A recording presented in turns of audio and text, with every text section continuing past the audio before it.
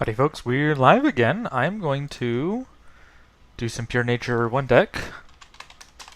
I'm gonna try a couple ways to solo Blight. There's of course the easy method that I'll try to not do that because I like that doesn't appeal to me, that style of beating Blight. So I'll try a harder method, we'll see if that works. And then we will do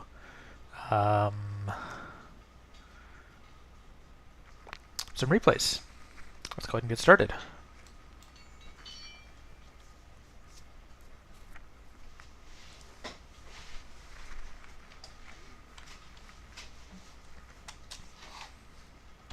Now we'll see if it is possible to do this way, but I think it is.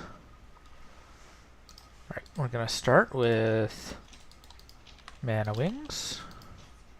Probably 2 Mana Wings. To start killing these guys.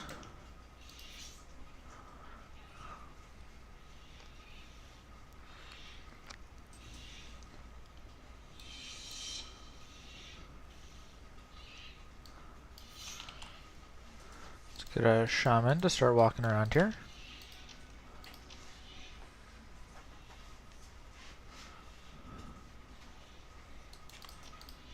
Kill this guy.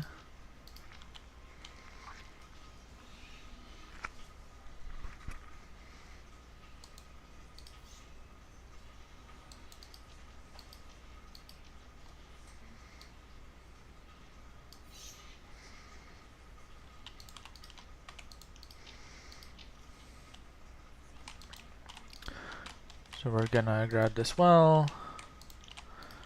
We're gonna cliff this camp here with the Mana Wings, so we'll see what we can do with just the 2.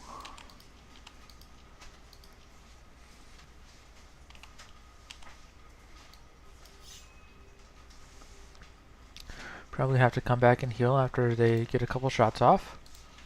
1 volley, 2 volley, 3 volley. Let's get out of here. And let's get out of here with this one. Some more Mana Wings, and I think we'll travel again when we've got maybe 4. Let's get my shaman into position down here.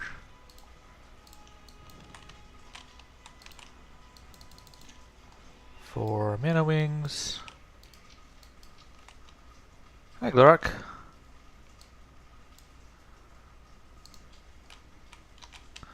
Okay, 4 Mana Wings, that should be good.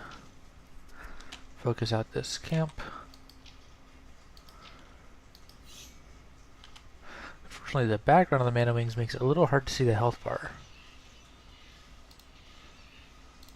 So let's pull this guy back. Then this guy, and we're good. Okay, let's get the Mana Wings over here, maybe some Windweavers.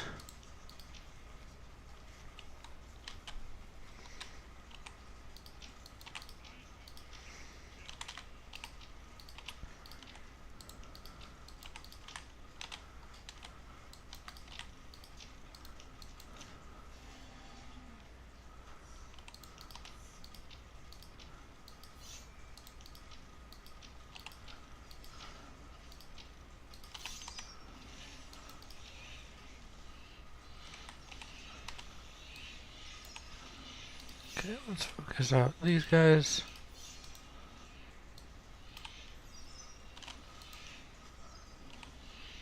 Okay.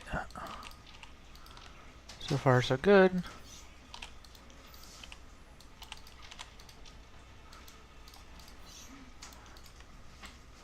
Maybe one more Mana Wing, let's try.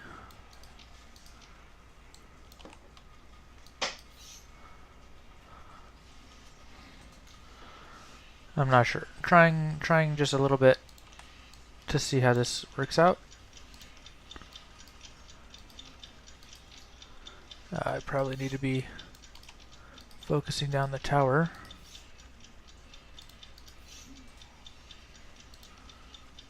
Let's heal. Okay, we got it.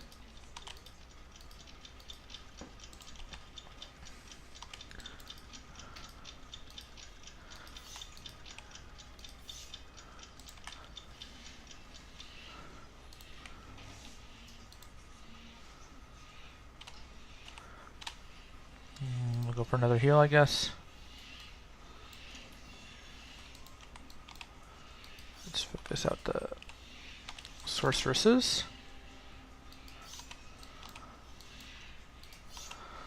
Glowrock remembers when you had really bad cards in the original Battleforge and no one would take you for Blight Expert. You wanted to complete it so badly. That's... yeah. Blight Expert is definitely one of those maps that people lose all the time. Okay, I'm thinking the next time I try this, probably more shamans.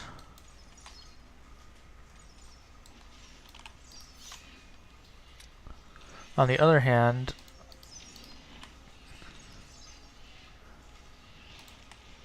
I'm thinking I kind of want to try this.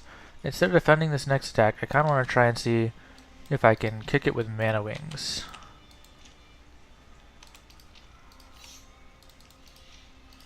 Oh boy.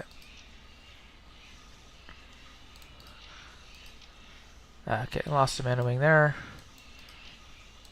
That definitely makes this harder. So I'm feeling that I'm going to be way too slow. But let's try it. Let's try.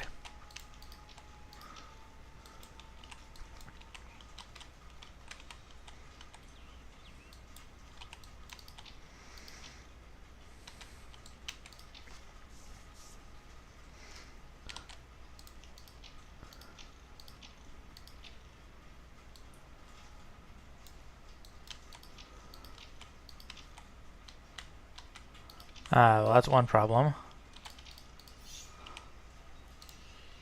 If I take this path, I've got to go through these archers. Yeah, I think this path is not going to work. Possibly if I had Fountain of Rebirth, but I don't. I've got Shaman.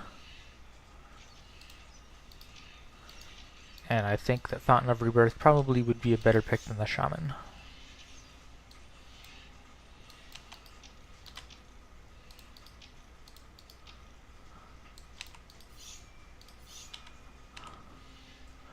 Yeah, I'm going to be able to kill one camp, but not both for sure.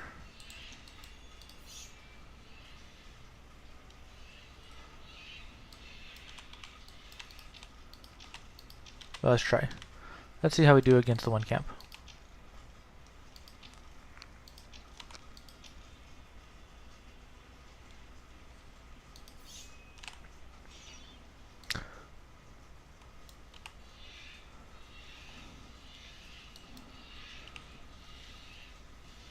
Okay, can he reach me? I don't want him to reach me.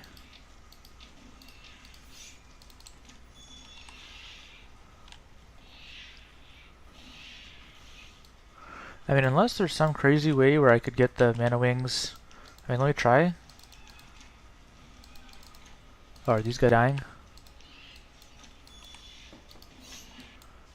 Like, maybe there's some weird way I can get the Mana Wings over here to do something? I didn't even get this one. Okay. Let me try this.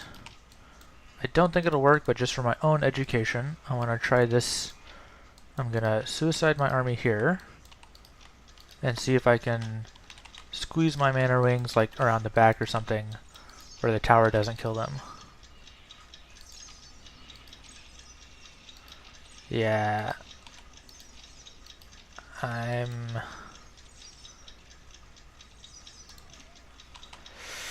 Okay, I'm not saying it's impossible, but not sold. Okay, well, here's what we're gonna do. We're gonna pivot into the easy way.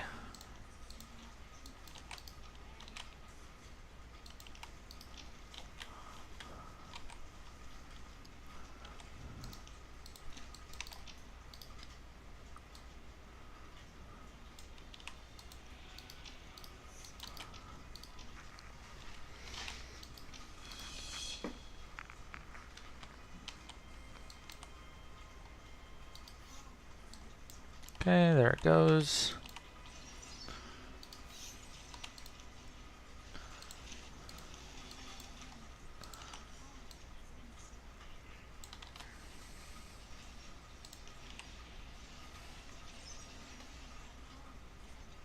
Okay, that one's gonna die in just a second. I think I've got time until my orb drops, so let's try and grab these wells. Maybe let's get one squad of wind hunters, wind weavers moving over there.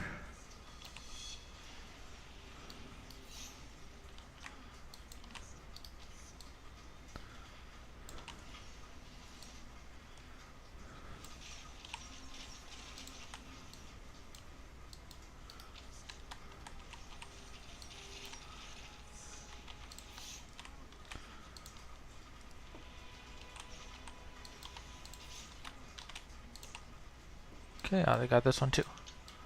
Alright. Let's grab this well. I think it's safe as long as I'm proactively killing my stuff, but I'm not 100% sure.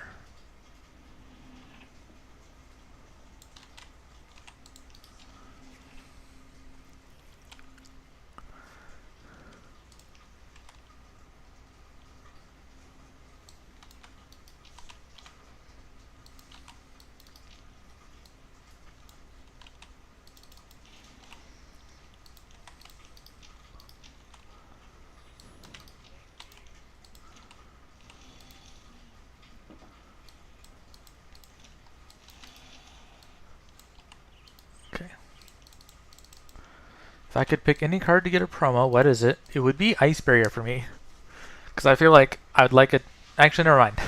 I was gonna say I want there to be a first promo building, but we got Worldbreaker Gun. Any promo card? I still feel like Ice Barrier would be really cool as a promo.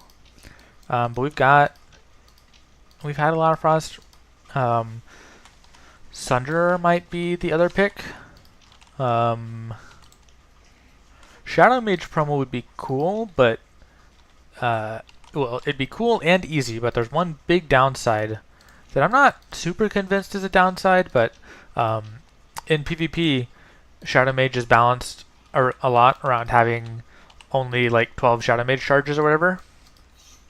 So if you allow the promos, then you get them to have more charge. I'm not so sure that that's actually a deal breaker with Shadow Mage getting other nerfs. So I think that could be possible.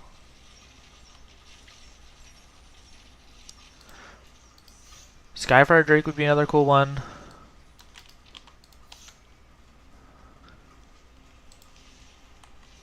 I'd also love promo spells, but those are a little bit confusing from an animation perspective. Because spells are already kind of hard to tell because you just have the animation to go by. So if there's a promo spell, it'd probably have to be either just the card art and not affect anything else, or it'd have to be.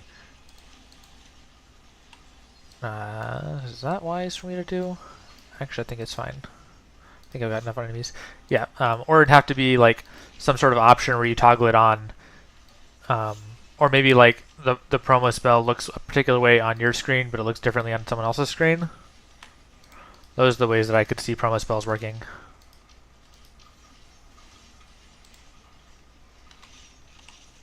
Yeah, Lavish Knight feels like such a weird promo to me. Okay, am I too... Is this too ambitious to go for the camp right here? Oh, no.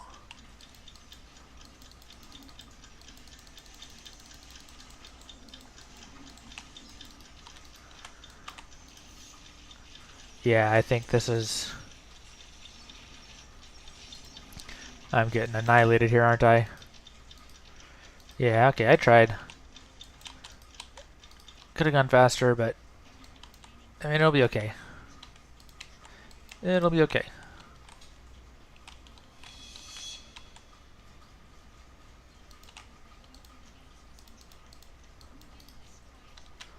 Just gotta be careful about... Let me throw a mana wing right up here, so I know when is the right time to destroy my orb.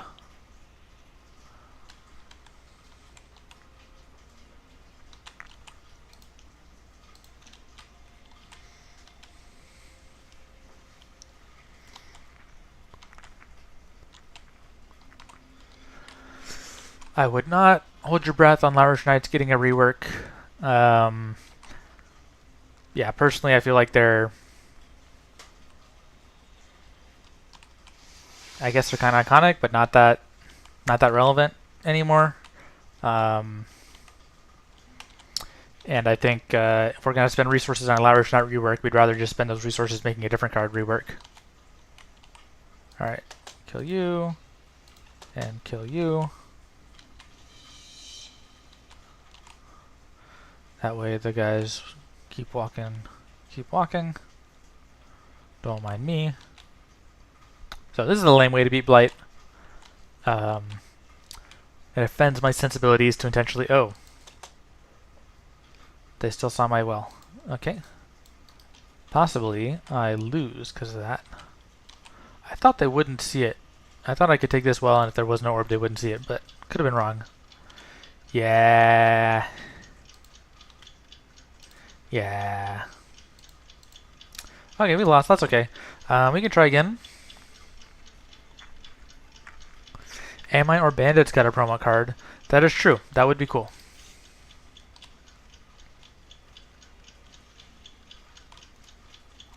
Okay, so we try again. The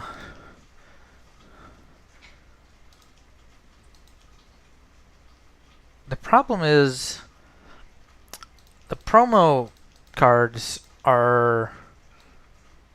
They've got affinities. Or the good Bandits cards, they always have 2 affinities.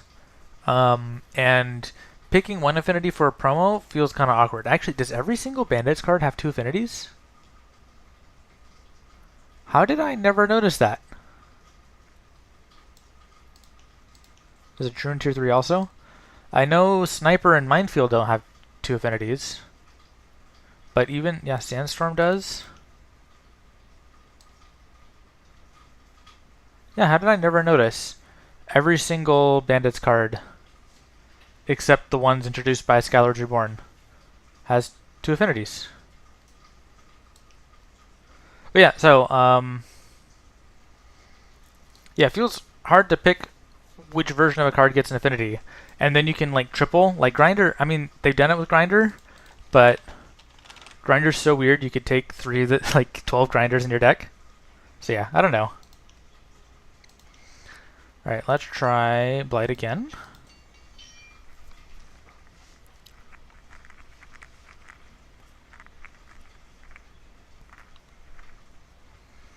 Trying to think if there's any way I could be faster on Tier 1. Let me try 1 Mana Wing and 1 Shaman. Let's try that. See how it goes.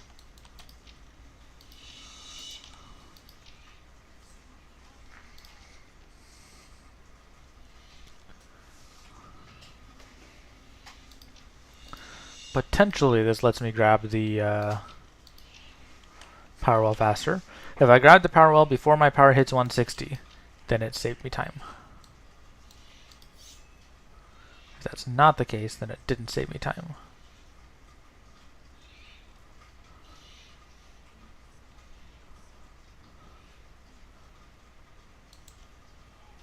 Okay, here's something I can do.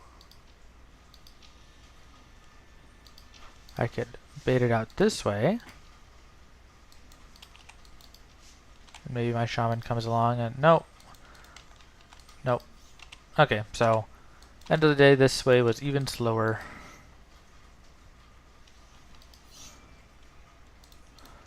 Might as well get my second Mana Wing out.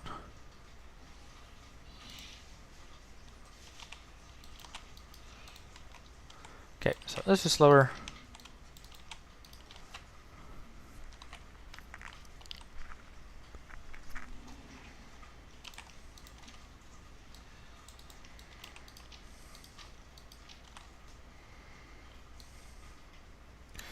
Maybe I could circle around the bottom end and snipe that camp.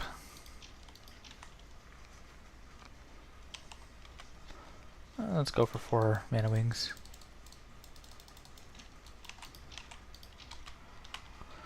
Possibly we can get this done in one shot.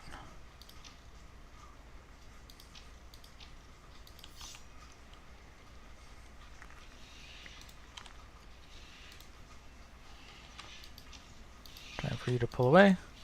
That's the wrong one. That's still the wrong one. Not in time.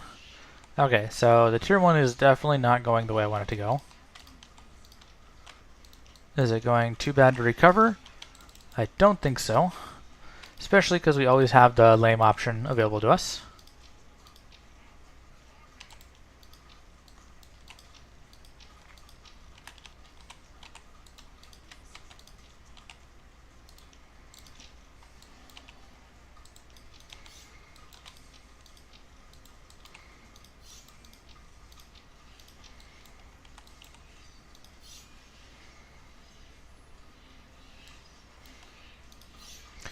I'm losing my... Why are you... How many times do I need to click? Why are they still attacking the building? I clicked this bird so many times. Okay, I lost... You know what? This is not going. Let's just restart. None of that's going well. Okay, I think we've established it really needs to be 2 mana wings.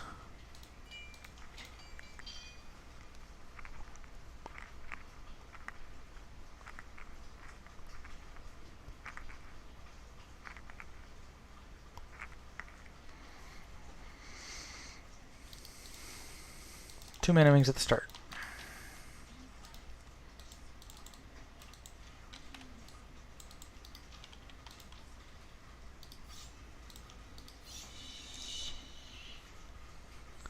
Don't click units, click their... I was clicking their health bars. Well, I don't know. You can see the stream.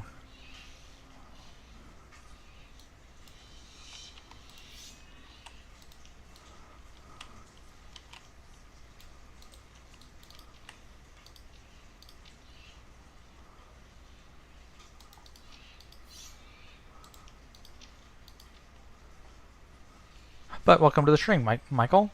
Mickle?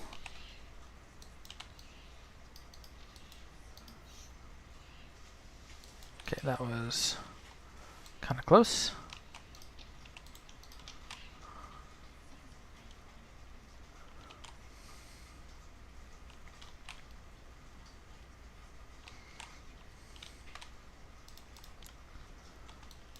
Okay. Get my shaman placed a little better. Go for a couple shots on this tower here.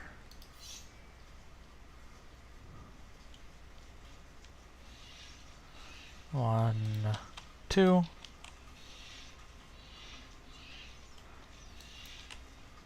Actually, you know what I can do? I can blink.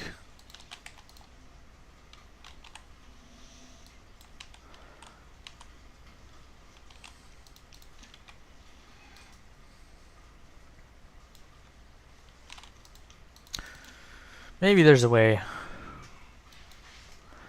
I don't know if you guys want to see me on stream try 100 different ways to cliff the camp on the right with mana wings.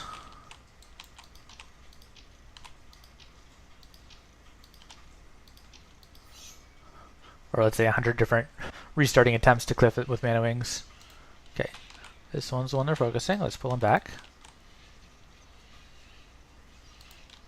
This one's the one they're focusing. Let's pull them back.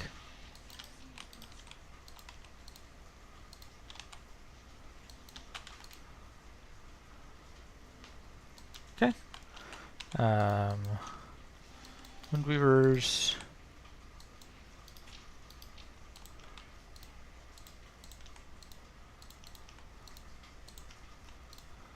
Okay, we set for these guys to blink over, so they should run over and teleport.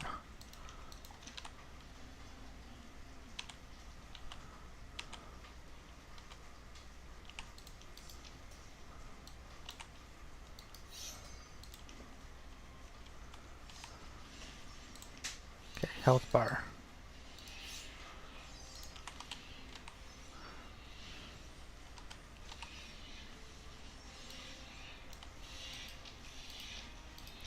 Okay, so we're going to try to do this with just the 2 squads of archers and the rest mana wings. So that we're going to attempt that one, pivot again.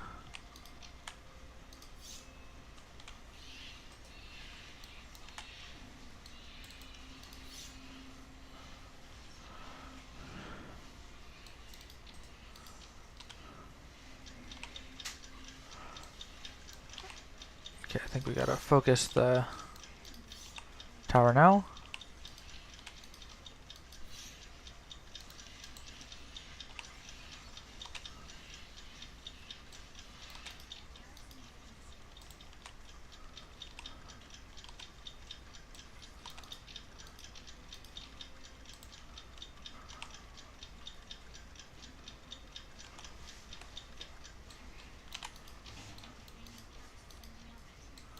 Okay, how far can we take these? There we go. Let's get the sorceresses down.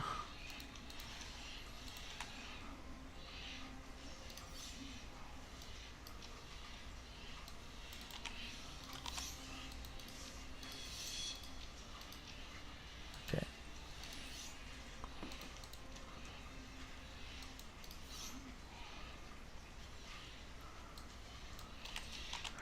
Actually, maybe I don't take anything here.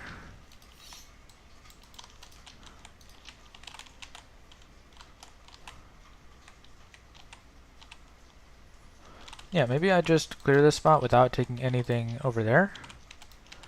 Let's go for like 7 mana wings.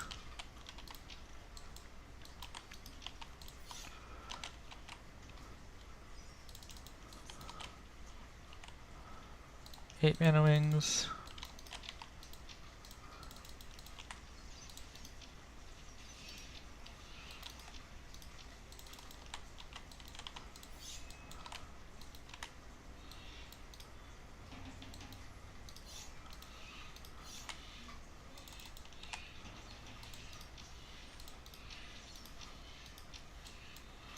Okay, micro's got to be real on point if I'm going to try this.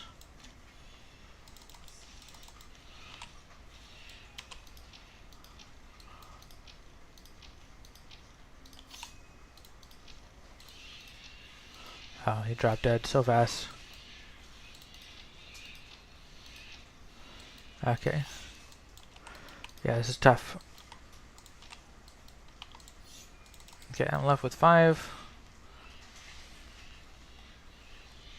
It's really not as many as I want, but let's try it.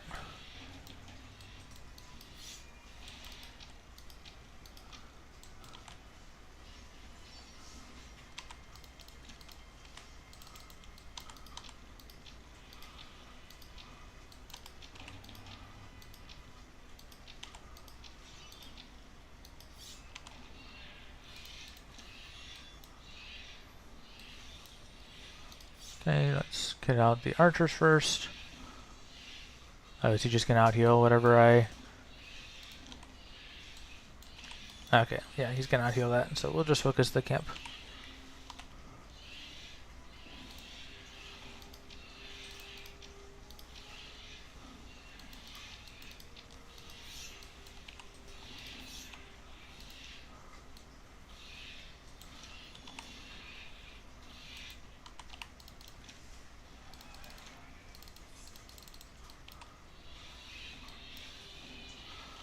Okay, lost a couple mana wings.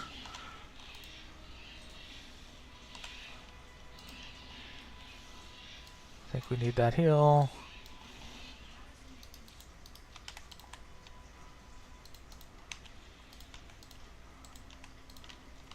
Okay. 55 seconds. I don't see any way that this happens.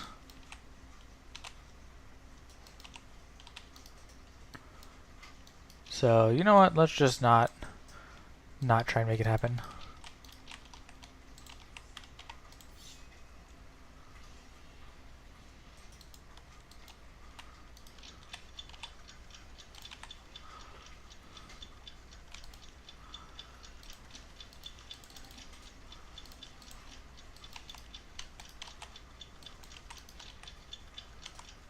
Actually, I might not even lose my main base. Shaman focus on healing instead of attack. Yeah, no, it's hard.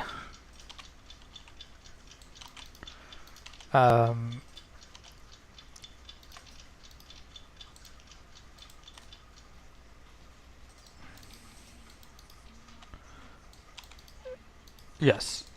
I understand what to do. It's just micro. But I'm not sure that I'll be able to have time to kill that camp and find a way to kill this camp. I mean, I don't know, maybe someone else has done it. But with the units I've got, I'm not so convinced that that will happen.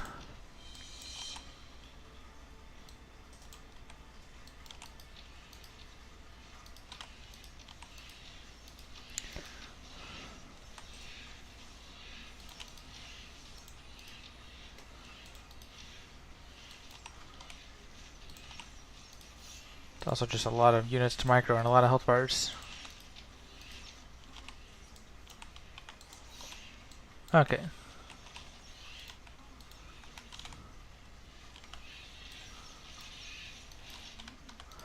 Well, let's get tier 2 going. That wave was probably something I could have defended, honestly.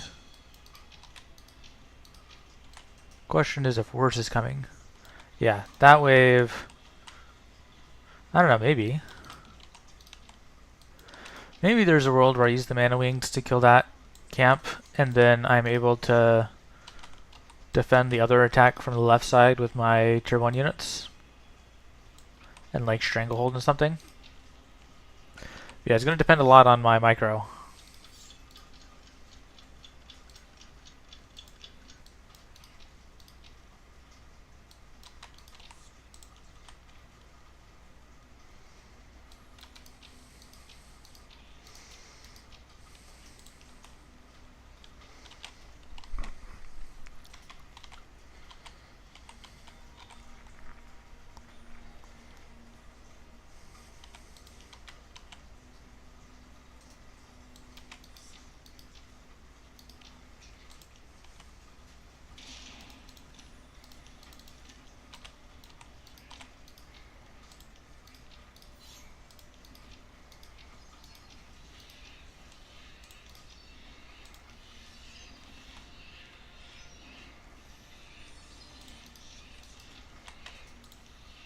I'm wondering if there's like a way I could fly around the back end.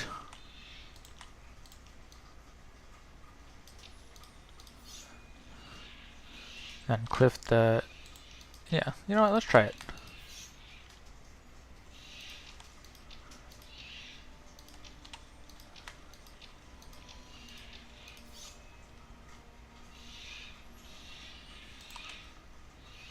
Okay, let's see. Maybe there's a way I can fly around this end. No, I think the guy there is gonna see me.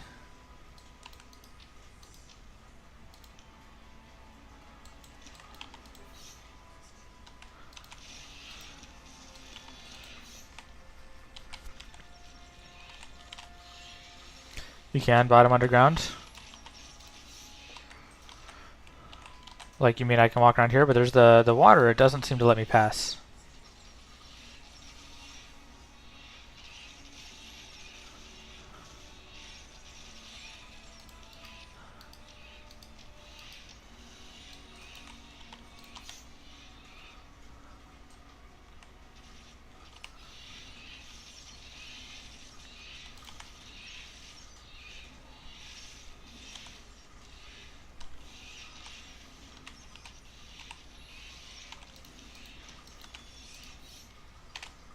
Take 4 mana wings and check.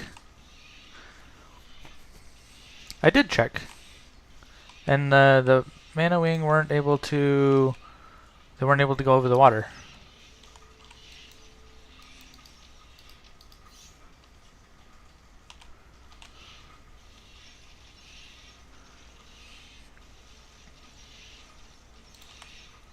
Well, on the bright side, we've got this base.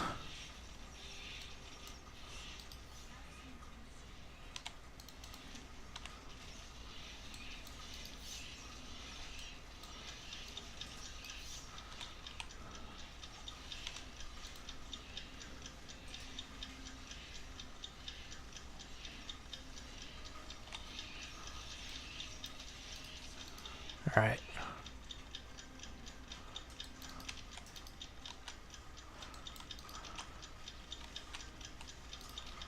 Okay, here's the mana wings. If we go on the water. So yeah, keep clicking over the water, and it keeps taking me. Okay, maybe there's just that one spot. Okay, so maybe the path is to do it that way. And if we're fast, we'll get there before we can get him. Okay, so the idea is to do it this way, and then we cliff over here. Okay, I can get behind that. So we'll try it for next time.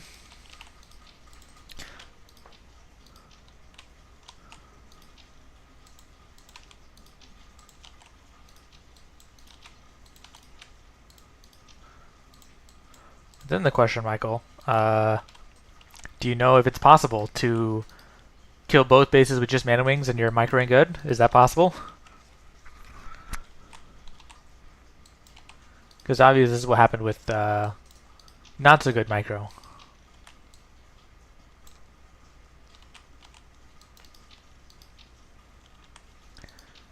Okay.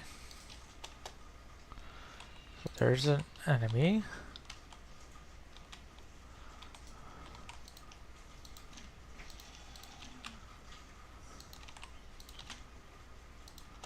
Alright, kill the orb.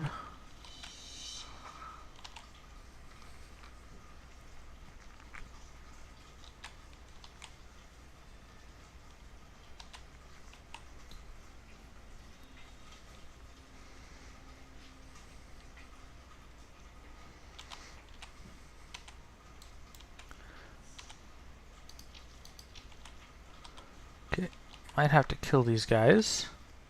So let's wait until there's 20 seconds left.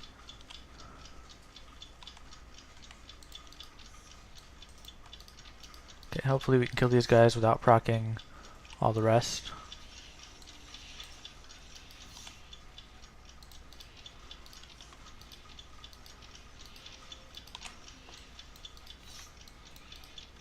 Am I gonna be too late? I'm too late.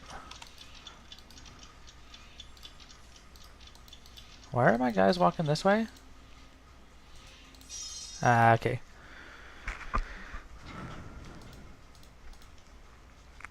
All right, well let's try again then. We'll keep trying the mana wing strat. I think we're gonna try maybe instead of Windweavers, I'm gonna try 3 shamans. I'm gonna go with shamans and Windweavers with no, or shamans and mana wings with no Windweavers. I'll try that. See if that does anything.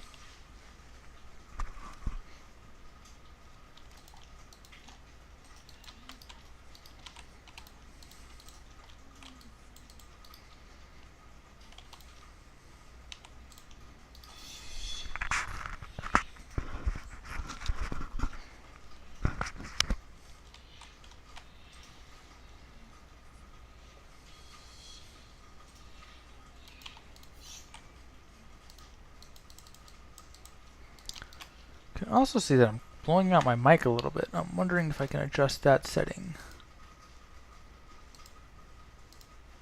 Not gonna mess with my mic right now. But let me know. It seems like sometimes the mic is blowing out.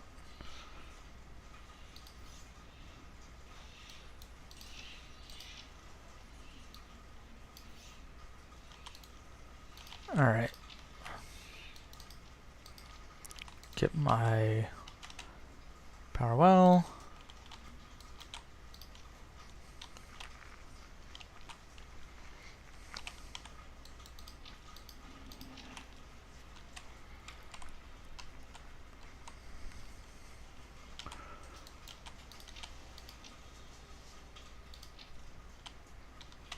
And a wing.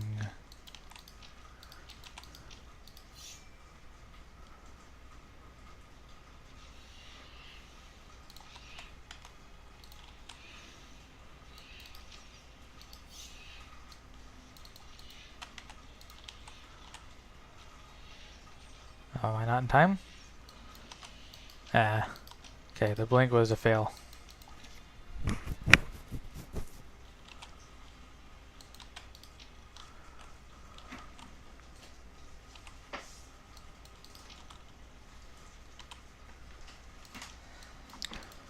So we're definitely suboptimal. We've lost a mana wing for no reason.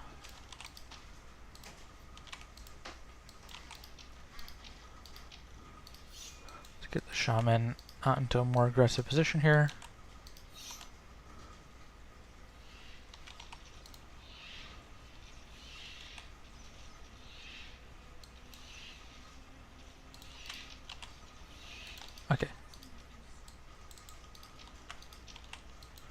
And let's try 3 shamans.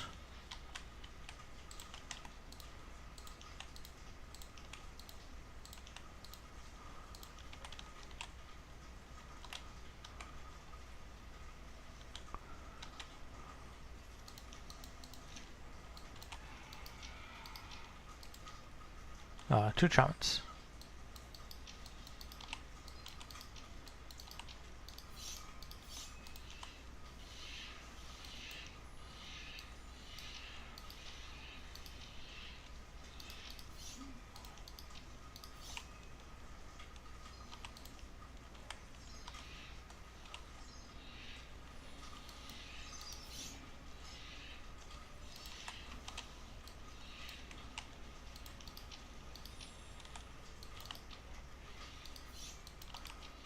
Okay, see what we can get up to over here.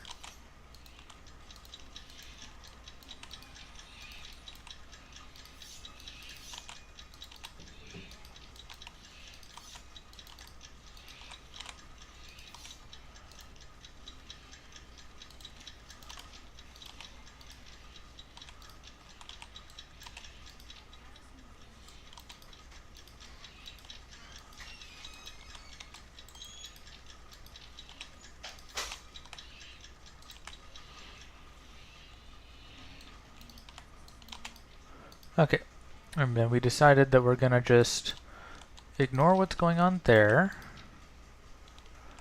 and make a bunch of mana wings.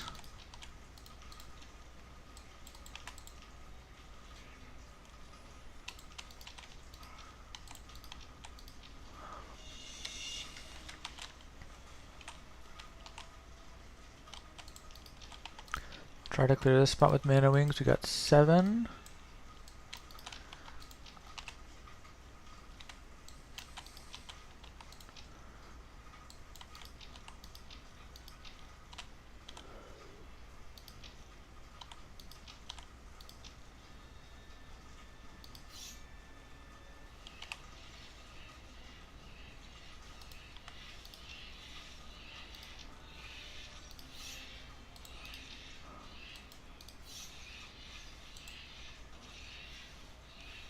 They hit the guy in the back.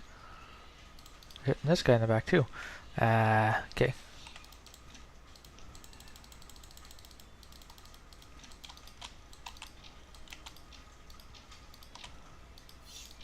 Oh, there's 2 birds? How did I never realize there were 2 birds?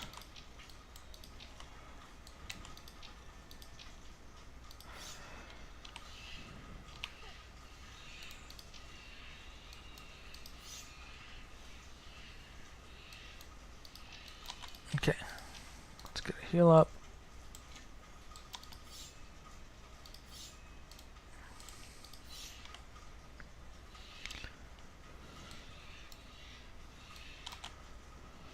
All right.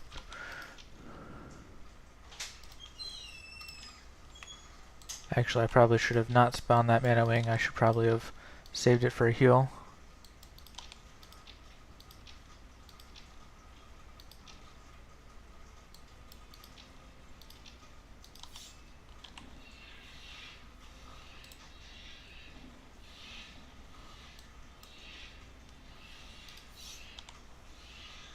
Okay, are we able to kill this guy or he doesn't heal? There we go. Okay.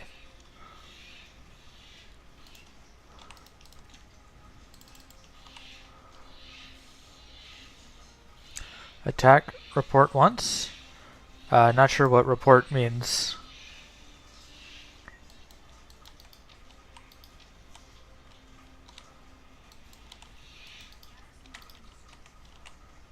Alright.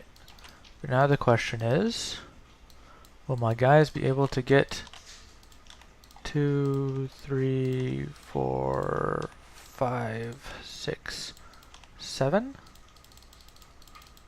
Will my guys be able to get to the fight over here on time? I don't think they will. Oh, why attack the raptor?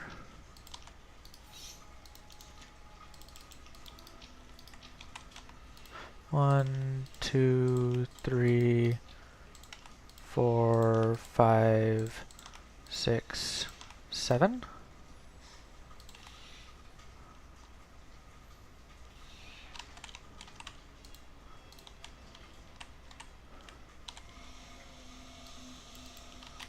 Okay, let's try.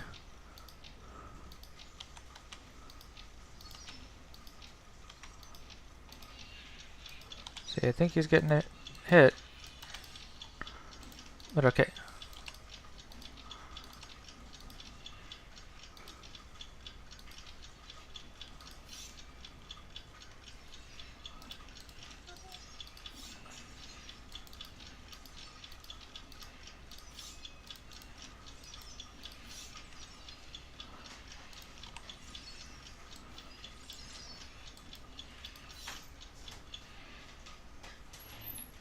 Not quite. Okay, well, that's fine.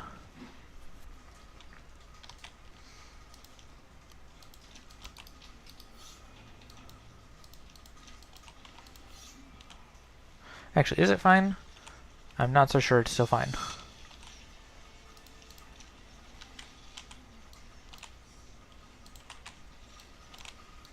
I think they're gonna see me and kill me. Or maybe not.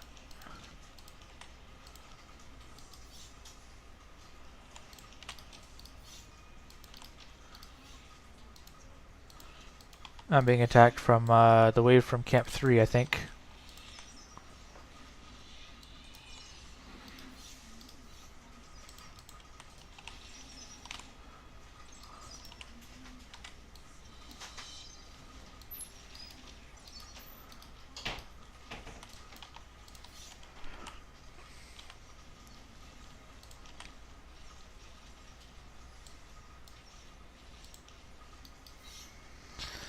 Oh, you're saying, okay, one hits the drakes, the raptor, so that the shamans heal the raptor instead of attacking you?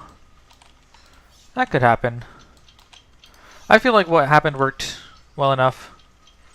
Just focusing out the shamans. I was a little bit slow, but I feel like that's, for example, my approach up to that camp was not perfect.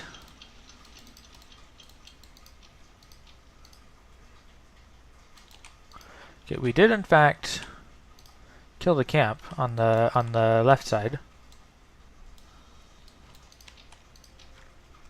So here's what I'm gonna do. I'm gonna grab these 2 walls back here, and then we'll try and defend one more wave.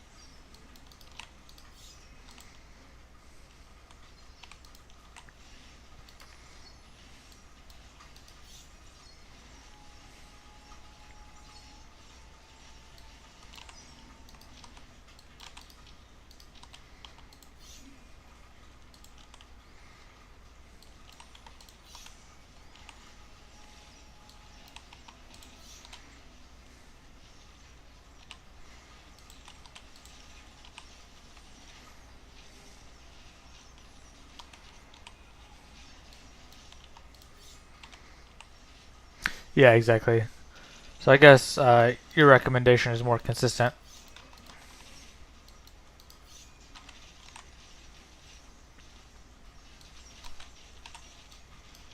Okay, here's what we're gonna do. We're gonna run back this way.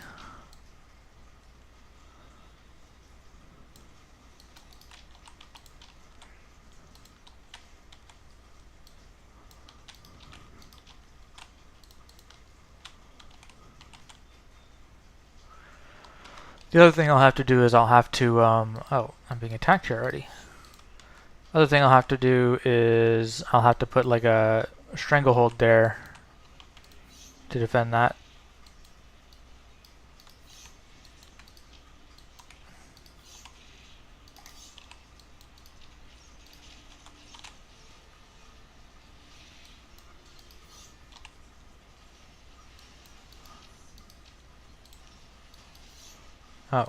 These guys are still attacking the orb.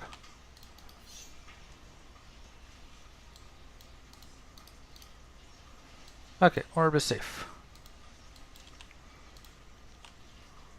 Actually, I don't really need to repair it since plan is to suicide it anyway.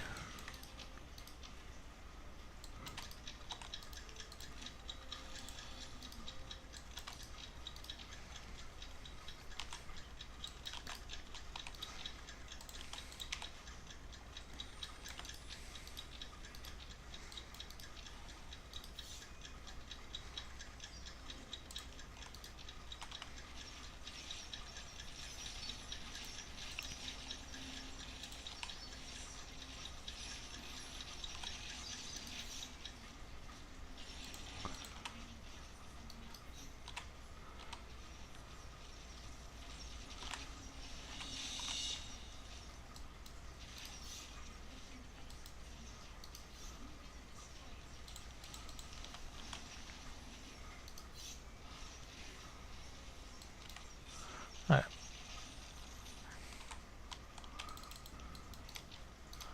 Let's get my army back here. Put one mana wing just so I can see what's going on.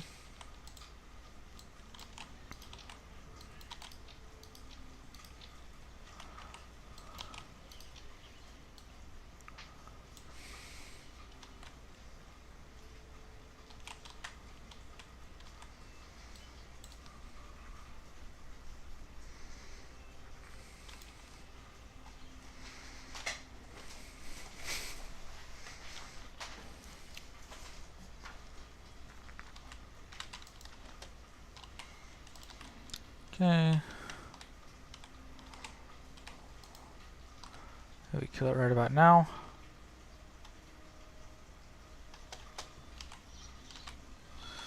Hope that wasn't too early to kill it.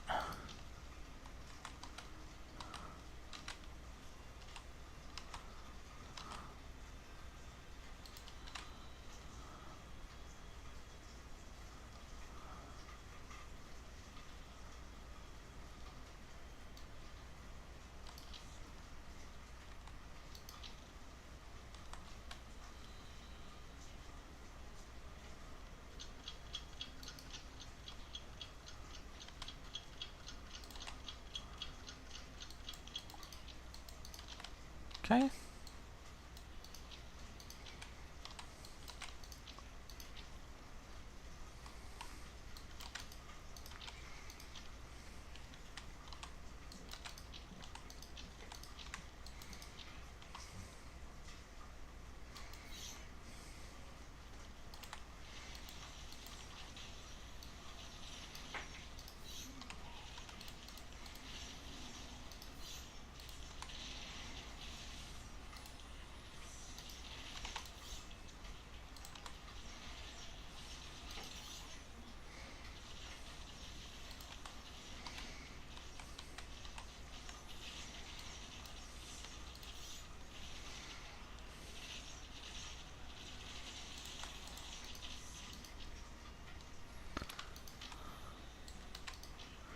All right.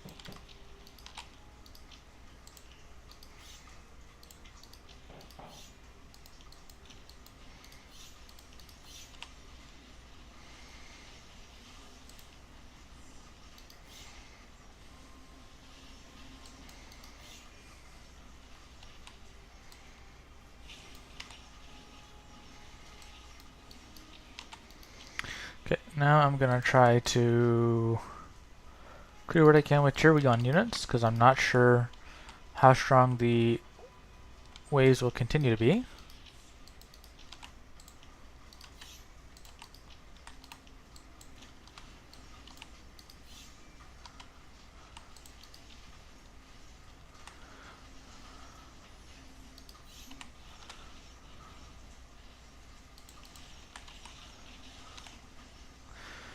Yes.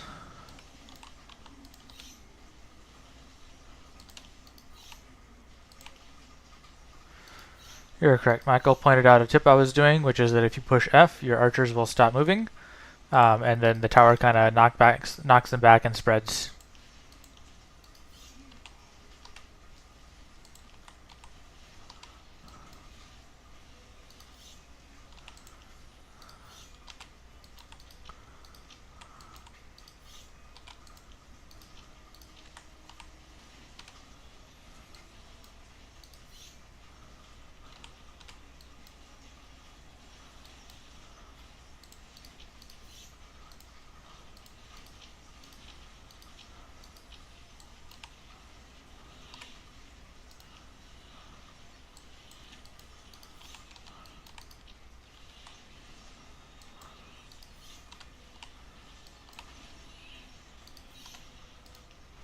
Oh.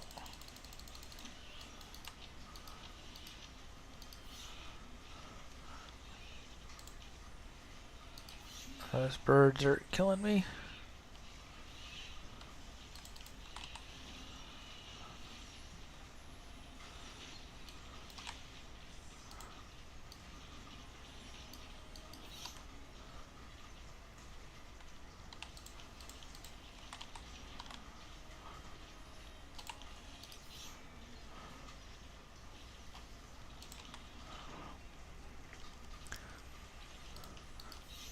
Another thing I'm doing with my shamans is I'm doing one hit shot, or one round of shots and then one round of healing, because the shooting and the healing have independent cooldowns, so you can shoot heal faster than you can straight up heal or straight up shoot.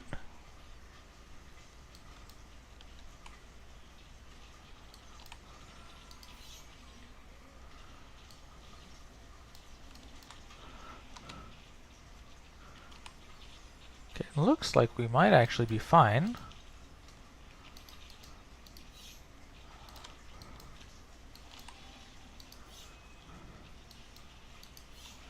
Perhaps there's not another round of spawn incoming.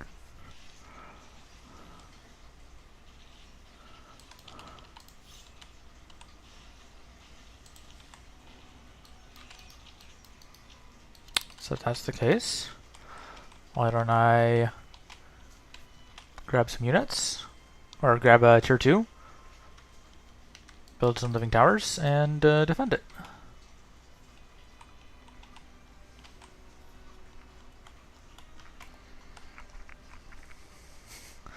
Hi, Kryn. Kryn hates this map. I don't hate this map. I think it's pretty fun. Okay, tier 2 coming up.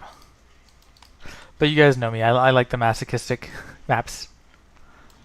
Alright. I'm gonna grab a bunch of wells and hope I don't regret it.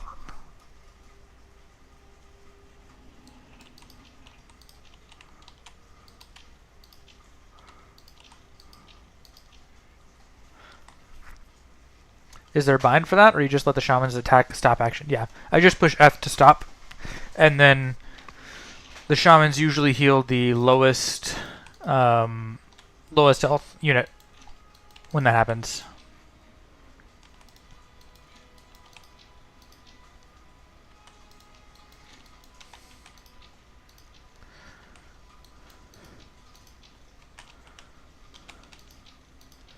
These came a little earlier than I wanted. We can oink them.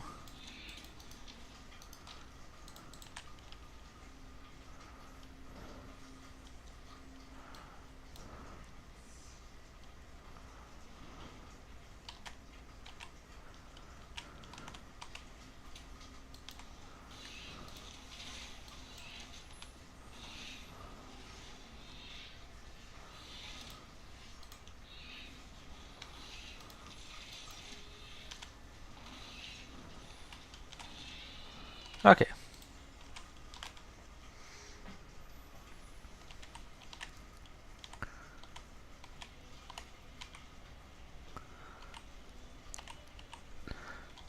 Now what? Maybe I just kind of slowly build towers, getting closer and closer to them until the towers can finally shoot. I think the living towers will be able to stop the Drake patrols. Or, okay, fine. Sure, fine. I can drop a Mark of the Keeper.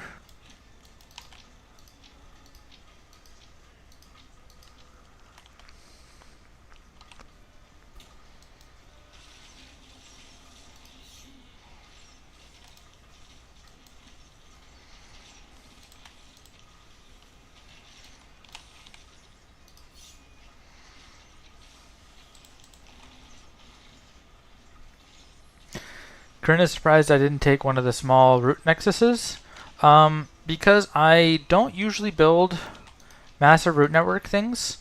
Living Tower is not really there for the root network, it's just there because it's the strongest Tier 2 tower available. And I figured that if I really want the root nexus, I can brute force it with the Living Towers. So I don't consider it like my main defense. Alright, let's build it a little bit further back.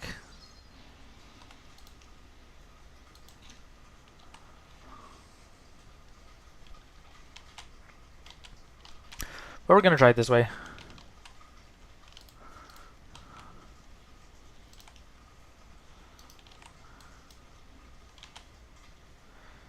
And then what? Maybe it's time for more Windweavers?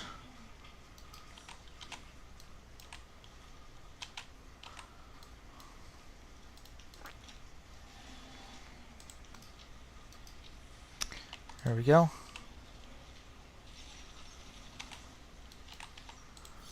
Okay, that was not too bad.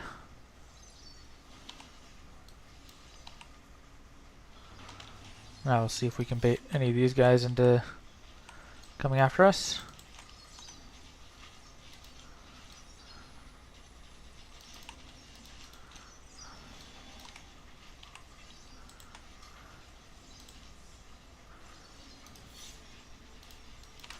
Alright, here we go.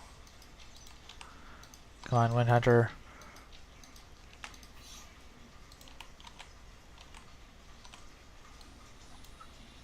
Your base... Yes, exactly.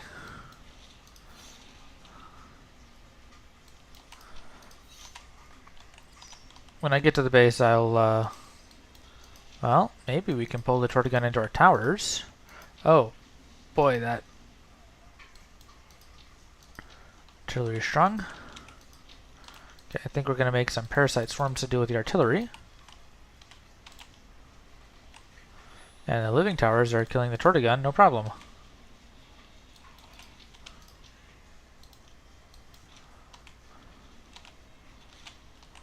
I probably want to take care of the sniper down here.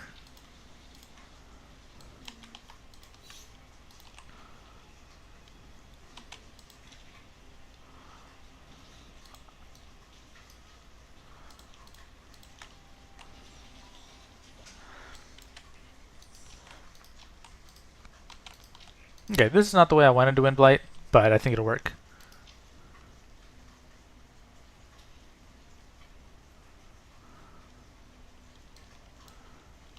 Okay, let's throw one squad of Windweavers over here.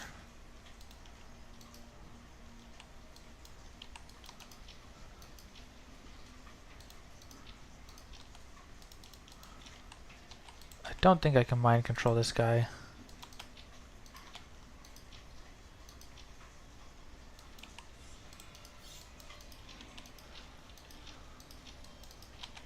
There we go. Come over here. And I cannot mind control him.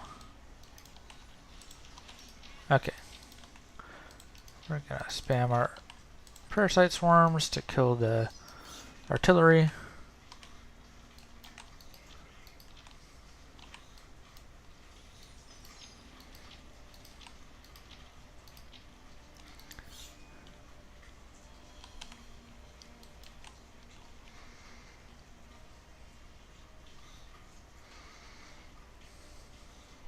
You can freeze wave by killing all the units except one archer squad.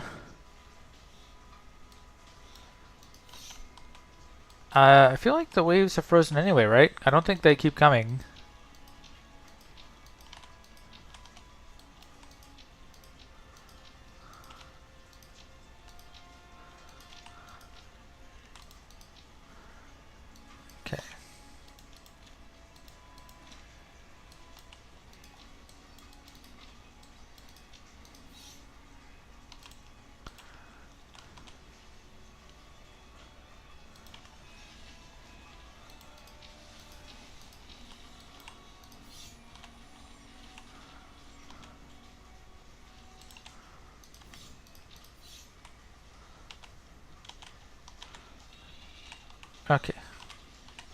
All good here. Let's get my archer in here to start absorbing the tower shot.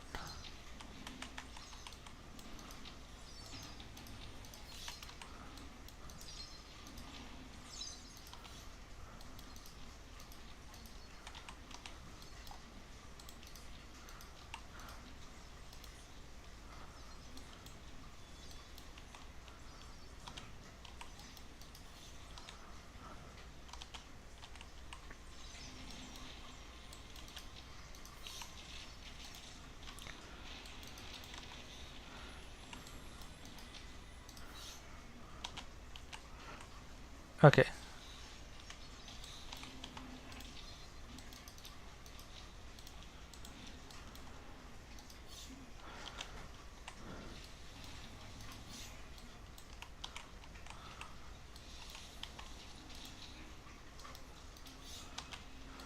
The wave from mid base? Like, you mean this base? Oh, you mean the base is over here?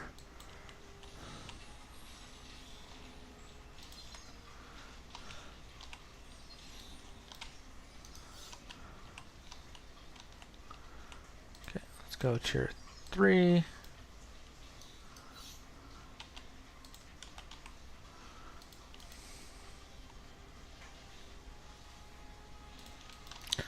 Disable the counter magic.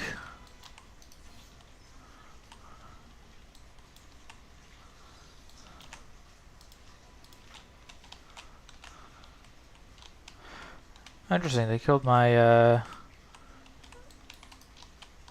Shrine of Memory. Let's get a Mind Weaver here.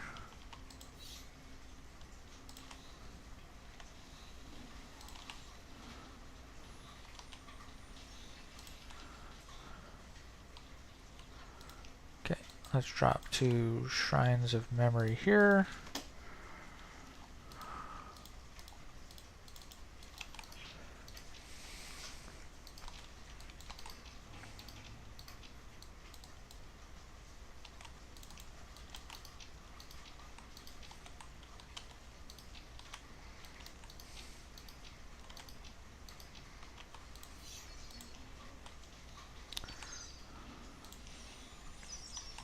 Is there even anything good for my parasites to steal?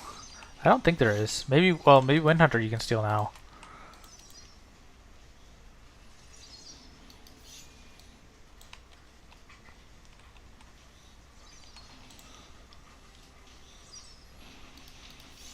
But I think this is a good illustration for how I'm going to play a lot of other maps where you make a big spam of parasite swarms and steal them, or not steal them, but you just clear things with DPS.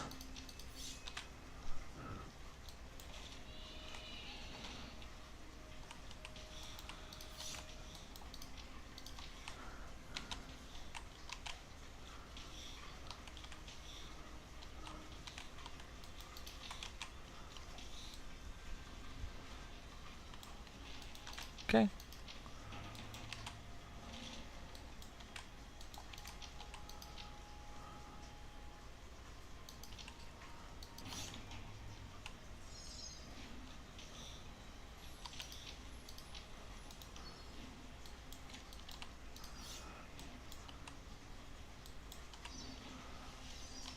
Can the Mind Weaver... Oh, that's a Wind Hunter.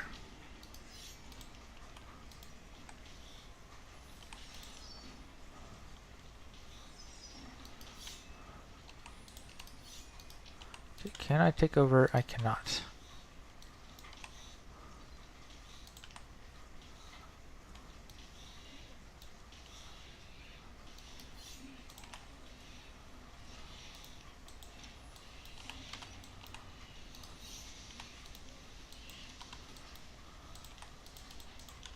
Oh, did I thought I built 2. Oh, is he, are you getting sniped? He's getting sniped.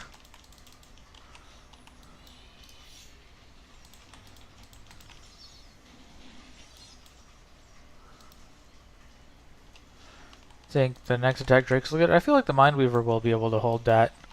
Not too bad.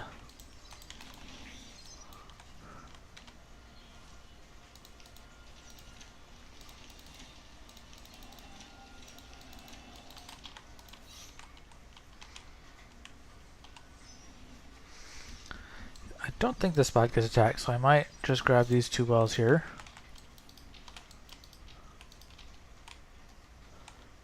Then what?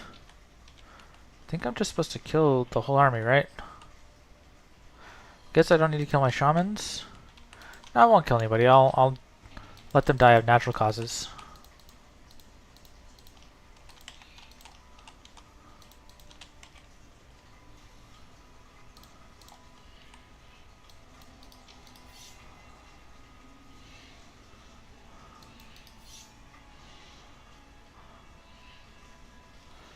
Yeah, Mindweaver holds this pretty easily. For now, at least.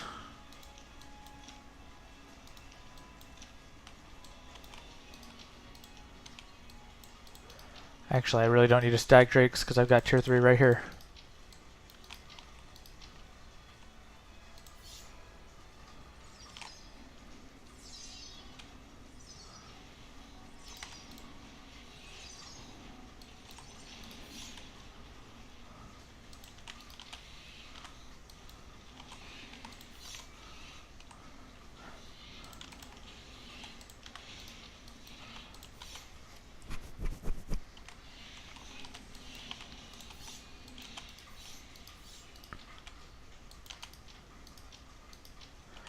You can go for mid base.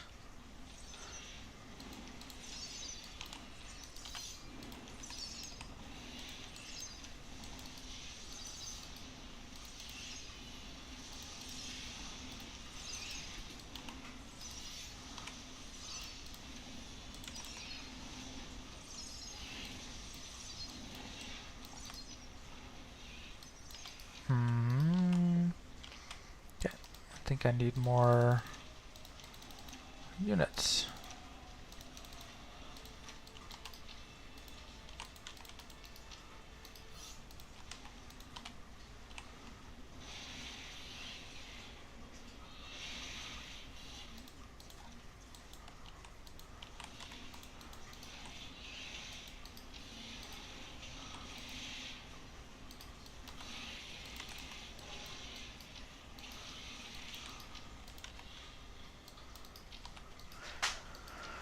Okay.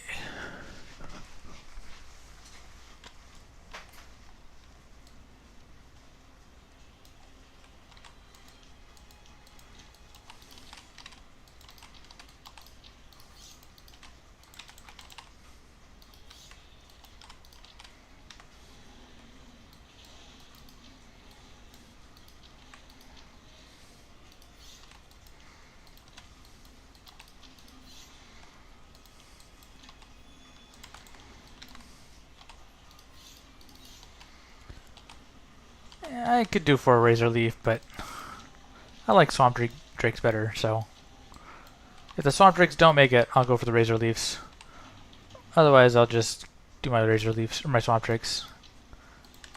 Because I like them and they're good. And I still have 4 Surges of Light left.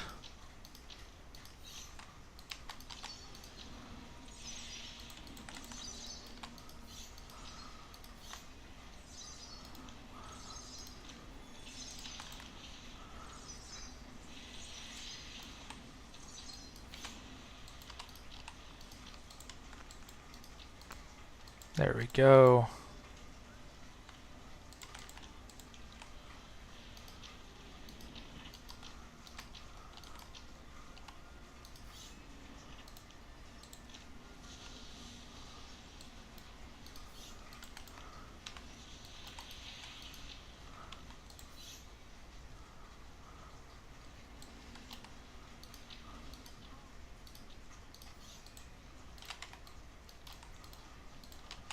Okay, make sure we get this repaired. Forest Elder up. 4 giant worms.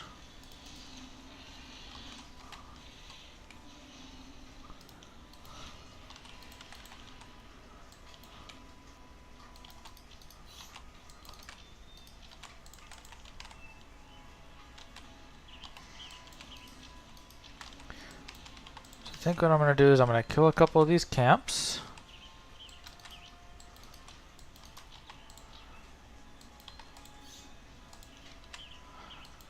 then I'm gonna go walk around the other side.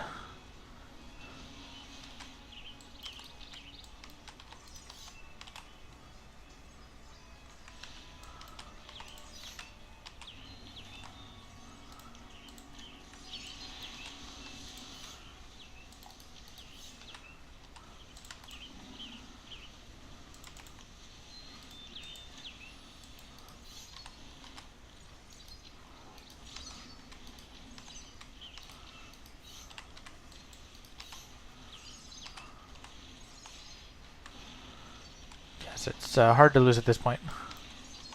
Honestly, it was GG once I got my tier 3, I guess.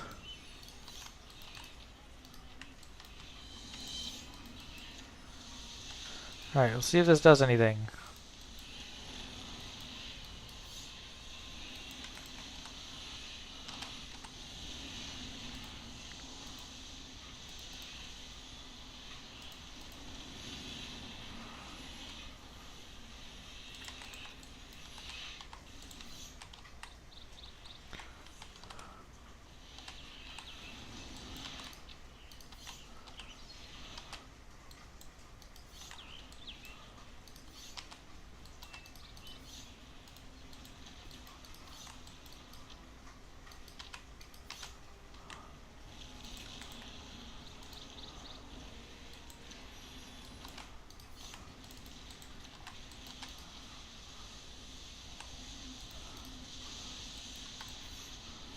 Huh.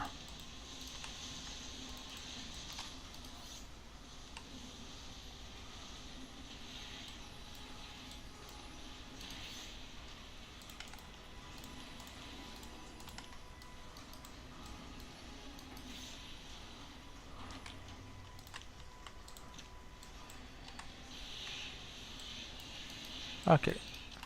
Got the camps, that should reduce the incomes. Have a... oh.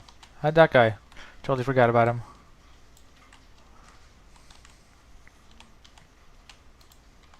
I can grab a treasure chest.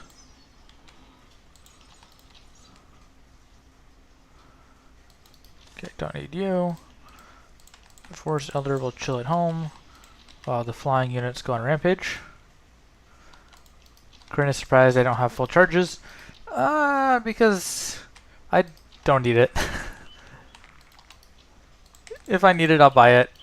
Otherwise, you know, I don't need it.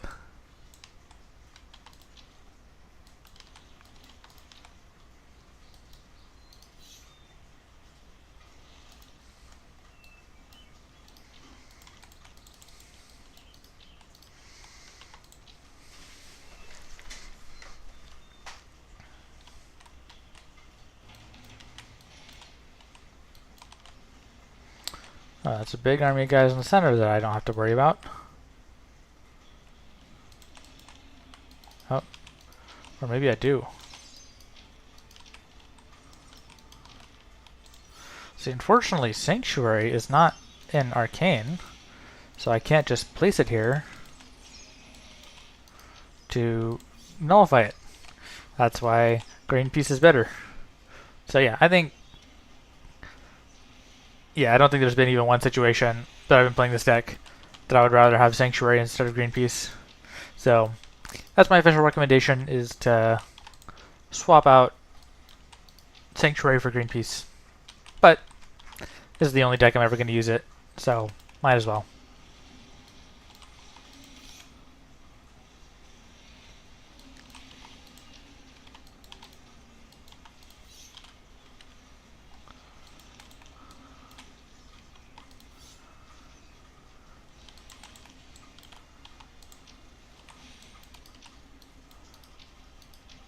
Actually, I am going to need to get a ground unit over here to flip the switch.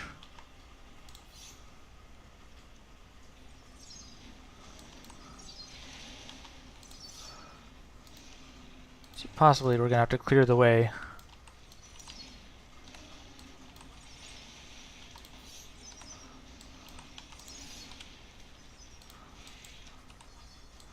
Second Force Elder.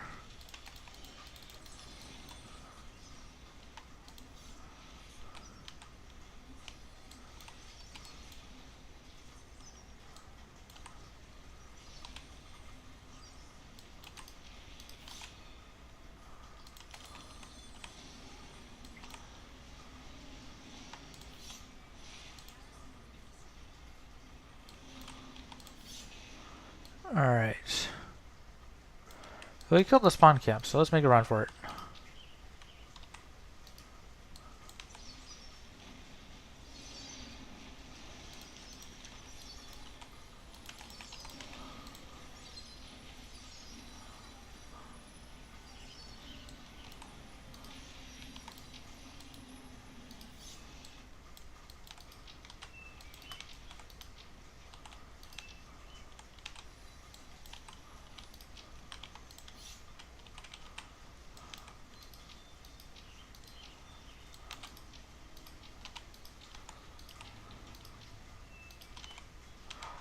I agree with Kryn. Part of the casual level fun of our PvE. Oh.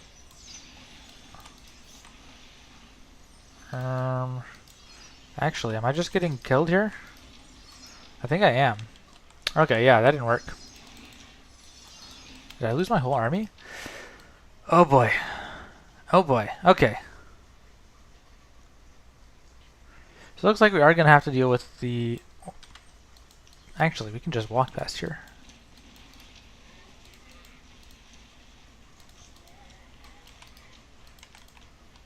Okay.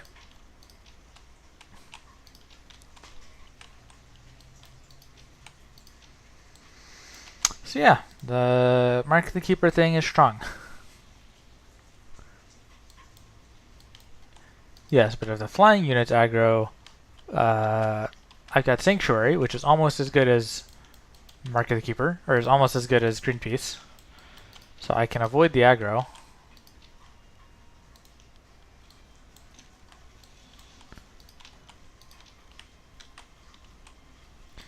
And it looks like my flying units aggroed them anyway.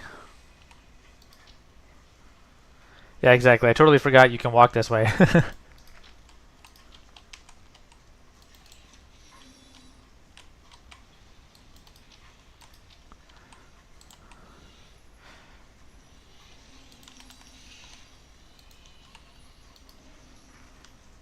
Okay.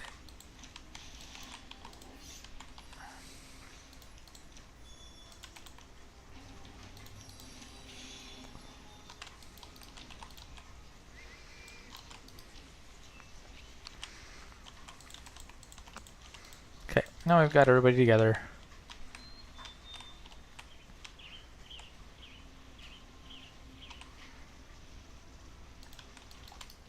And grab wells in case I need it for anything.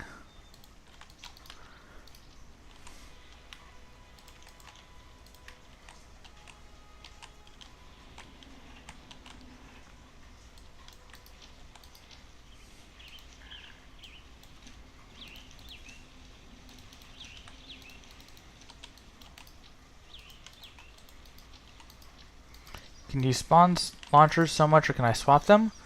I'm not sure what you mean. Suggesting I spawn Swamp Drakes for the XL counter? That is a decent suggestion, except that I'm all out.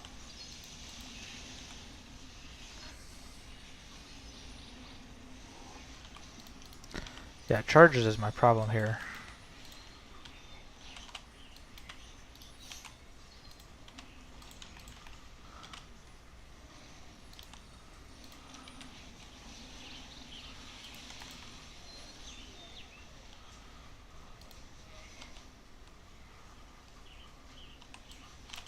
Yes, I do have one, but one is not going to counter all my XL problems. Okay. Oh, no. Switch back. Switch back.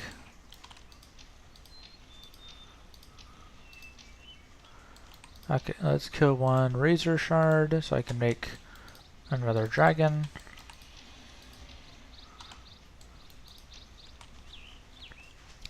heal up because my normal heals are on cooldown.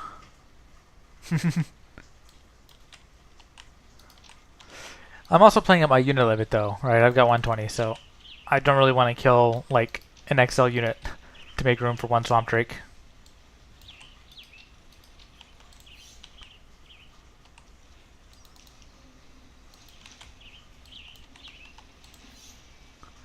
They still shot even through the Sanctuary.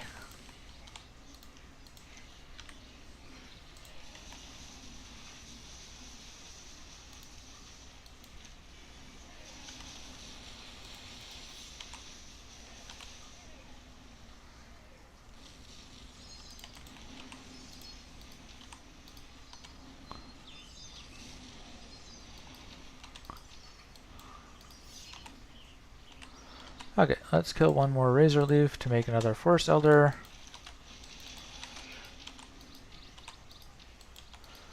Oh, can Spore Launchers not hit air?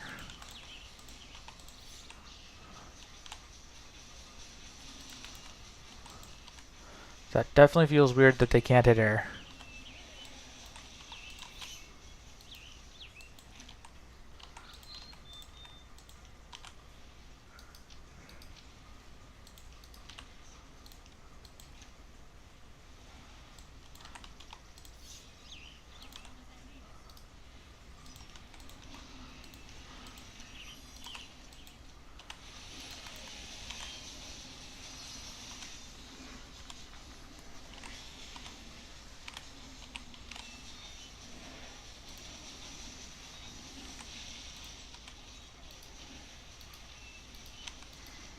Okay. Well, we're melting them.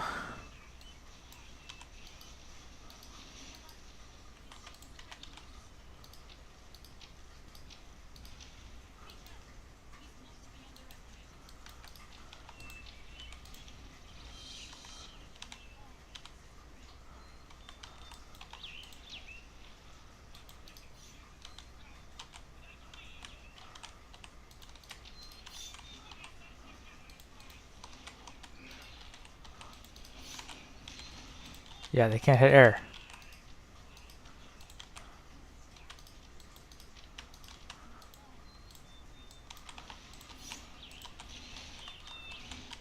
Okay, so it's got to be Razor. Okay, we don't need... We can get rid of one of these, given that they can't even shoot air. Question is, do they generate support for the root network while they're standing here?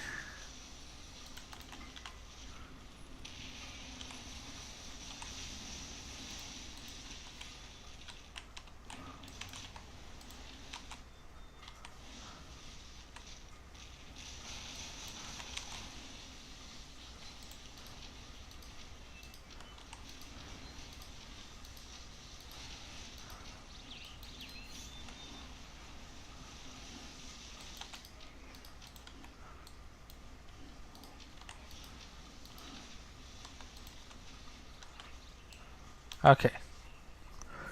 There we go. So that was Blight. That's not the way I wanted to beat the map, but this is the lame way.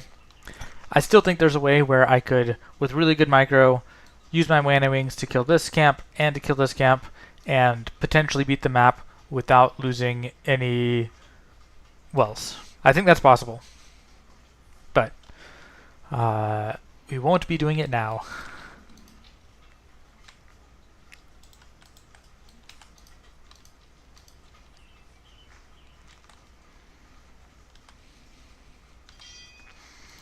Alright.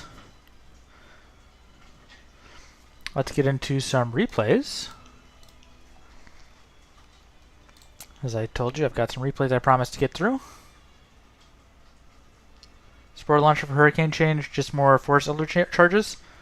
No, Spore Launcher is there for a very, very specific reason. That reason is called Ascension Map 2. That's why Spore Launcher's there. Because Viridia is immune to Root. She's immune to Oink. The only CC that Nature has is Sleep, which does like 3 seconds, and Paralyze. I don't love any of the Paralyze options. However, Spore Launcher can now knock back large units. So Viridia counts as a large unit for the knockback purposes, so using the Spore Launcher is to knock her back. So that's why Spore Launcher is in the deck. It's like the only reason Spore Launcher is in the deck. But since I made that change, it was like the most recent patch, or one patch more recent, just before I started the challenge. Since I made that change, I went ahead and have been leaning more toward root network strategies. But I just generally like spamming Swamp Drakes more than doing root network stuff. So that's why that'll be my tendency, is to do Swamp Drakes more than other things. The Spore shoot faster when hooked up to the full root network. The description says that it does not shoot faster, it shoots stronger.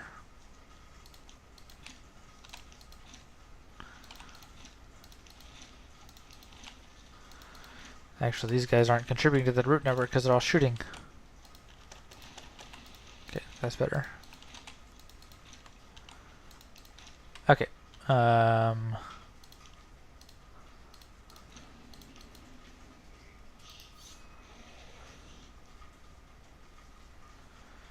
Is that even stronger? Honestly? Oh, that didn't even do damage.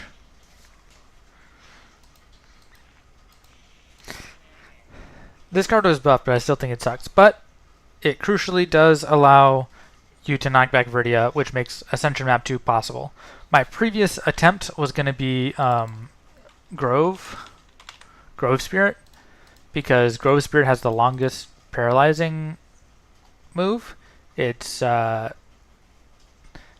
seconds paralyzed versus everything else like Fathom Lord or Creeping Paralyses are 20 seconds. Or this is 12 seconds paralysis. Creeping is 20 seconds. No, what's the nature? I forget what the nature one is called.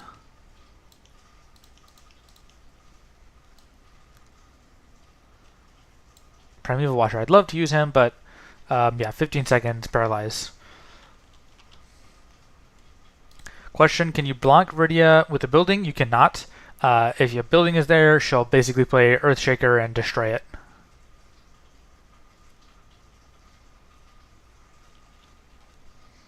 So no, you can't block her with buildings. In fact, it's really annoying if you have a building set up and you're doing like some World Breaker Gun stuff. If she happens to walk past your World Breaker Guns, they'll just instantly die and she'll keep walking. Won't even be slowed down. So that's why Spore Launcher's in the deck, despite the fact that I still think it sucks after the roots, after the buffs. Yeah. Like, it didn't seem like he got that much better. It doesn't add extra support. So yeah, I don't know.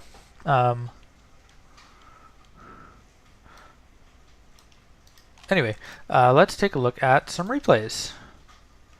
We ended the previous stream with Essen versus Yabro Game 1. So let's take a look at Essen versus Yabro Game 2.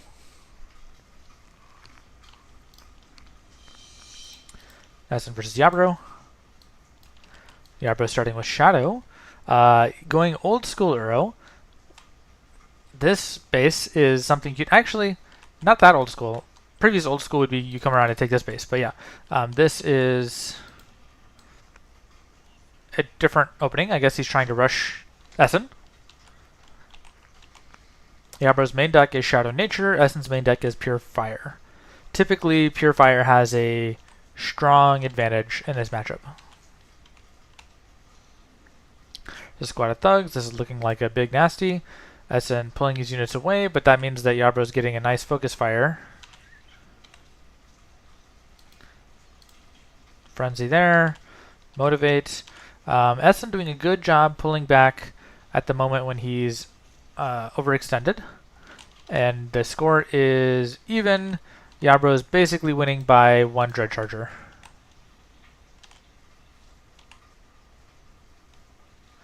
Although Essen kind of threw away that Scavenger, he got the Dread Charger. And Essen with a bit of a unit lead. That was a nasty. And a frenzy. Looks like he's trying to get the thugs before they get out of daze, and he will. Might get a pick on one squad of Sunstriders. Yeah, 4. That's probably enough. I'd kill the Sunstriders if I were Essen. But Essen's got a advantage coming out of tier 1. Small advantage. He did spend like 65 power more than... or never mind. No, he's got an advantage. He spent less. So yeah, Essen simply doing better out of tier 1 than Yabro. Essen with the +1. Heal up his unit. Smart move. Yabro trying to push it.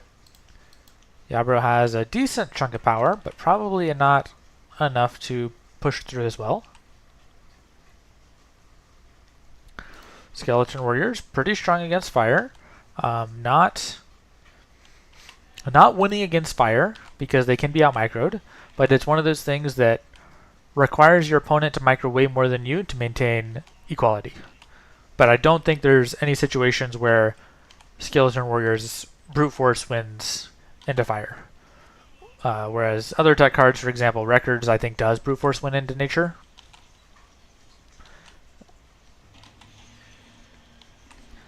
So Yabro with the Skeleton Warriors. Essen doing a good job with small counters and unit knockback. I think he's going to nullify this threat. And yeah, Essen doing a great job so far.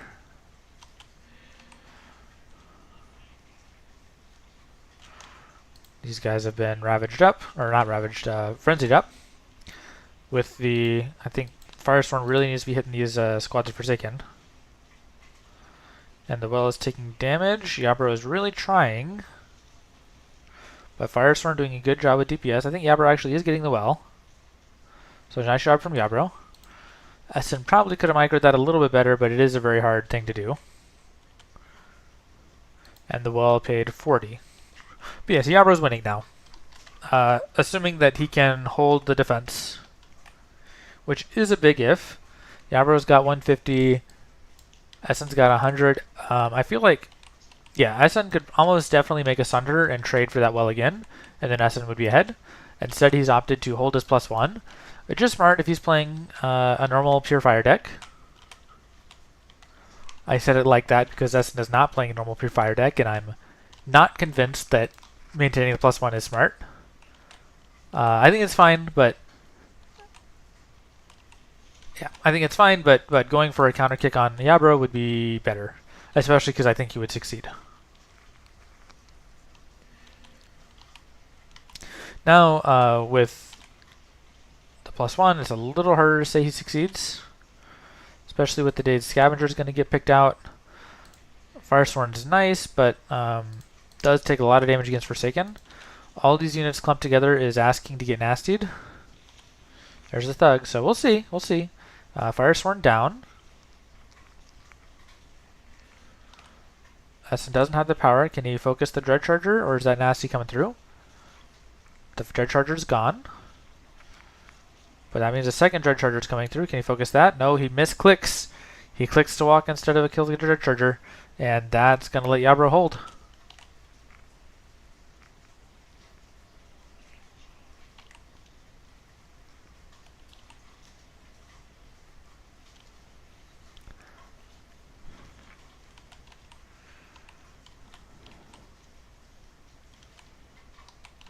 Yabro doing a good job cutting the thugs.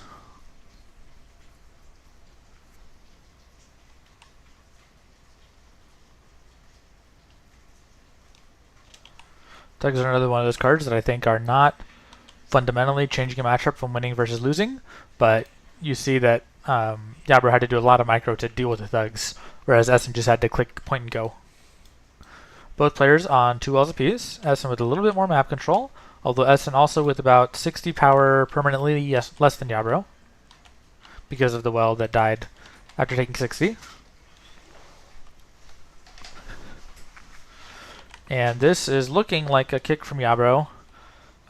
Just this split with Forsaken is a lot of tempo.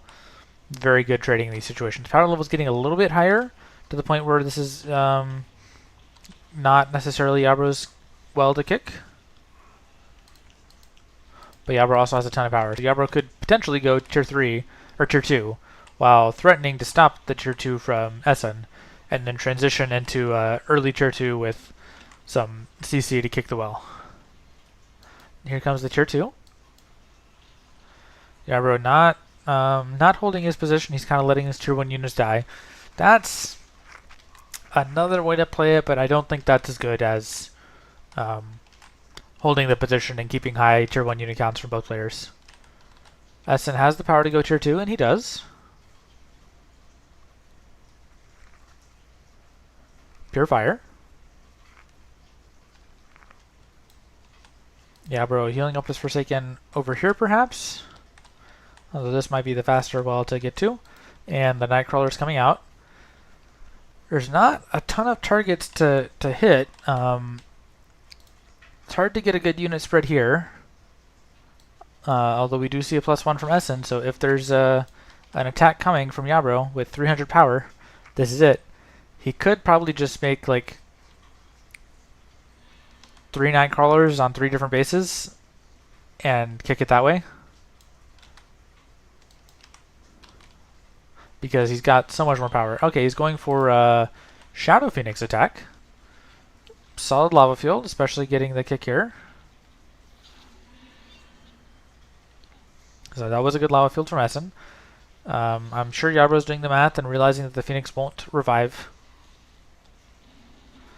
Good eruption, and that takes away all of Yabro's ground presence. So nice hold from Essen. Yabro's still got 200 in the tank, he's just not using it. But I think, yeah, 200 in the tank, easy counters just to make 4 Nightcrawlers hit the base. Even if it gets lava fielded, then the Phoenix drops and that base is gone. The only question is whether Essen gets a counter kick with that tempo, but the tempo Yabro has is certainly kicking the well. If he plays it, even if he plays it simple. Okay, there's a... Ooh, Yabro diving. Nope, he caught it just in time. Nice use of Wildfire. Yabro deciding to just heal through it. Shadow Phoenix diving because he realized it's going to die. But it's... Oh, it is reviving. Interesting. Another dive. I'm not sure that it will revive, but it'll be close. It doesn't revive.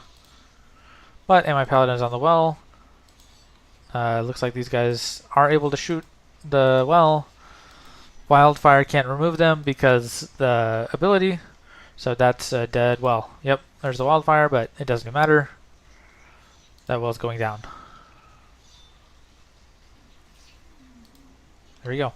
Nice attack from Yabro. This well has almost paid off. So Yabro is about at 100 power permanent advantage at this point. Essen takes another well here. Maintaining a +1. Yabro takes another well. So 5 wells apiece.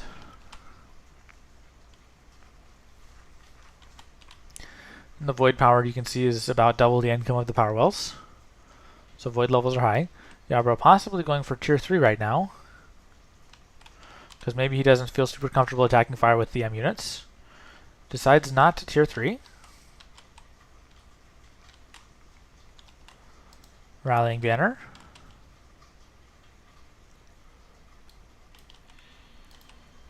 Route to stop the Scythe Fiends. Possibly going for tier 3 down here. Wildfire is killing the Nightcrawler. Yabro doesn't have power to tier 3 anymore. He's close, but not quite. Starting to spam the Dark Elves. Nightcrawler trades into Enforcer. In a position to take tier 3, but Essen's right there, so no tier 3 is coming. And I think that's good from Essen. If the game stays tier 2, the fire will outscale. However, if tier 3 comes up, then Essen's power disadvantage is going to make him vulnerable. Nightcrawler still running around.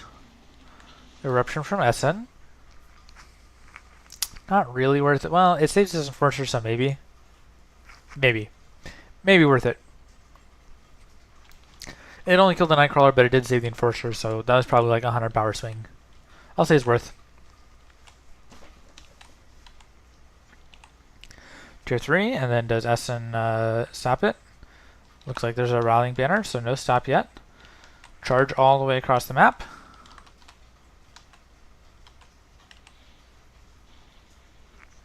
Essen really doing a good job locking down the map and preventing Yabro from going Tier 3. Yabro's got 400 power, so you can tell he's really desperately wanting to go Tier 3. On the other hand, that's probably his mistake, because instead of going Tier 3, is that an eruption and dive? Nope. Does that Phoenix actually revive? Oh, it does, because of the Dark Elves that died. Interesting. Yeah, Yabro's sitting on 400 power, so that's also his mistake. There we go. Here's an attack.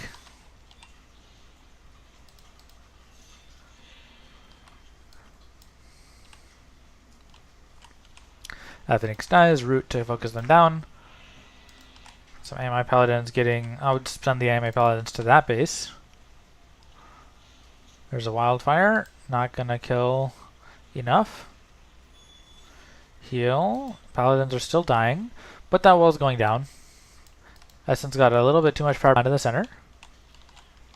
Playing King of the Hill. Essen did lose another well, but power levels are high enough that losing the well is not that valuable. Or not that critical, let's say. Good nasty from Yabro. Is it a good nasty from Yabro? Here we go. Essen's got a lot of enforcers coming in. Yabro, I think, really needs to get Tier 3 at this point, because otherwise the fire spam is going to be too much to handle. Rallying Banner's got a good positioning here. And Paladin is doing great. Looks like he spawned that Nightcrawler just for the motivate. I don't think that was worth it. Well, maybe. I guess he had the Nightcrawler over here. Maybe it needed something. I might have missed something, but I didn't think it was worth it. Okay, Nightcrawler coming out. He could build the wall. No wall. Attacking Rallying Banner here. Another attack coming here. Defended with the Amii Paladins. Nasty could wipe this all out, but looks like he's trying to trade. There is not a Tier 3, but it's a well. That's probably smart, because that means that he can't scorch it. So now he can defend this a little more aggressively. Big nasty. No nasty still. If you use the ability, then the damage reflect will kill the Fire Dancer. No ability. Yabro's looking somewhere else. He might be losing the well. On the other hand, he has so much power, I don't think he will be losing the well. It can pretty much repair immediately. There he goes. Another attack coming on the top base, while Yabro tries to defend the bottom base. Essen getting some cliffing position with the Fire Dancers. Attacking the top base, and Essen is playing at his power limit, so he doesn't have power. Yabro's got so much power, but Yabro's not spending his power, so this well is still dropping. But if it's a trade, then Yabro's fine. Yep, nice job, Essen, getting the kick. You get your units moving on to the next base. It's a base trading situation where Yabro should be ahead, but the fact that he's just not playing 250 power in his power well means that Essen is trading equally. It's like at the point where Yabro should consider just making for Shadow Phoenixes and just diving somewhere.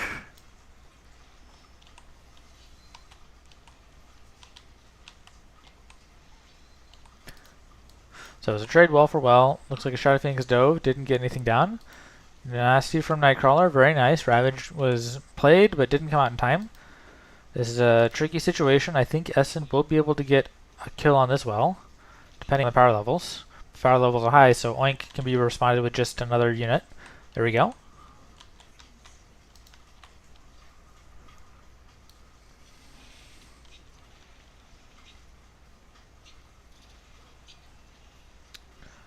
Focusing out the units. Okay, trying to keep a couple units a little bit alive. Maybe you'll see a Shadow Phoenix and then a Amii Paladin nasty surprise. No nasty surprise. Phoenix does not revive. That's making another attack defended by Yabro. Based on the initiative, you would not know that Essen is winning, or that Yabro is winning, and in fact, Yabro might not be winning anymore. Essen got a nice angle to push here. Root and Shadow Phoenix is going to be a strong defense here. Not quite enough to revive, but maybe with a couple shots of yeah. He probably could have played a Dark Elf Assassin to get the shots. Okay, there's the tier 3. Oh, it went in the center. I didn't even see. And there's a Burrower. Not the card you expect, but very nice. Ashbound Pyro's out. Now the tables are going to turn a little bit.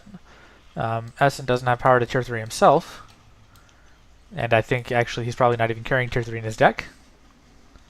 So Essen's doing such a good job of pushing this, but without the ability to go tier 3 himself, I think that Yabra will be able to run off with this. Unless Essen can kill the orb, but he's not going to kill the orb.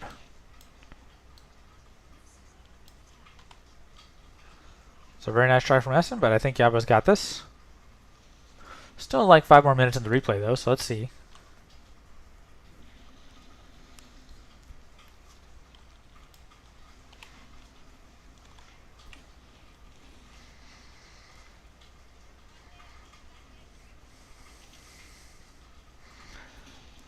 Okay, there was some kind of desync. Let's keep watching and hope it doesn't break. So there's the heal.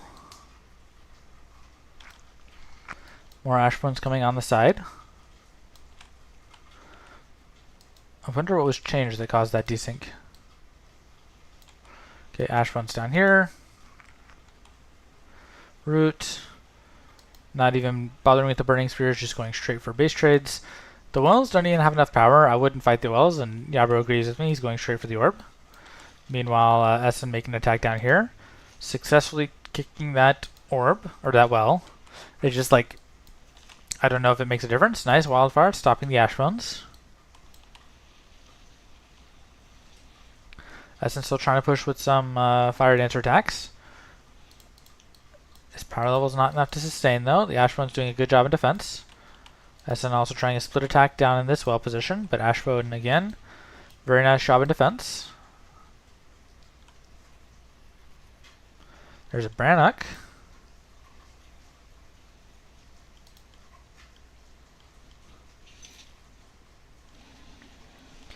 Essen is kicking the orb. Nicely done. However, Brannock is just going to be impossible to stop without tier 3 of his own.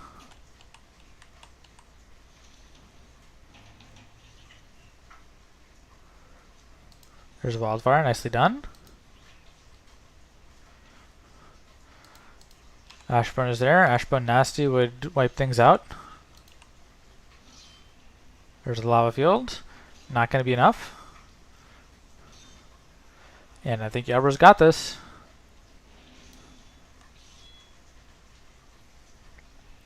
Essen really did a great job of trying to make a comeback, though.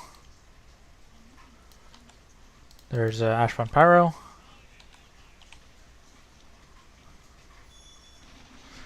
Heal.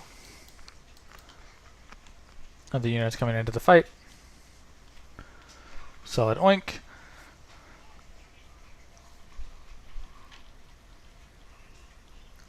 Firesworn is not going to be enough to take it. We got Ashbone and Brannock coming in for attack on the top. Yabra finally playing a lot closer to his power limit now that he's got tier 3 up. And this Brannock is going to go munch, munch, munch on all these wells. Yabra is down to 1 power well. Well, Essen has like 5. So economy-wise, Essen's still doing great. But if you don't get off of tier 2 and into tier 3, the void power is 16. So what does 4 more power wells make when you're making 16 from the void?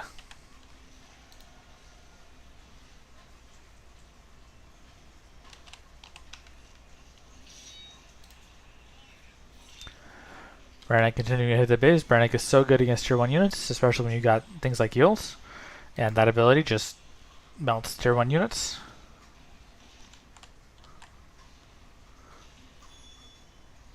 And Brannock continuing to go for the base.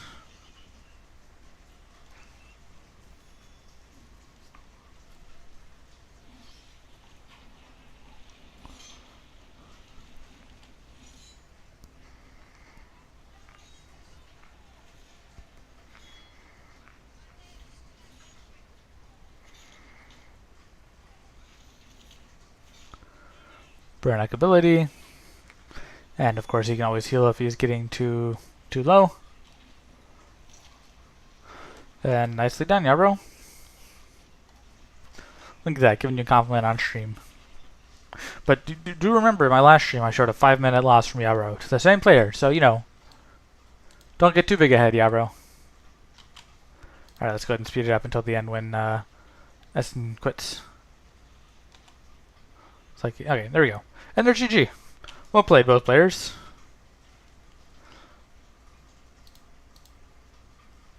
Delete that. Okay, now we've got a replay on Simi that was sent in, requested from Delight. Delight's been having a problem with a particular strategy, wanted some advice. So here we go.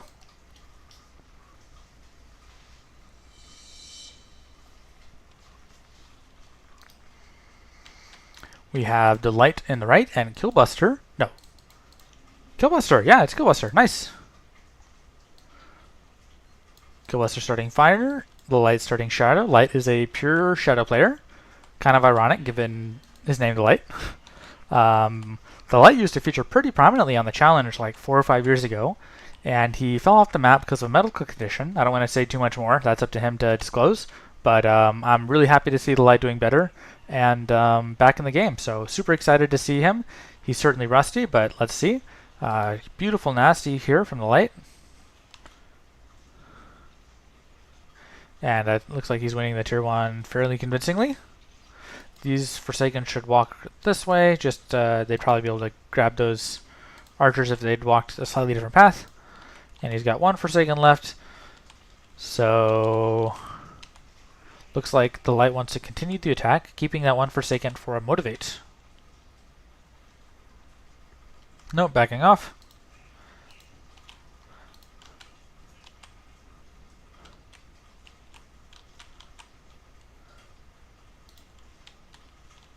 And +1 I think is fairly safe, because the thugs don't have a ton of damage on the wells. He does need to get rid of his Forsaken though, and probably wants to stop these Sunstriders from grabbing a well up top.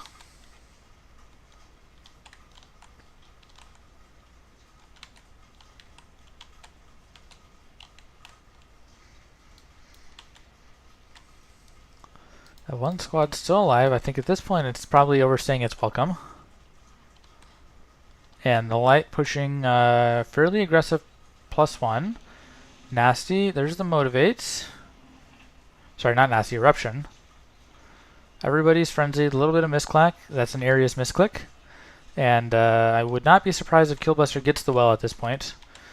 That's a pretty tough position to be in. Sunstrider's on the Dread Charger. Another pair of Sunstriders with a Dread Charger focusing it. Dread Charger does focus these guys. The thugs have done a little damage on the well, but they don't focus fire super well. More Sunstriders. Skillbuster going for a well focus.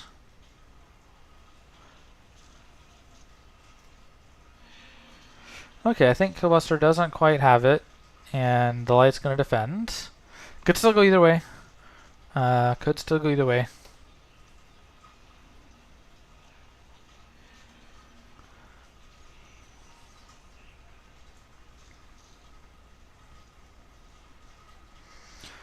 Charger.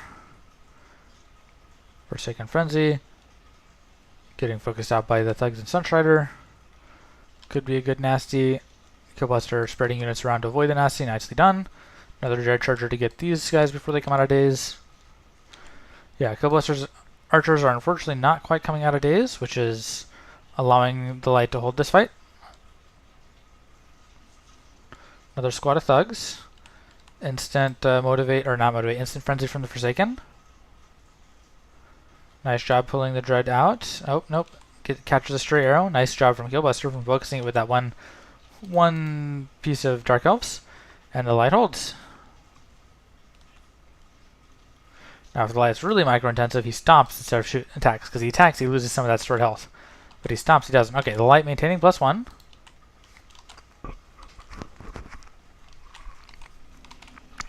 He's pure Shadow, so I don't think it is necessarily a bad idea to aggressively keep pushing the +1s.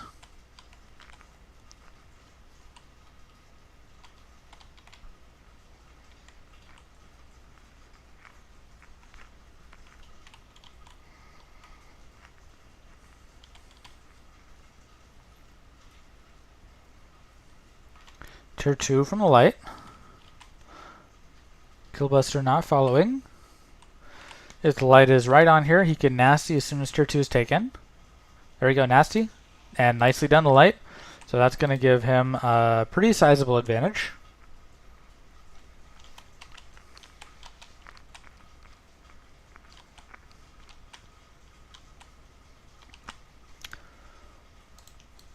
Killbuster's now able to go tier 2, giving the light a nice tempo increase. He's not +1 anymore.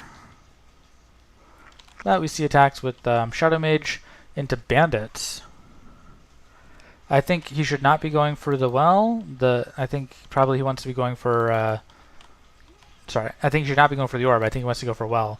Because the minefield is going to wipe all this, so he needs to spread a little bit better. Michael asks, not getting the wall,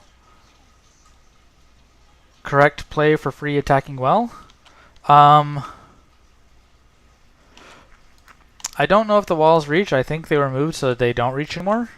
But it's also considered bad. Kill this one squad.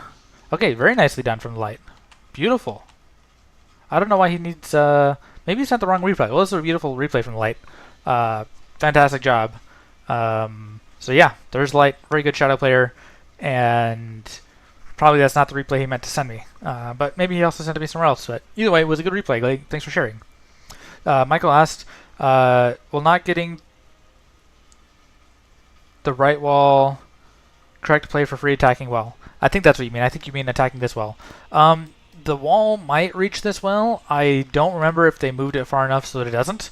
But it's generally considered like rude and bad sportsmanship to take the well in PvP. The reason it's considered that way is because I could take the well in defense, and then you take your own wall in defense, and then we just like make the game slower for no reason, if that makes sense. Like if I think you're going to take the wall, I'll just take the wall myself. And it doesn't really do anything except that it makes both of us invest power into something we don't necessarily need. So that's why most players consider taking the wall to be bad manners or unsportsmanlike. And then I think additionally maps have been changed to make taking the wall less valuable, which is something I agree with. I think walls should not be mountable in PvP. Okay, we got, what do we have? Sunterror, Madvillainy. So a couple mats from Sunterror. I think I cast these, didn't I? Then I've got Sunterror versus Pip, Magistrix versus Evil Maniac. Okay, so I only had the one, the light replay. So, because I think I remember Guzman's name. Let's check this replay, see if I did it.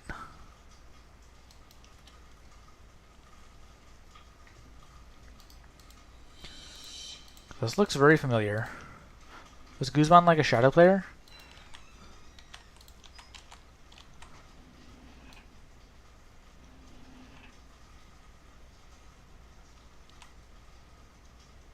Anyone remember if I did this match? Yeah, pure shadow. And then the Crystal Fiend, I remember saying the Crystal Fiend was a little bit early. Okay, so I think I did cast these two replays already.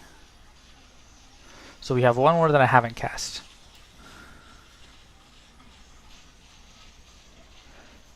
And I think the strategy was that Sunterror kept grabbing wells against Guzman, but Guzman had enough wells that Sunterror wasn't pushing hard enough. I think that was the situation? Yeah.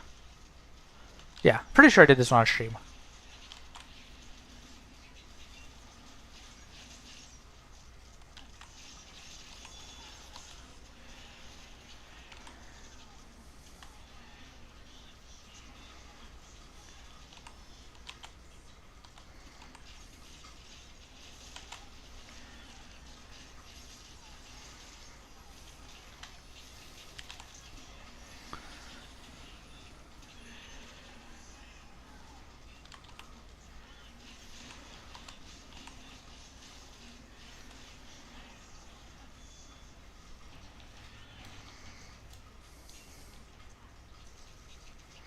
Yeah, Sunter's doing pretty good here. But yeah, I definitely remember this replay.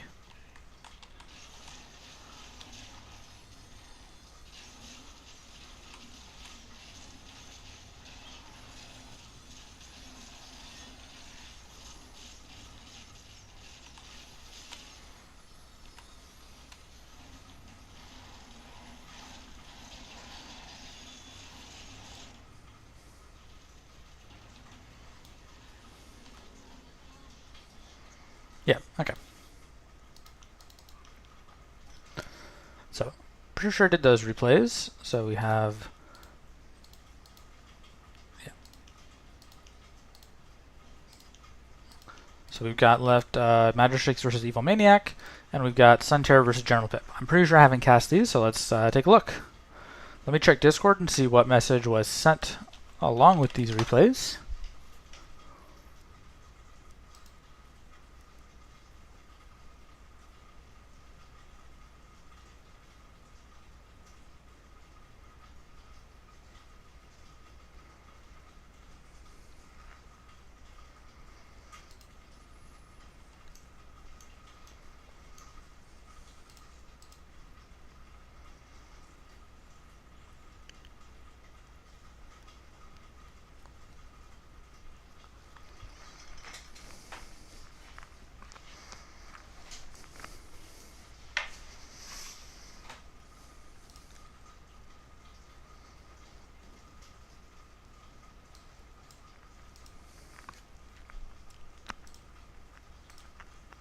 Okay.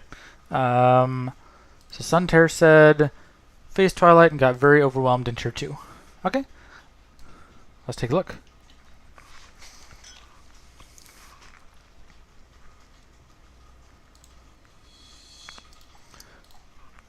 We are watching Sunterror on the bottom versus General Pip on the top. Pip starting Fire. Sunterror starting Amazon. Probably Stonekin. This is a generated map. This can be kind of tricky. Lots of wells, so this is not the kind of map you want to play if you're trying to play a Tier 2 only Stonekin. On the other hand, the wells are all pretty close, so it's probably fine. Sunterror with an instant Tier 2. So instant Tier 2 is... It is Stonekin. Instant Tier 2 is going to put you on a tempo disadvantage from the very beginning, depending on how well General Pip can defend this attack. Let's see.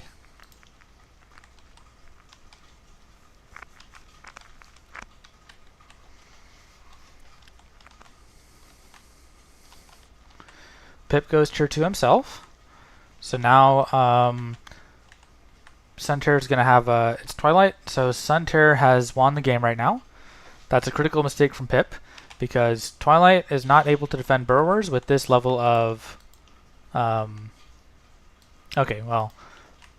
So Sunterror took a well, but I can tell you right now that Twilight cannot defend Burrowers on really low power level like this, right? Because you make like one Burrower, and then either a second Burrower and a Stormsinger. If you don't get Lava Field, and yeah, because he has to make a Skyfire Drake, and you can see that Pip doesn't have power for Skyfire Drake. Whereas right now Sunterror, you'd have 150, right? So this would be, for example, 2 Burrowers, or probably slightly better would be 1 Burrower or 1 Stormsinger. So if you didn't grab the well, you could have that. So you'd have the Amazon, a Burrower, and a Stormsinger attacking. The Amazon and the Stormsinger could kill the Scavenger pretty easily. Then the Burrower could be hitting the well. Pip would not even have power to make a Skyfire Drake. So he'd probably just have to oink you. But if you're spreading right, then he only oinks the Burrower. He doesn't oink your other unit, so you kill the Scavenger. As soon as he makes a Skyfire Drake, you play Gravity Surge. And then by the time Skyfire Drake is up, the well is gone. So Twilight, very dangerous position for Twilight to go instant Tier 2 right after taking the well, because it doesn't have a good defense against Burrower. Twilight minions you could play, then they get Hurricaned. Possibly Twilight Brute could be valuable, but it could still get oinked or rooted. So yeah, Twilight really can't defend this at this early power level.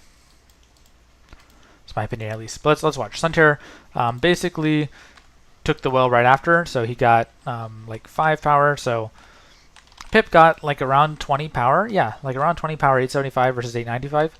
So Pip got about 20 power permanent advantage out of the well, just from going grabbing the well earlier. We now see that both players have grabbed a well, second well. Sunterra did trade well against the scavenger, so now he's got an Amazon left over. And now archers are coming out. And there's the Twilight Brute. So he's gonna kill the Amazon. Barely, but he got it. So Sunterra no longer has an advantage. Sunterra, I guess, is hoping to outscale. Because, yeah, Twilight can't really be greedy in this matchup. So if you're afraid of getting, if you're playing like a tier 2 only Stonekin, then definitely go for early rushes, because burrowers are something that Fire Nature does not handle that well. It's not like horrible at it, but if you're too far behind in tempo, okay, let's talk about that a second. If you're too far behind in tempo, then if Lava Field is like offline and Skyfire Drake is offline, because you know you would need like 200 power to play both of those, and then you probably need a Root or an Oink. So yeah, these, for example, could be hurricaned. So this is just why I'm suggesting that unless Sunterra is specifically trying to play a big tier 3 and increase the power levels, I think that keeping them low for right now and just getting the probably free kick on the well is the move here. We saw here Sunterra is trading really badly for a very specific reason. That reason is that it's 3 units versus 1 unit. Now he spawned the Daze Spirit Hunters, which is, if you're going to make a unit Daze, Spirit Hunters is the unit to make, but the problem is that they got focused out immediately by the Twilight Archers. So what you could have done with the Daze Spirit Hunters, you could have done Daze Spirit Hunters plus Hurricane, and then you get like 3 shots off with the Spirit Hunters before they die. Fire Nature can heal, so I wouldn't recommend it, but that would be a trading pattern that'd be a little bit better than Spirit Hunters that instantly die. And Pip wouldn't have had power to counter with a Lava Field, so that could have been okay. See another Spirit Hunters, and yeah, Spirit Hunters I don't love as a counter here, because Fire Nature's got the really high DPS Twilight Archers that still have their shards. So I don't think that Spirit Hunters are going to get their value here. Also, Fire Nature has heals, so just for a lot of reasons, Spirit Hunters plus their Hurricane, Spirit Hunters don't tend to be the best trading unit into Fire Nature. Storm Singers, on the other hand, Storm Singers beat everything Fire Nature has. All you can do is hope you get them to clump up and get a big Hurricane, or a big Oink, or a big Lava Field. So I think Sunterra would probably rather be stacking Storm Singers in this matchup.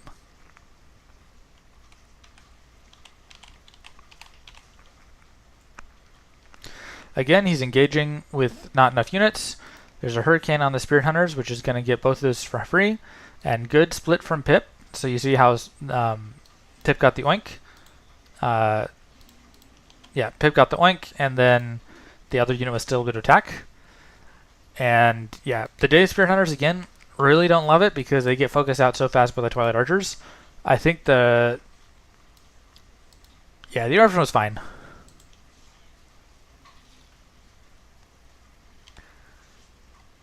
So yeah, I think Sunterra's biggest mistake here is playing too many Spirit Hunters, when the unit to play here would be Storm Singer or Razor Shard if Razor Shard is in the deck, or Burrowers. There's Slaver.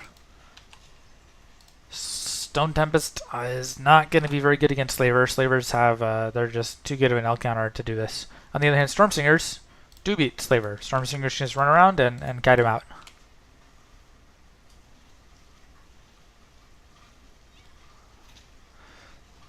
Knockback is good. Michael asks, what about Aggressor? Aggressor is not that good in this matchup for Twilight, against Twilight, because, oh, you see Pip took a well. Because Aggressor costs a lot of power, and like there's Vile Blood, which fine, but usually when I play Fire Nature versus Twilight, if I bait out 2 Aggressors, that's 300 power. So let's say that I make 2 Vile Bloods in 2 different bases. I get you to play 2 Aggressors. Then you kill my army. Now you got 300 power. I go tier 3, and you're going to try attacking me with your 300 power bound aggressors that does like 1500 DP20 maybe for 300 power. So just the aggressors aren't translating very well into attack. And then by that time I'm going tier 3. Aggressors can be very good, don't get me wrong, especially against kind of grindy decks like Pure Nature. But in the particular matchup against Fire Nature, I generally like to see that you pulled out an aggressor because it means that you're going to be binding power and letting me get a bound power tempo swing into tier 3. Not always, you know, it depends a lot on the map situation and how you can lock things down, but generally that's how I view the aggressor. Pip doing a nice defense. Power levels are high enough now that the Burrower is not so easy because Pip is basically always going to have some Skyfire Drakes up. And yeah, Pip doing a really good job trading here. And I think at this point the tempo swing is too hard for Suntear to come back. So Pip played this very well with good trades. And the trick for Suntear would be to not fall behind in the permanent power situation. Stone Tempest, again, I think is a similar story as the aggressor. It's just like a lot of power bound in one spot for not a whole lot of DPS. It's still a lot more DPS than aggressor, like probably double damage per energy than the aggressor. But yeah, so yeah, Pip doing a very good job. And once Stonekin falls behind in tempo against Fire Nature like this, Fire Nature is very good at getting a lock on a couple different angles of the trade and closing out the attack.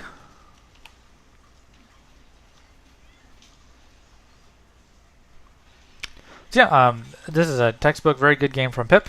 Well, the +1 a little earlier was greedy for sure, but the way Pip is trading and attacking, very good. Excellent play from Pip. So yeah,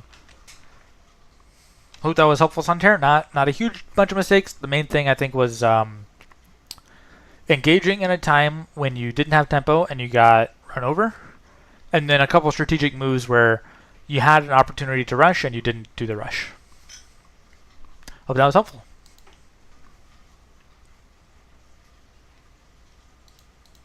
Okay, that's what we just did. And then we have one more, Magistrix versus Evil Maniac. Let's take a look at this one.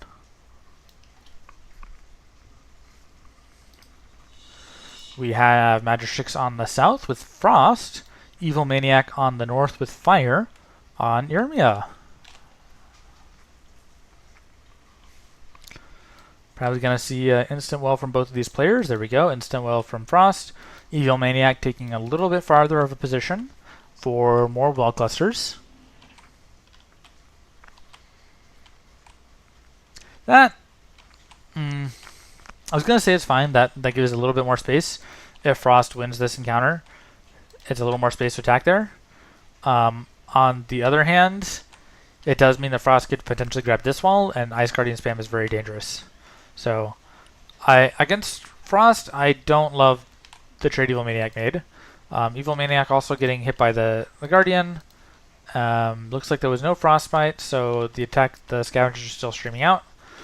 This is a really hard map to make a Scavenger attack. And we got Magistrix going for the attack, but as I said, taking the farther well is good in this situation, because the Ice Guardian is going to be low on health before it comes out.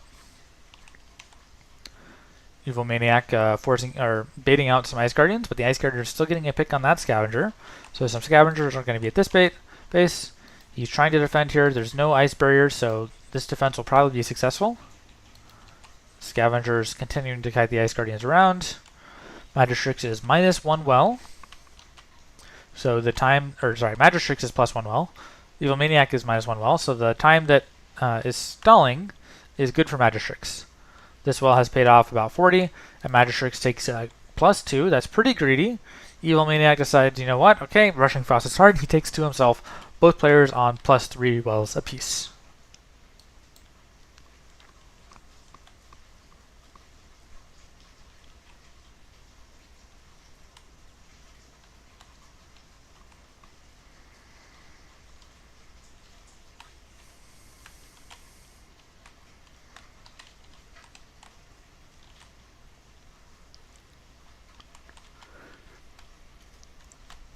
Evil Maniac goes tier 2. It is Pure Fire. Magistrix goes tier 2. It's Pure Frost. This is, again, a really nice matchup for Magistrix. He has placed his Ice Guardians in such a way that they're going to die. It's probably worth erupting them from Evil Maniac to kill the ice barrier and do the damage, but he didn't do that. Looks like Scavengers versus the Ice Guardians, except the Sun Shredders are not attacking the Ice Guardians. This can be diffused with one simple wildfire. There it goes. Meanwhile, the attack here is stalled but not defended because of the Kobold. And potentially Evil Maniac gets... No. Second Kobold trick. So this trade was slightly better. Magistrix here played 100 power on Kobold tricks to defend 120 power on Scavengers, whereas Magistrix here lost 150 power of Ice Guardians to 180 power Wildfire. So the trade is positive for Evil Maniac. Evil Maniac also has a cliffing position with the Fire Dancers, and Magistrix is pushing Wells with Frost. Here's the thing about this matchup. This matchup is really hard for Fire in Tier 2 because of how oppressive War Eagles are. It's pretty good for Fire in Tier 3 because Juggernaut's good against every deck except Pure Shadow. I mean, it's still good against Pure Shadow, but Pure Shadow has some very nice counters to Juggernaut. So, yeah. So, this situation, I don't love that Magistrix is pushing Wells so aggressively. Evil Maniac making some good trades, baiting out the War Eagle. Magistrix is +1, so that's something.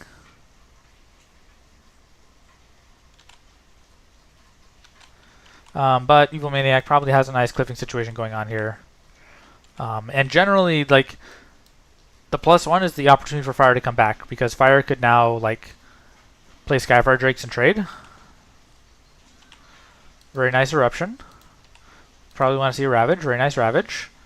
We could disenchant this to see him die. Magistrix doing a good job defending that. Evil Maniac now attacking 2 different units. He's got 100 power bound on the Rallying Banner, so now the well that Magistrix took earlier is just totally safe. No qualms about it being totally safe. Enforcer charged the wrong unit, but with Ravage, this does beat the Sky Elf Templar. And it's eruptible now. There's a War Eagle.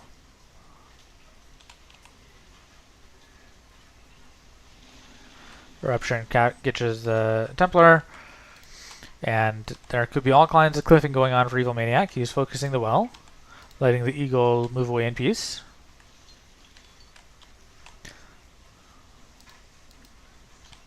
Ravage to fight the Sky Elf Templar.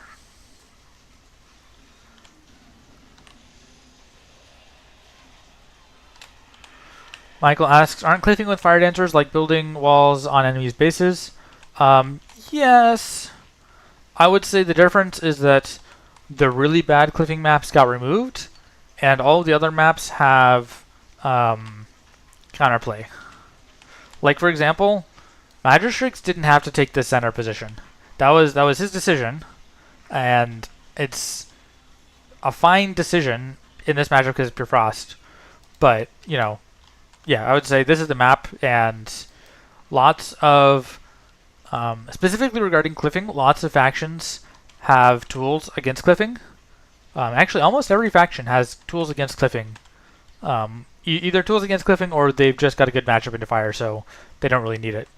For example, White Rangers could be a tool against cliffing. War Eagle is very good against the cliffing Fire Dancers. So, specifically in this match, you can see that the cliffing is not enough to win. For Evil Maniac, it's not even enough to get an advantage. Even +1, it wasn't enough. So yeah, I wouldn't consider cliffing as toxic as building a wall by an opponent's base. Magistrix going for Tier 3. He should be getting his units in a position to stop Tier 3 from Maniac, but instead he's going for an attack here. I mean, this is fine because he's going to get the well, but he's entering into a Tier 3 phase, which is no longer to Magistrix's advantage. Like, instead of, a little bit late on the shield, and actually Maniac's going to hold this. Yeah, so in this situation, just 3 Eagles instead of Tier 2 could basically wipe Evil Maniac's base. So that's why I'd rather have seen that than Tier 3. Whereas tier 3, you know, okay, he should have got the well, but he didn't because he misplayed a little bit. But even if he gets the well, when Maniac plays a Juggernaut, what happens? Sky Elf Templar, binding a lot of power for the repairs. It's fine. We see a bunch of Tremors, that's very nice. Evil Maniac is very low on power, so he can't afford the Juggernaut because he's trying to defend with Giant Slayers. And it might work, actually. I think he is defending this. This Tremor almost comes out of daze. Okay, so he's not defending it, but he's close. He'll have some tempo. He's not losing an orb, which is a big thing, because that means Juggernaut still can come online. And this is going to be a really hard situation for Magistrix to defend if Maniac plays it properly. And properly would be one Giant Slayer here, one Giant Slayer here, and one Giant Slayer to defend the base, and then go to attack this spot. Spawning Giant Slayers all in one spot means that Timeless One just freezes them. And, yeah. Nice job from Evil Maniac keeping the tempo going. Or, nice job from Magistrix, sorry. Evil Maniac plays a Spitfire. Yeah, that might be better than Juggernaut into this specific matchup. There's a freeze, it can be just disenchanted. Magistrix gonna continue to kill this well. Oh, it lives. Yeah, it lives.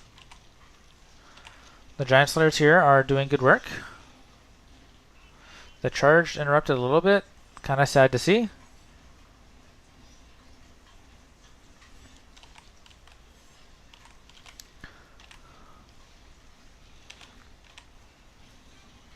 It looks like Evil Maniac is now going for the orb. There's a shield building. Time to switch targets. If these guys charge the same well, it'll wipe out the well. Actually, it looks like it's going to wipe out the orb anyway, but they should definitely get a charge going.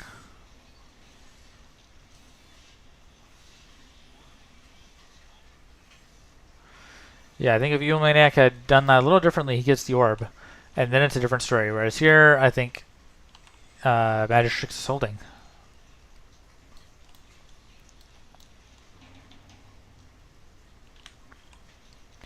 Tremors going for the orb. Could freeze these Giant Slayers, and the orb is probably down by the time it happens. Spitfire coming out. We've got Timeless One to defend the Spitfire. Lava Field versus the Tremors. One Tremor comes out, but the other one dies, and all the Tremors are defended.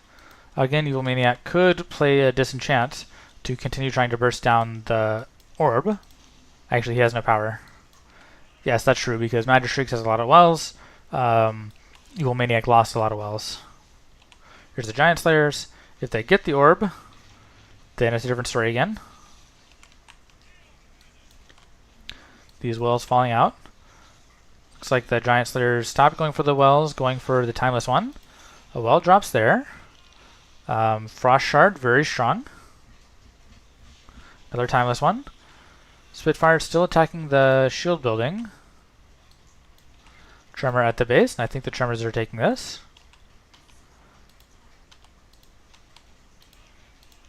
No power for a Disenchant. And looks like this is GG in favor of Magistrix. Still trying to make something happen with the Giant Slayers.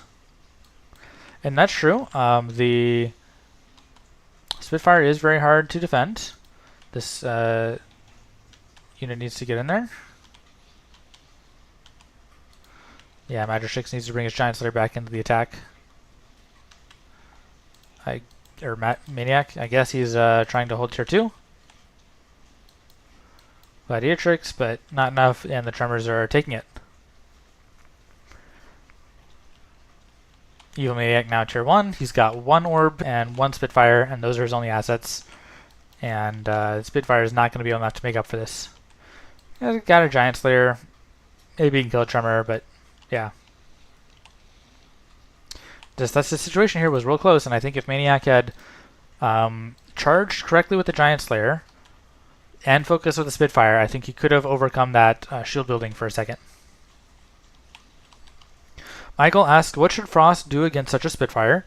I think Magistrix played that right. You can see the Spitfire didn't do a ton. It got some wells, but you can basically stop it with a combination of CC, like your Timeless One freezes, and with a Yeah, CC and freezes and building protects should be enough to stop the Spitfire. If you really want to counter it, you could play an anti-air tier 2, or tier 3, or tier 2, either way. So Northland Drake is solid against Spitfire. I wouldn't recommend running Northland Drake, but if you got it, it would be okay. The other option would be you could spam Scale Templars, for example.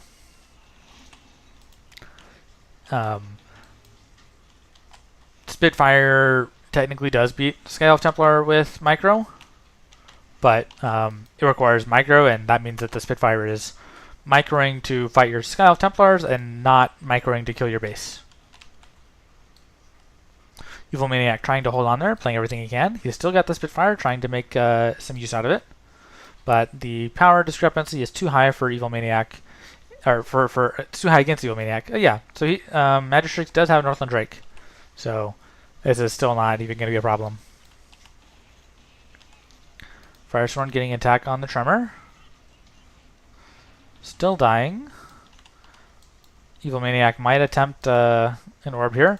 By the way, if he does, Magistrix could just play Frost Shard and kill it instantly. Okay, very good. Thanks for sending the replay, Magistrix. Nice replay, Pure Frost versus Pure Fire.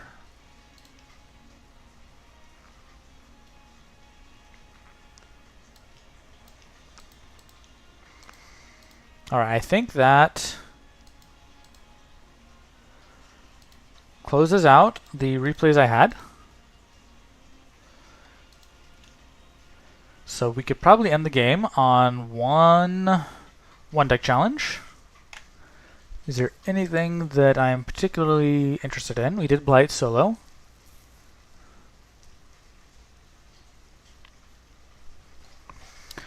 What would be like hard but not too hard? Actually, here, we'll do something hard, but I'll probably lose. Let's try a Convoy. Let's try a Convoy solo. I'm still working out the strat, but I'm in the mood to lose. So I think, you know, let's go 20 minutes and lose, and then we'll end the stream there. So let's see, where's Convoy?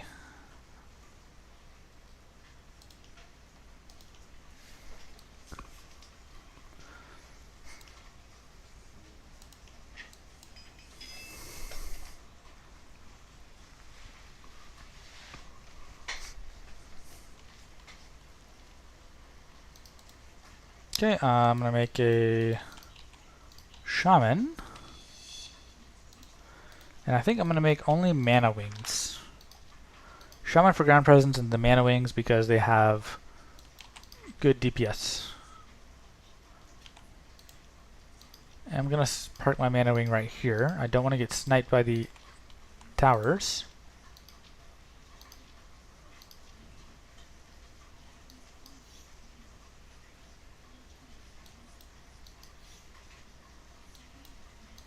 Okay, we're going to run over here. We're going to grab these power wells.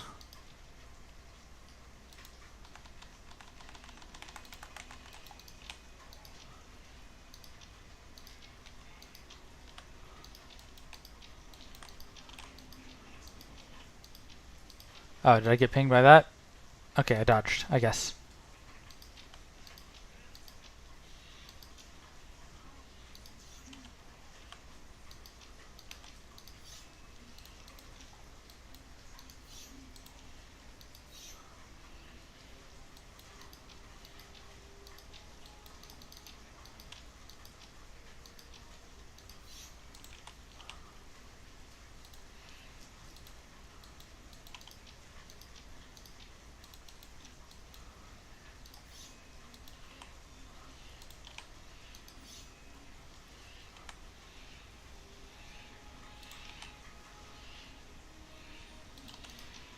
Get you out.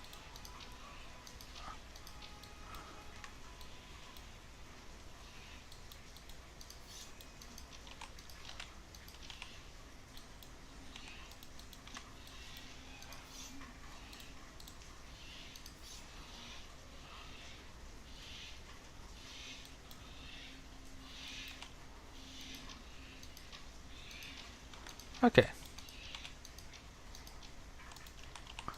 Maybe 4 Mana Wings, is that enough? Maybe 5 just in case.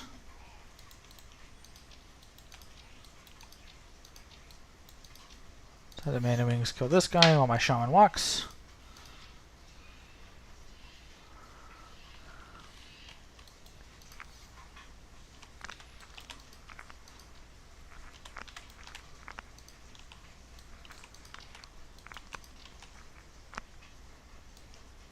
Perhaps one more Shaman.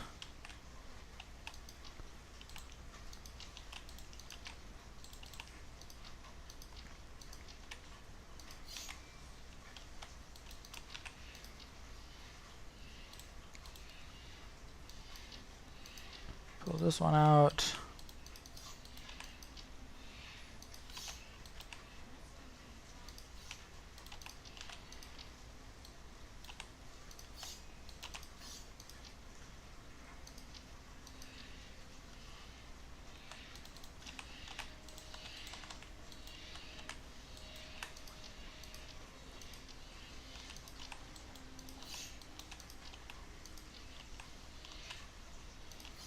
Okay, let's bait them around this way.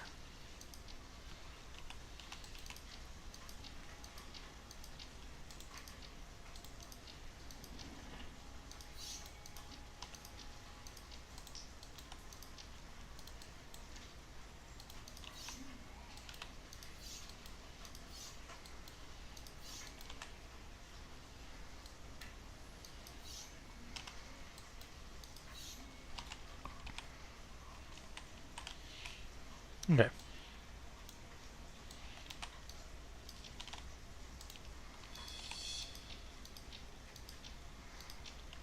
Grab my well.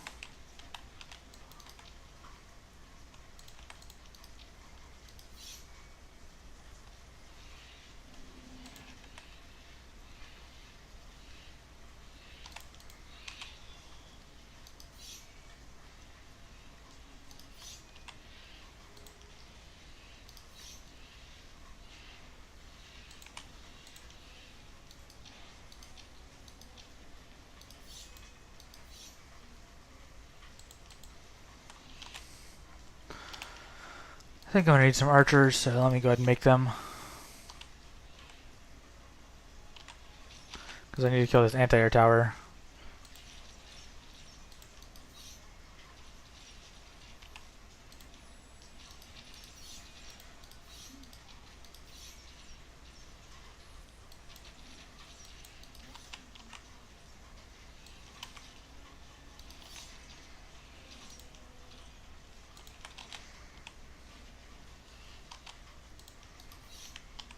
Oh, they're getting pinged by the tower. Let's relocate a little bit. Okay, and let's make sure these towers are attacking this guy and not getting killed by that tower there.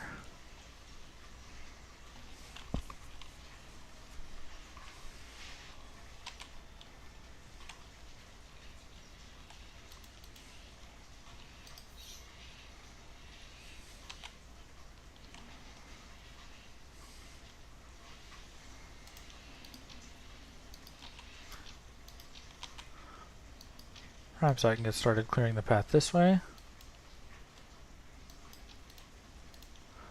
I think I kill my... oh.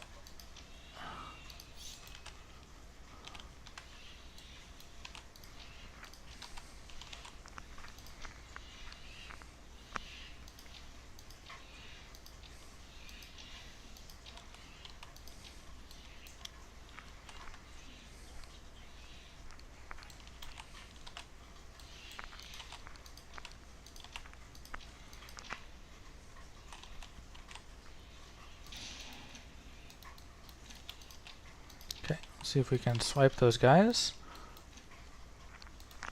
Make 2 parasites over here.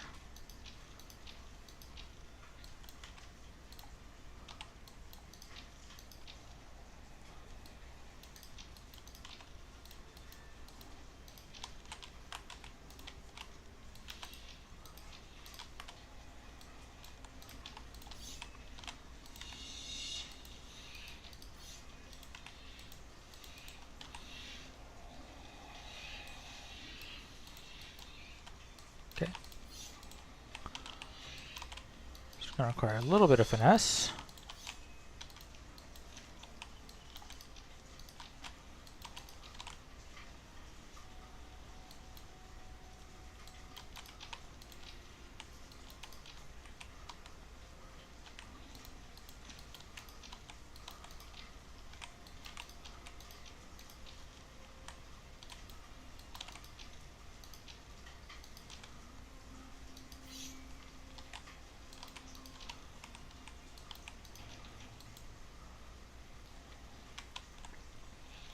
Okay, focus that guy out. I go for these buildings.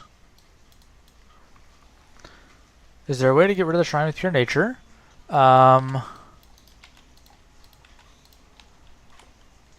Maybe. I'm gonna try to keep it alive.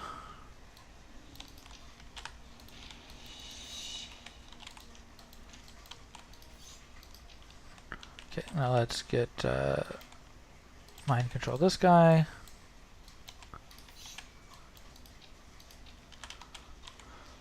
Yeah, my strategy is going to be basically to keep it alive.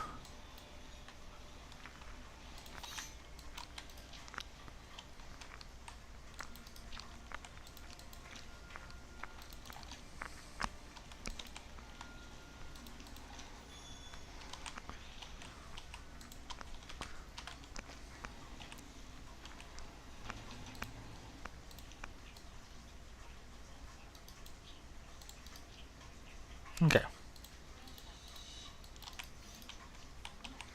Don't need this guy anymore.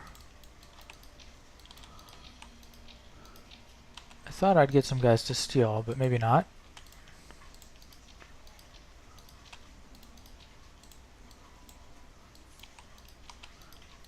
There we go, here's some guys to steal.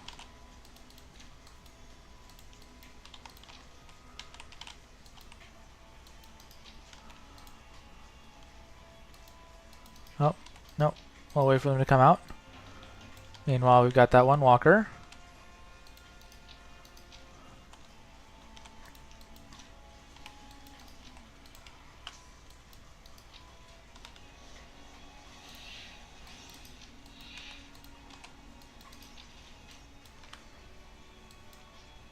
Okay. Should be able to push here now. Where's the walker? Okay, he's a little bit damaged.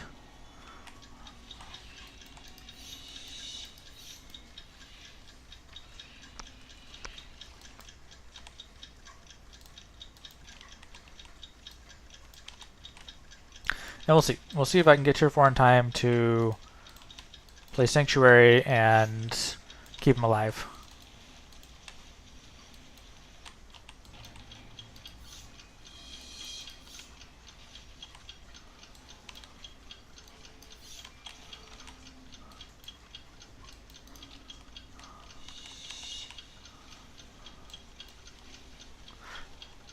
If I really needed to, I could bring these two guys up to help defend better, but I think I'm fine leaving them there.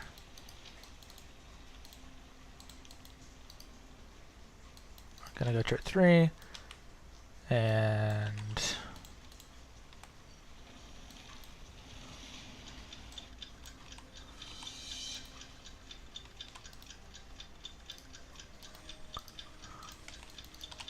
you know what, let me grab them with Parasite Swarm. That's probably more efficient than anything I've got tier 3.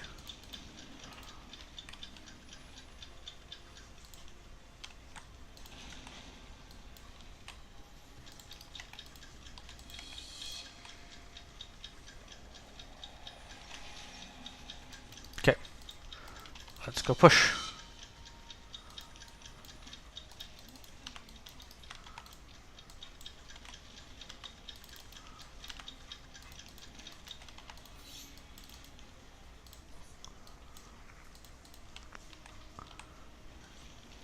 Okay, let's heal up here.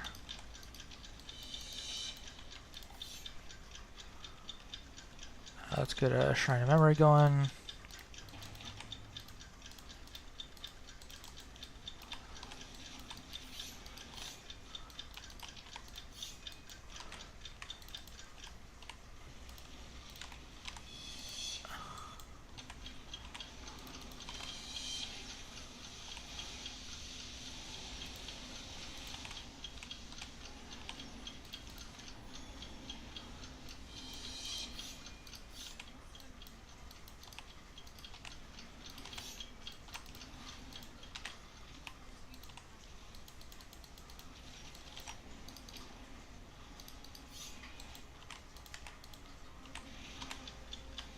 We'll see. Maybe the Shrine of Memory was too late.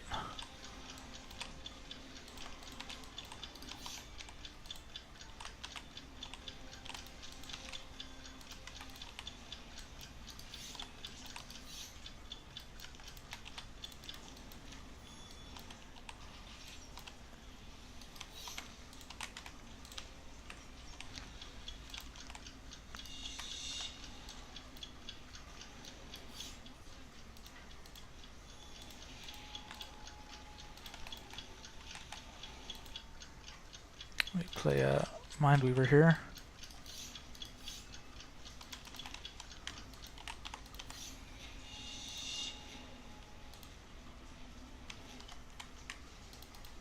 Okay, his health is way too low.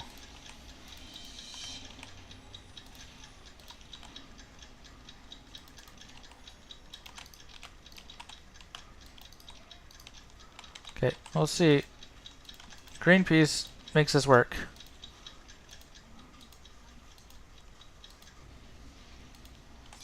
Okay, didn't work. Okay, I have one more attempt that might work, which is that if I go for the freeze base, I might be able to stall a little longer. So I think I'm going to do that. We'll try one more attempt on Convoy, and then we'll leave. Actually, let me check how much DPS was even done by ranged units. This makes units do less damage, right?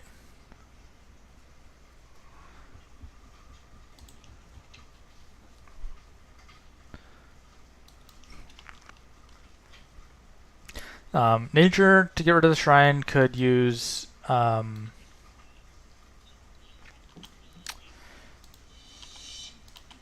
there's like 2 ranged units with... Okay, there's like 24... 3200... No. There's some DPS. 3600 DPS in ranged units. It's not nothing. So Sanctuary might be able to get us the squeeze we need. So we'll try it.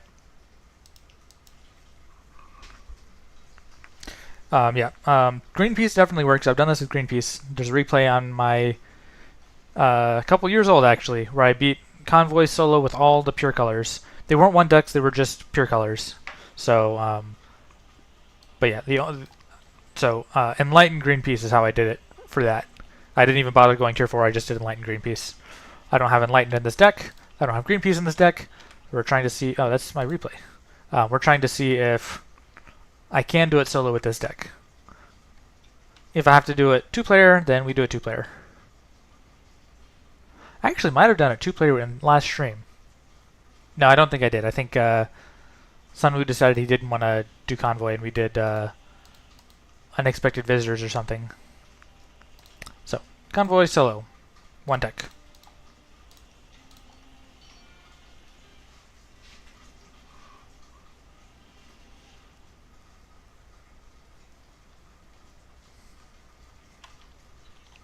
Okay. Shaman. I think the 2 Shaman and Mana Wing spam was good.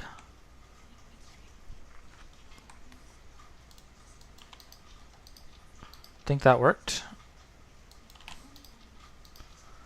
It is a little tricky with the micro.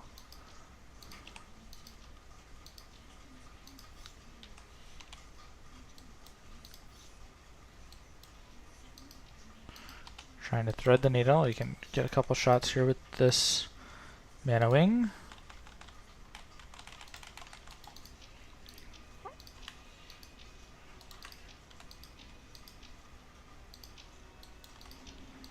I'm doing it this way to gain power as soon as possible.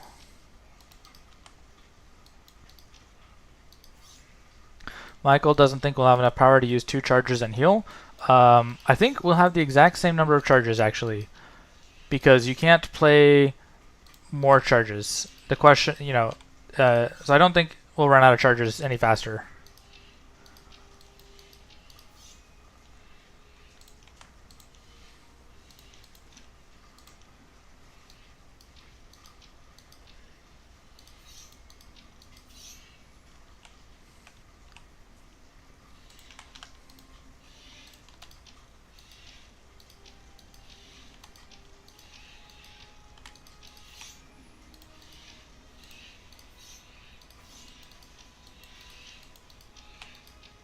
Ugh.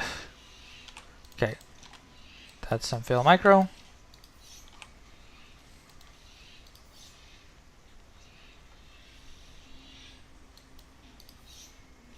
Okay. We got a little bit of fail micro, but probably not enough to end the run.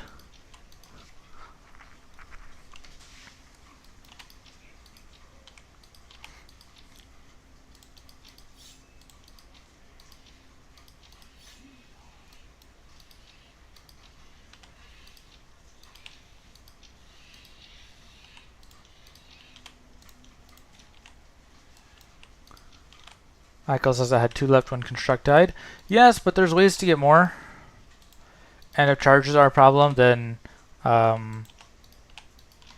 yeah, taking over units doesn't give charges, so that's one restriction.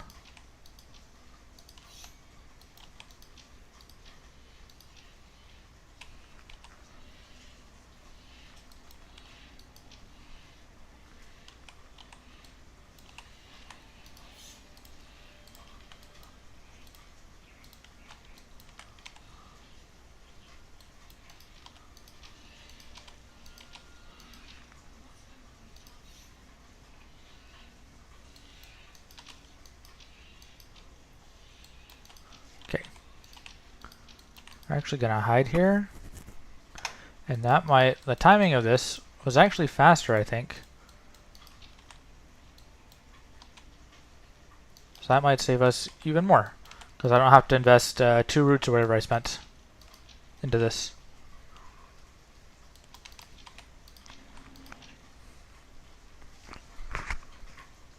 So I've got the 4 mana wings. I need to get some ground units because there is an anti-air tower.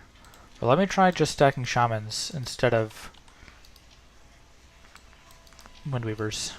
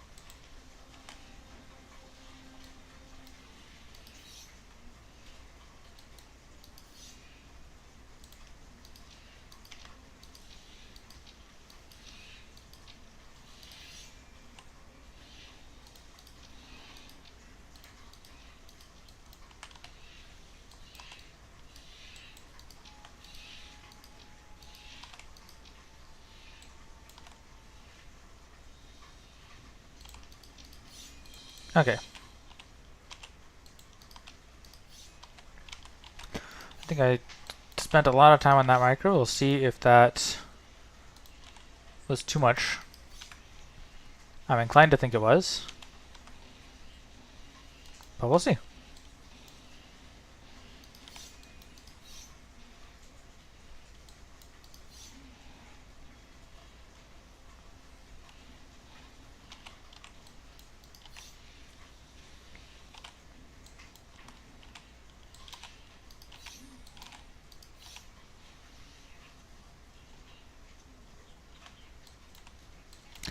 Wouldn't it be easier to use 2 groups, one for Shaman, one for Mana Wing? I don't find it easier, but if you do, then certainly do what's easier for you.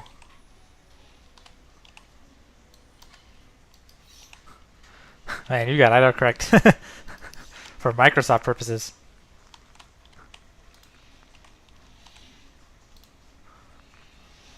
Yes. Wonder if I should start saying that now. You should do X for Microsoft purposes.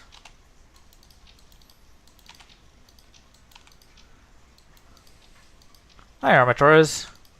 Welcome back.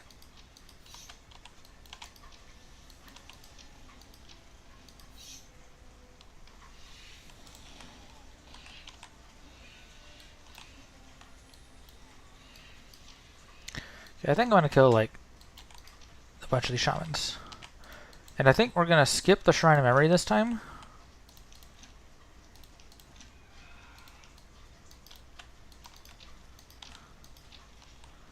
Okay. Get the parasite swarms over here.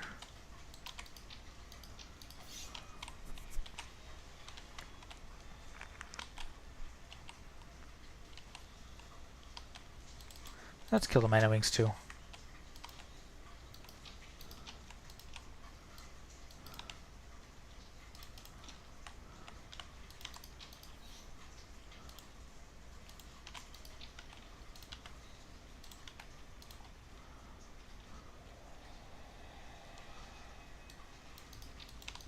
Alright. Let's get one more guy over here.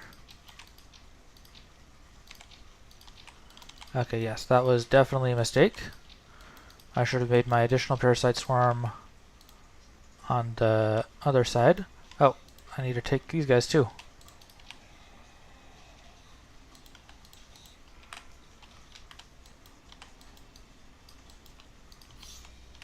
Okay, I've got... Okay.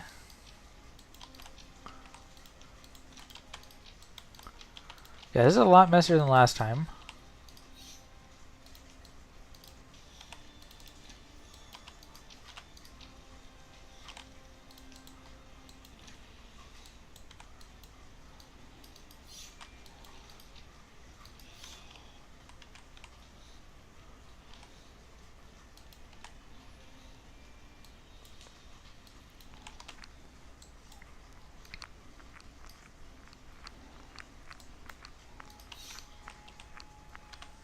Okay.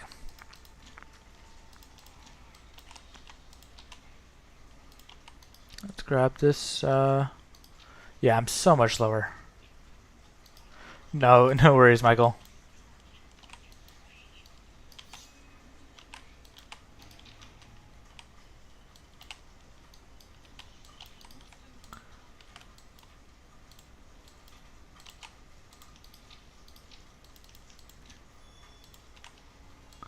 Okay, let's wait for them to come out. But, he's way over here, right? Yeah. Well, actually, that seems like it was about as slow as last time.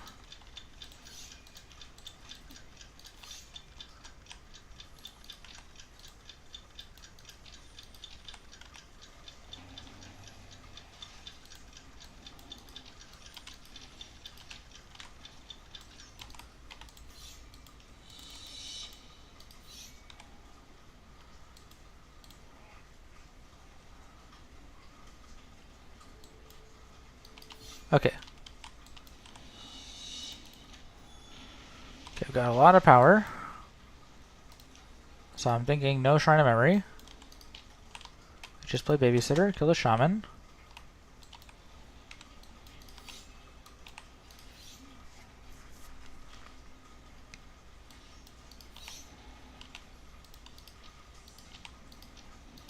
Go tier 3. Okay, I don't think the heal is that valuable yet.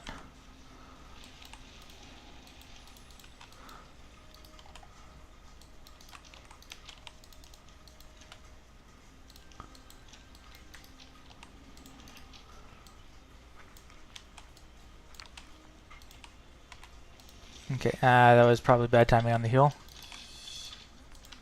Let's grab this Rage Flame.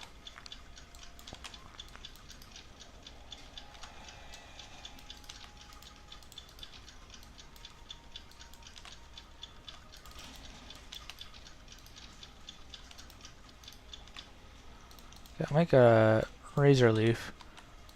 And we're practically still at full health, so maybe right now is a good time? Actually, right, I was supposed to kill this.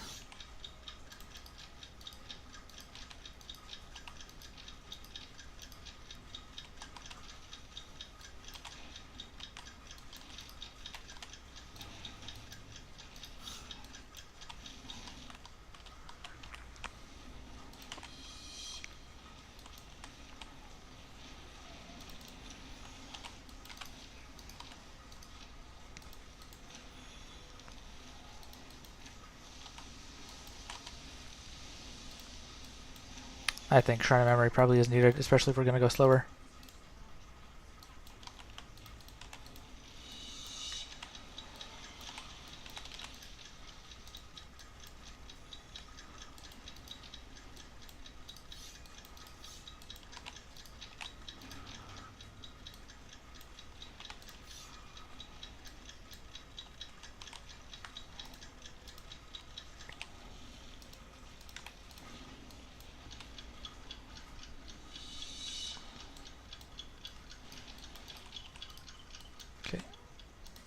Shrine of Memory. If you were a walker, driver, you'd be sweating. Yes. Oh, did I not grab it? Oh, I did grab it. Okay.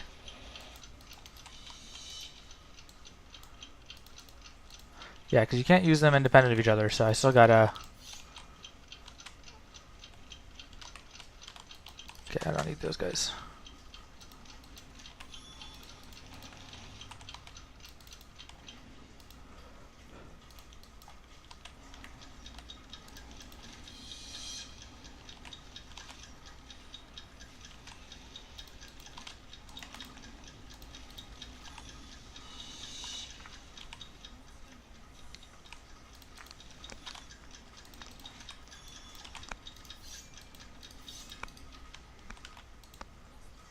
Oh, I lost the frost. Okay. Should have guarded it. Okay. Lesson learned. Well, we can grab it again real quick.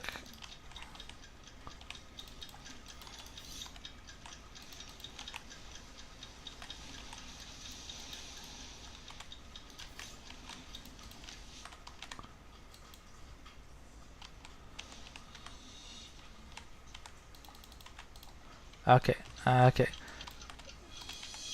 Will freeze be enough?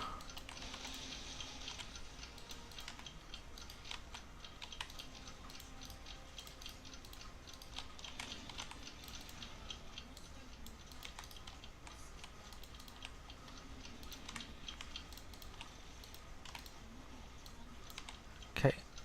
We're kind of barely holding. See if Sanctuary does anything.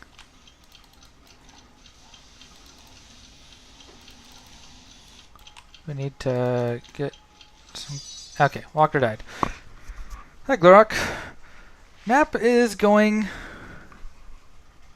Oh, you do get charges for mind control. That's new. You didn't used to. Yeah, okay, we're going to try one more time. I failed a little bit on defending that spot. And if you're sure I get charges for mind control, I can do this better. Yeah, so I think we're close. The real question is how much value Sanctuary is going to give me, and I don't know. Yeah, I just don't know how much value Sanctuary is going to give me, because Green Piece gives you a ton of value. Green Piece makes this easy. Once you shot that Green Piece down, the Walker stops taking damage. So you can just perma-CC between Green Piece and Cold Snap, and you're fine. We'll see if Sanctuary does... It's not going to do as good as Green Piece. It might do enough. I don't even know if I'll be able to reach the map with Sanctuary, you know? Like, I think I will be, but I'm not even 100% sure that'll happen. Okay. Shaman? So, last attempt. Or maybe, I don't know. I'm having fun. I like maps like this, where I feel like I'm so close to getting it, and I just need to micro a little bit better. Yeah, I like this kind of situation. That's part of why I like Convoy so much. It's like I know the map very well, so I know I'm close.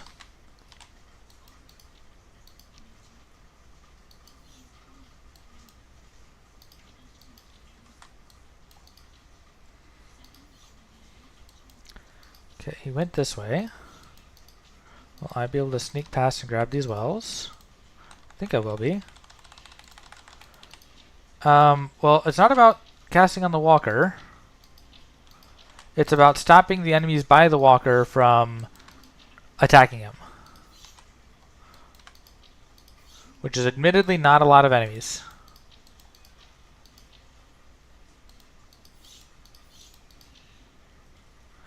But it might be enough to get me there. If it doesn't get me there, then, you know, Sanctuary sucks. And I'd rather have green peace.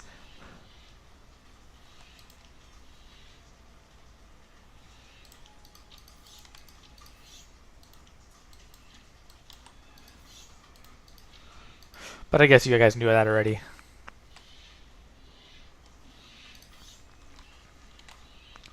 Sanctuary is basically a mobile Mark of the Keeper. It's a Mark of the Keeper in a spell form. So the advantage of Sanctuary over Green Peace, which there is an advantage, is that you can play it in such a way that your units can attack and the enemy units can't. Hi, Bird. I'm not still going. I had a break.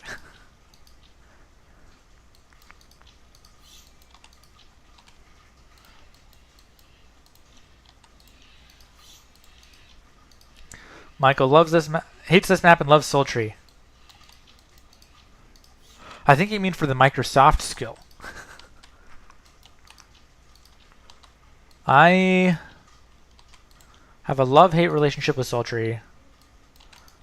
Because I thought for a while I had some strategies to get the speedrun record. And it never quite worked out.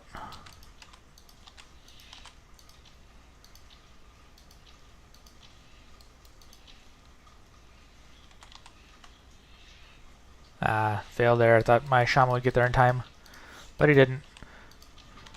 So back with 4 mana wings.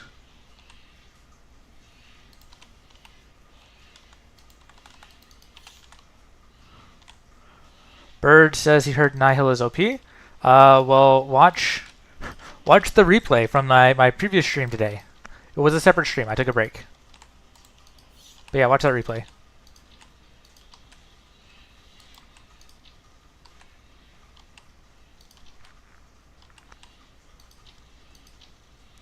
You didn't see me, right? Okay, good. You didn't see me. Alright. That, I think, will make our fight even easier than before. Let's get these mana wings cliffing. I do regret that one of my mana wings died. That is sad. But I got, I think, a little optimized attack on the Stone Warrior, so it probably washes out to even, or maybe an advantage. Nihil got a total rework. It does totally, like, nothing the same. Can you show sometime have first place like 3 months in a row?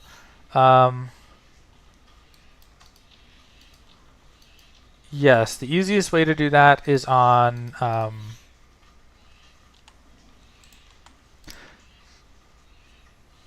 by the way, Michael, what's your in-game name? Do I know you? Is it like Michelos maybe? That sounds similar. Or maybe it's just totally different, I don't know.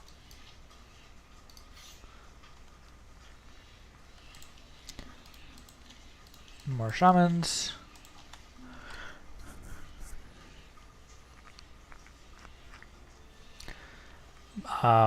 Yeah, first place I usually get what's the Siege of Hope is the one I use? Oh, they healed up. Why'd they heal up?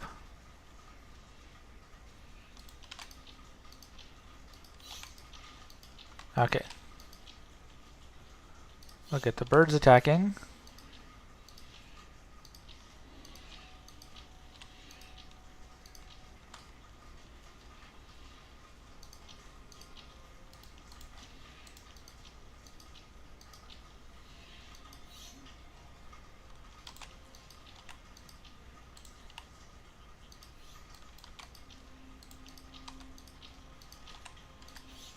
Okay, let's attack this one.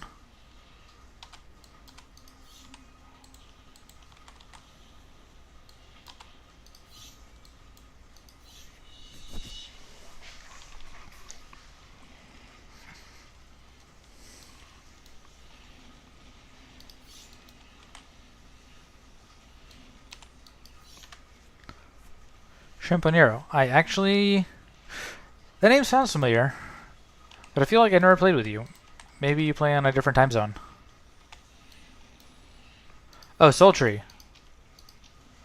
Yeah, sure. If you got the #1 rank on Sultry, then send it.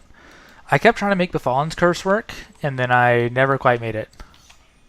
I don't mean like best of the month. I mean best of all time, by the way. I know like the general strategy. I just always thought there was like a way I could optimize my tier 1 that I could use like Shadow and Fallen's Curse to have a lot of Unbound Army, and it never quite worked out.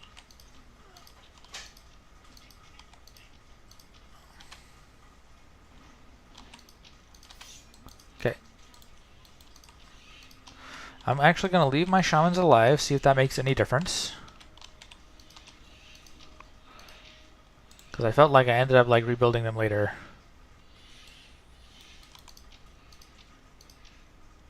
I do think I'll kill my birds though.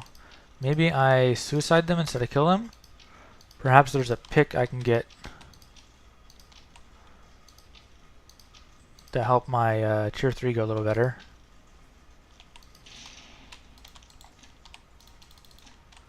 Maybe I can get like an angle here and skip this.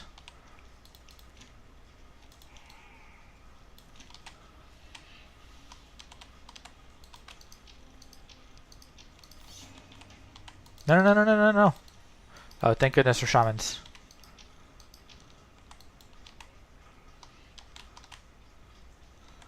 Okay. I think the third one goes here. And we wait for these two to... Okay, I think that was a good way to burn.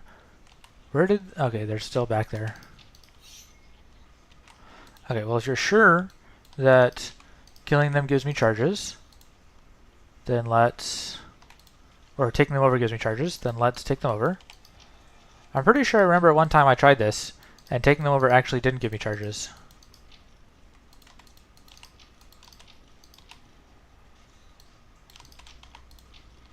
Okay, I'm getting the units coming here.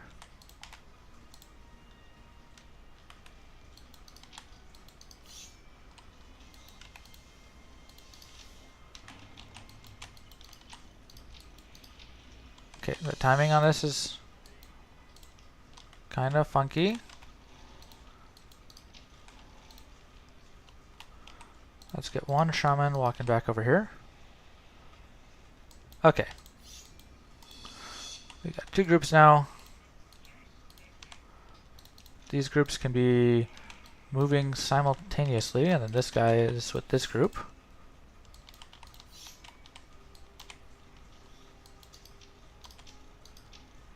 Okay.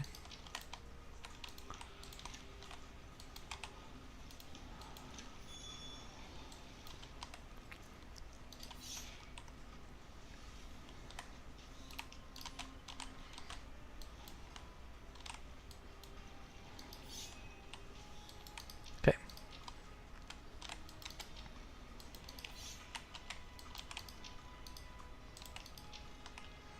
Grab this guy.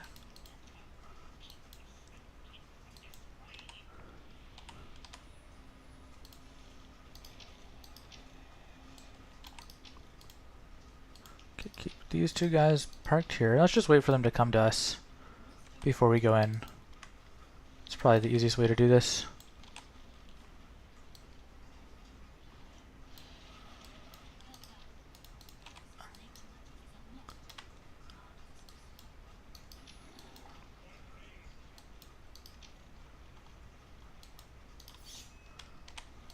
Oh.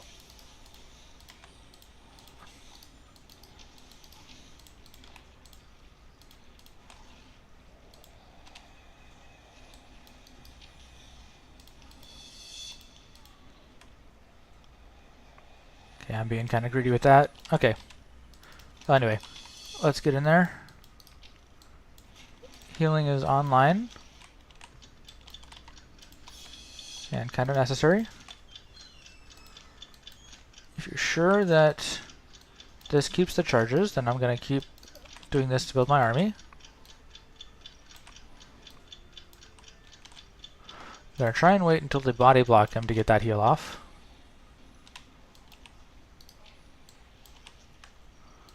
I'll be paying attention.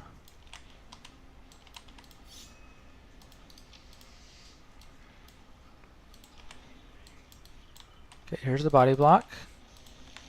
So that's the right time to heal. Could have placed that a little better. I think we can kill this shaman. Nope, that's not a shaman. Let's kill this shaman.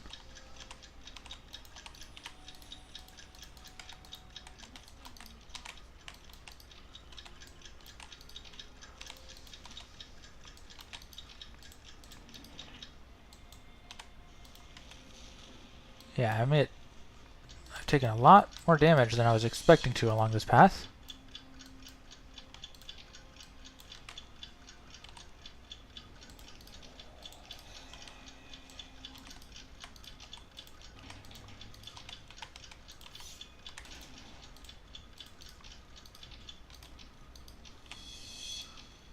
Okay, we're good here.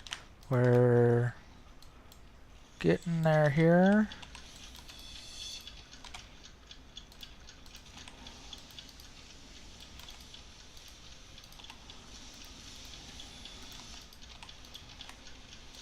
Okay, we're fine is a strong word, but we're okay. Okay is a better word. I like that word, okay. Keep this going at maximum spam. See if we can steal this guy.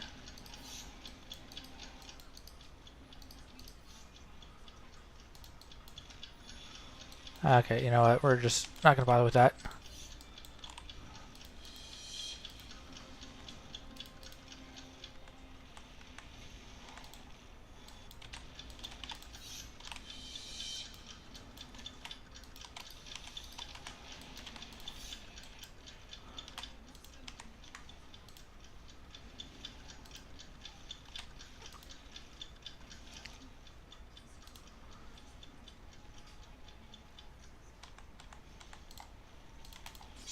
Okay. Too slow, too slow.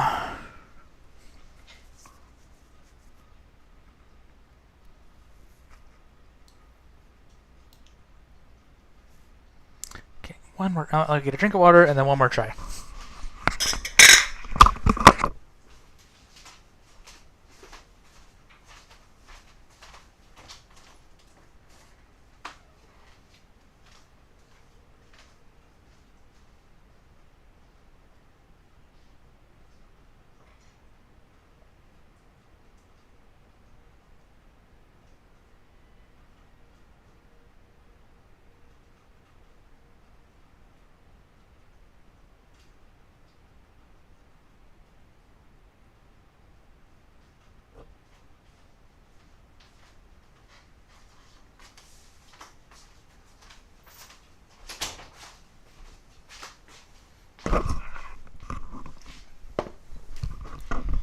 Alright, Armatura suggests going for instant tier 4 instead of Frost Crystal.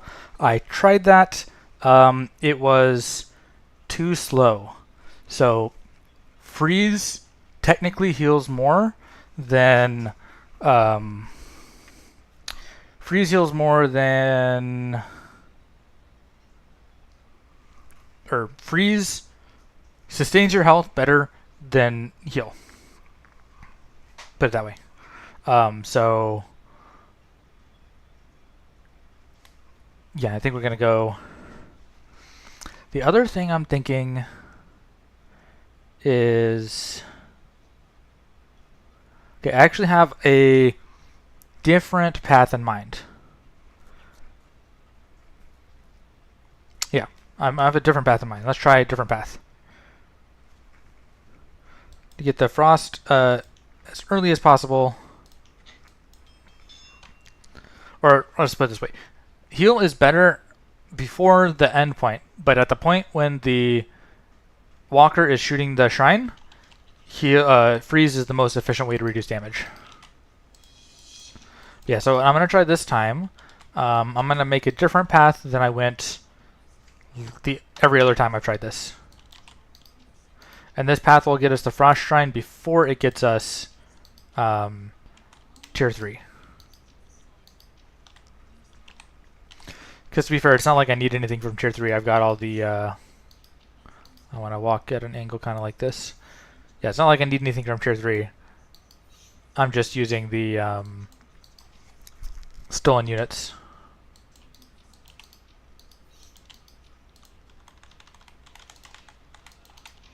Okay, maybe I just run out this way.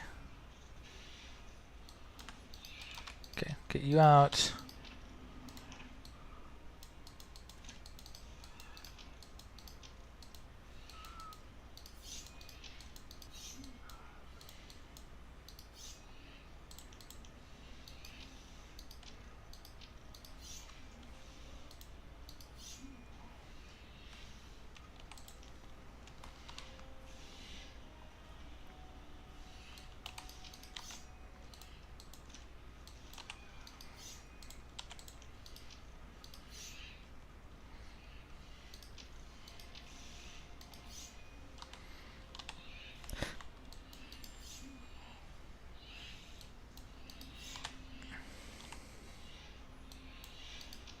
Okay.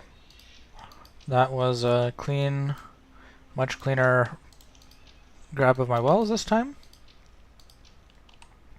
Any maps where I need a second person, there's lots. Empire, for example, it's not possible without a second person. Guns of Lear might be possible without a second person, but going to take a lot of workshopping. And I'm guessing the answer is not. Maybe, but probably not. With green peas, but not with Sanctuary. Oh, Empire's not possible. Let's you start without 2. Didn't know that. So okay, Empire apparently is possible. But I don't know if... Well, it's not possible because nature can't get to the other side of the map, right?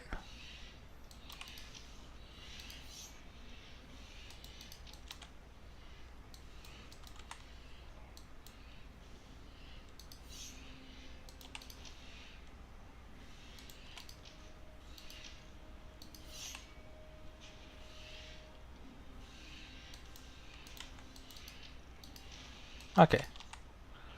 No unnecessary loss of mana wings. Alright, let's chill here for the Stonkin to pass. Actually, let's not chill here. Let's get the mana wings to attack them.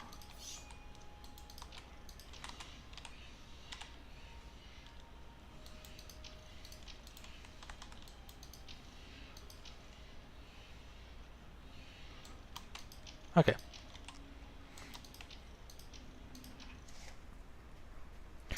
Then the mana wings are going to come down here, and I'm going to start stocking shamans.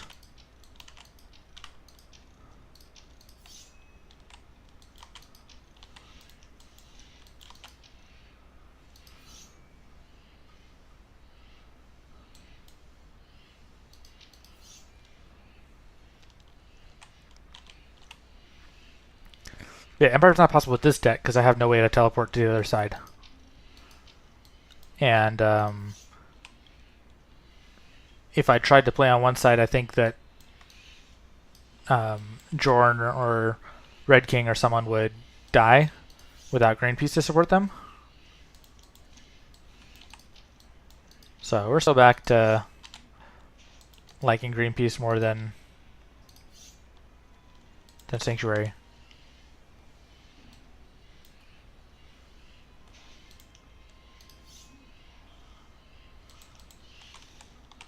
Okay, another shaman. Let's get the shamans to start hitting this guy. Maybe one heal.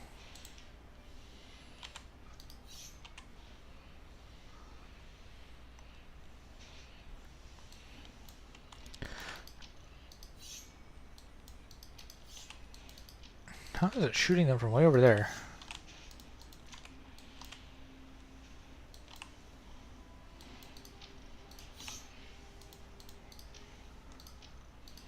let's play one shaman to go play peekaboo. Or I don't know if peekaboo is not the right word. Keep away.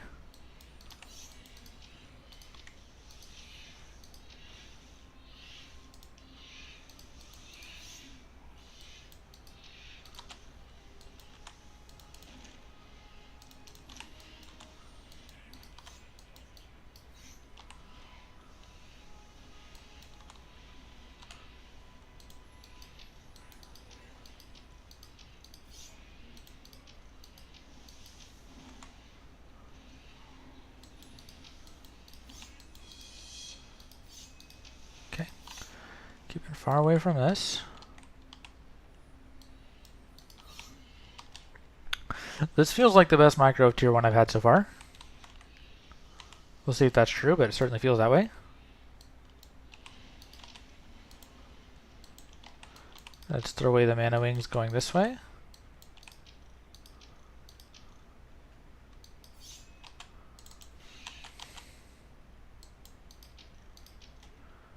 Let's get one shaman over here for ground support. The other 4 shamans can... Oh no, right. I'm gonna go this way.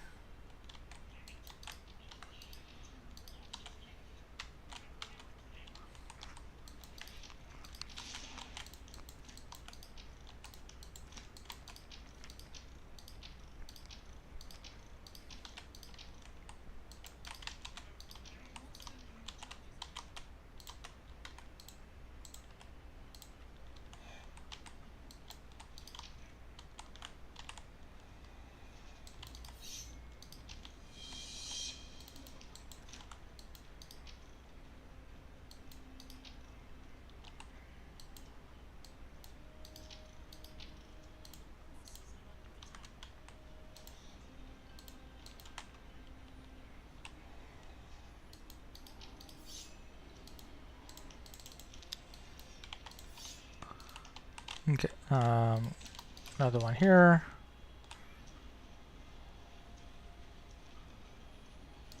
Another one here.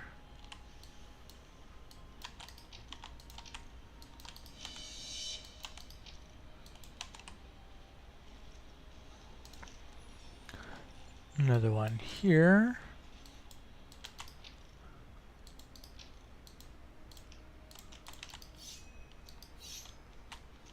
Okay.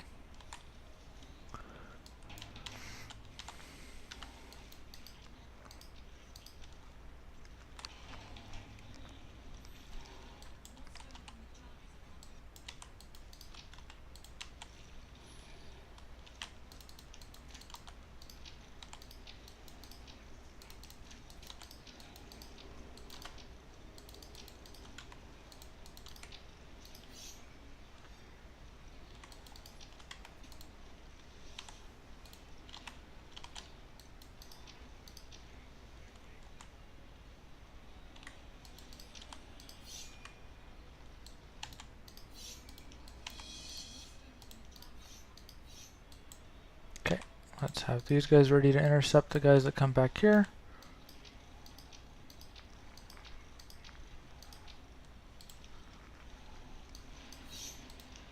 Have this building going up.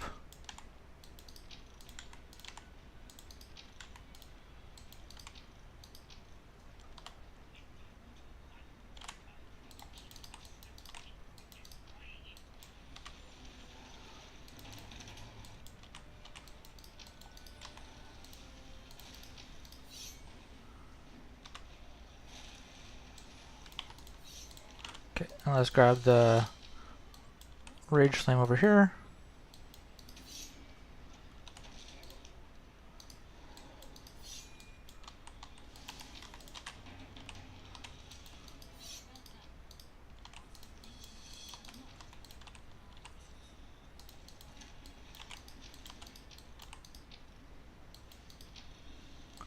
Okay, Nature's unlocked.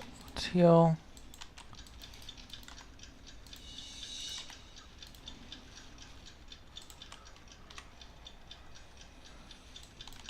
Okay. Got a big army there, got a big army here.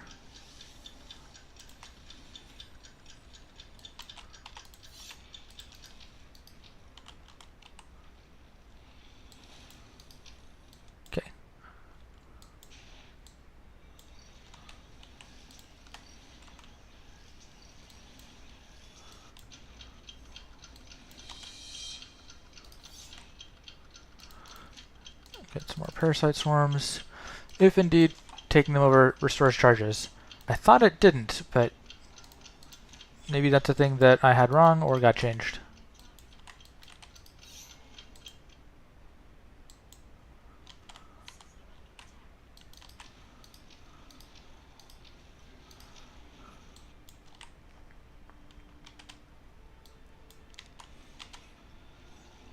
Okay, where's the walker?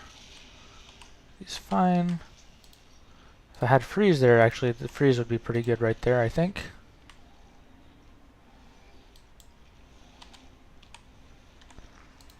Let's drop a couple living towers. Body block is the right time to heal.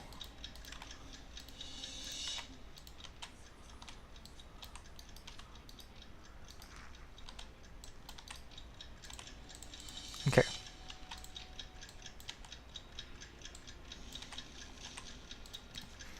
Okay, Walker's got a lot more health than previously. I didn't notice if the charges went up when I stole them. Did anyone else notice? But I've been intentionally trying to avoid stealing because of that. I think I'm going to freeze once these guys get in range.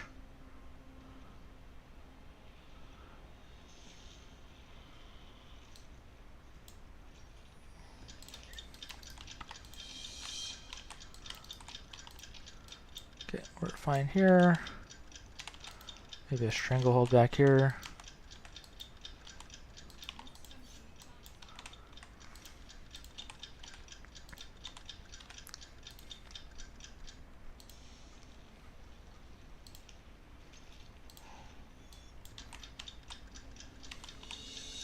Armature says he thinks... Okay, so you guys are all agreeing that you think we get charges for stealing them.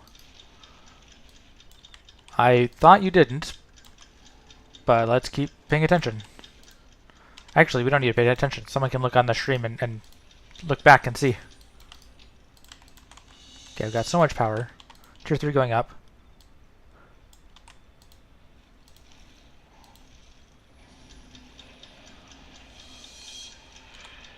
Okay, good freeze.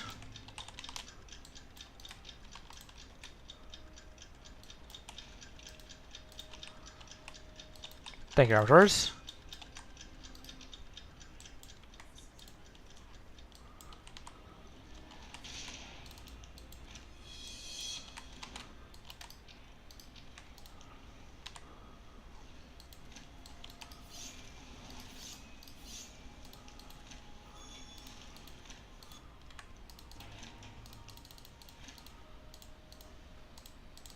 Oh, I totally forgot. He... That is on me. 100% forgot about that one. So, Walker dies.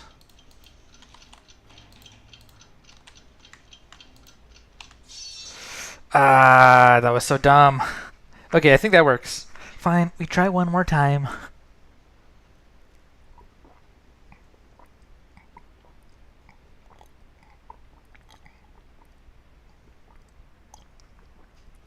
All right.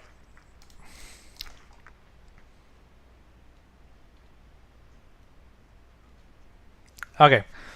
Michael says he's watching from the start. You do get charges, so that's confirmed. So I don't need to worry about avoiding taking over units to get charges.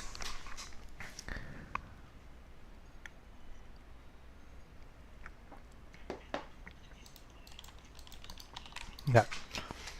I liked my beginning. I liked my...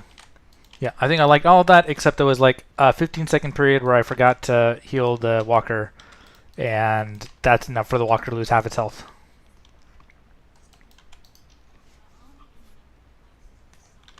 But yeah, power is not really a concern, I think, if I play this right.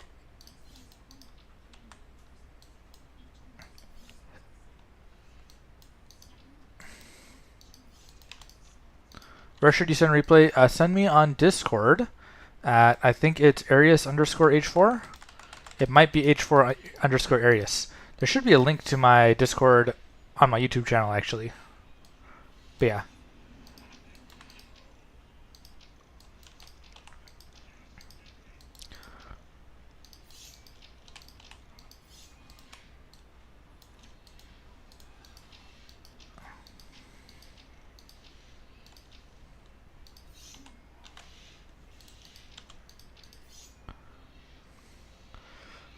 Okay, 1 charge for 2 warriors. That means that it doesn't count, right? Because you should get 2 charges for 2 warriors if you kill them both.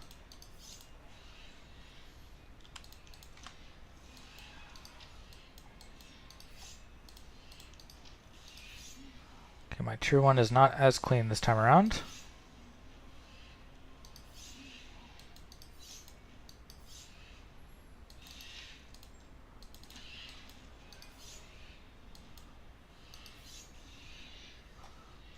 Yeah, still good enough.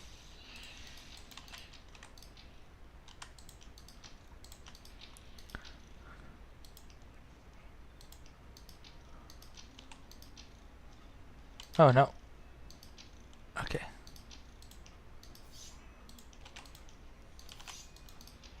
Okay, 5 mana wings worked out last time, so we're going to keep that number.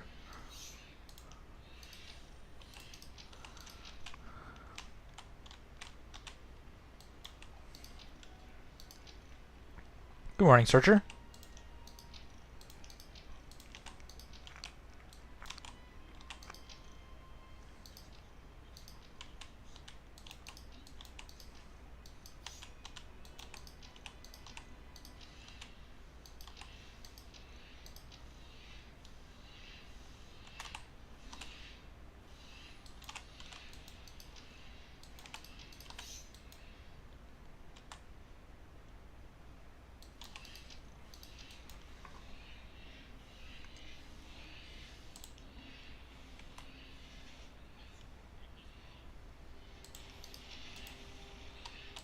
Okay.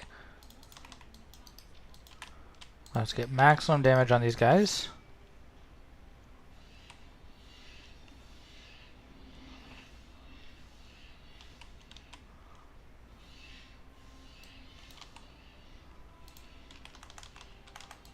Okay. Not enough to kill, but good damage.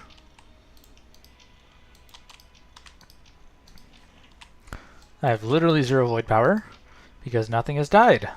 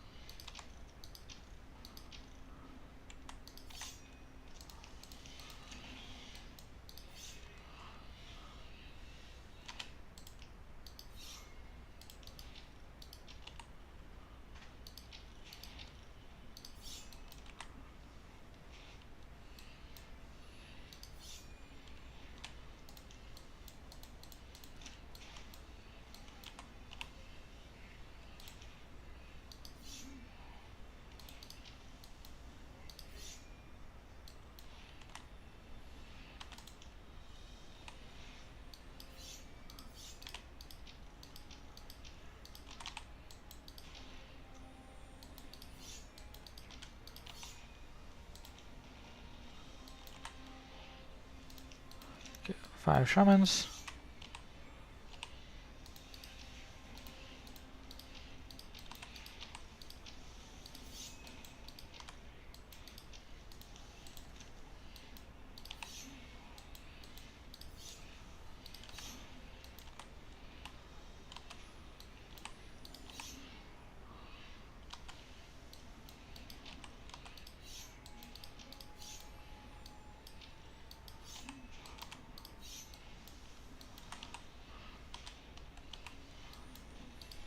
Okay, I need to spend the root. But otherwise,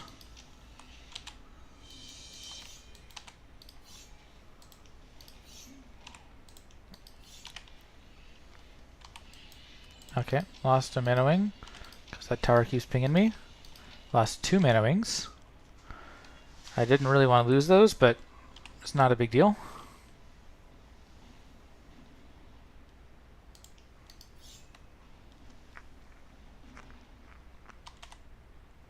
Okay, let's think about what time I got the Stonekin launcher down. Got it down at like 6:10. Okay, So one guy here. The rest of them.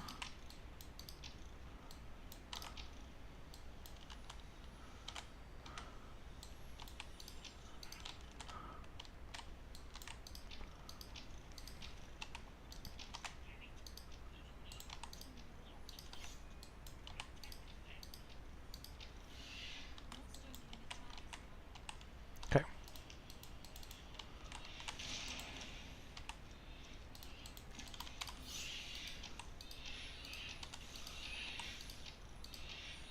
Let's take these guys over.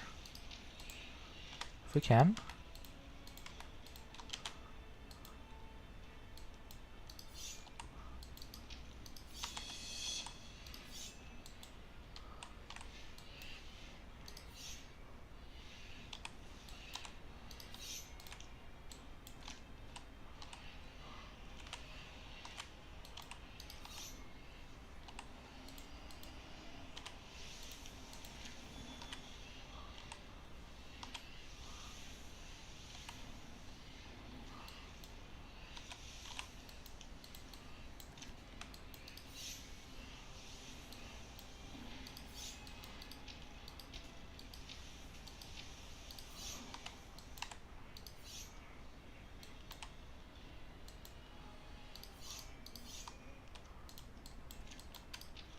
Okay, we can grab those guys.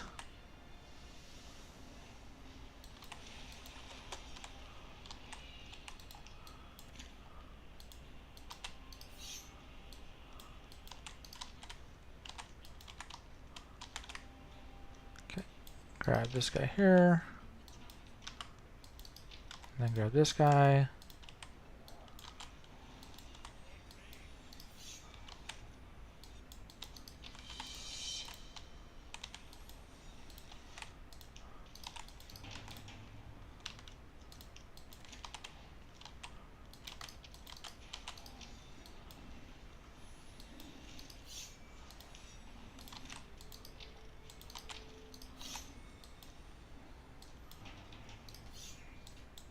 Okay, that was inattentive of me.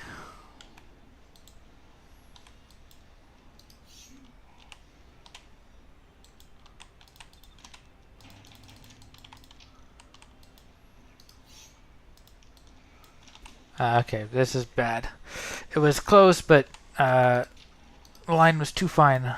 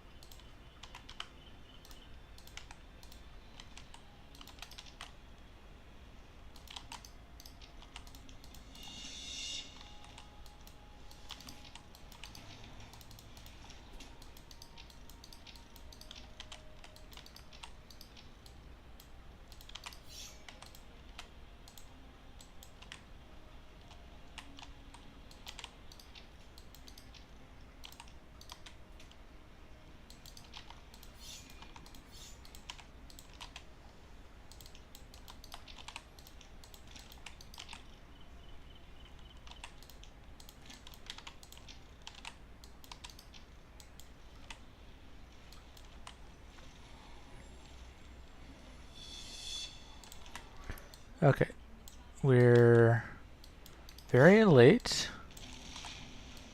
Way too late. I also feel like he took a lot more damage this time.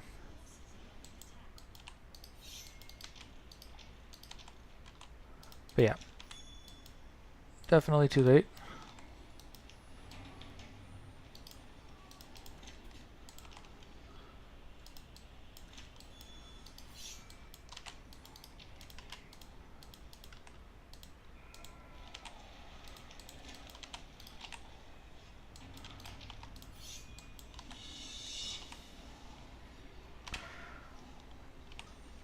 We're just thinking of combos with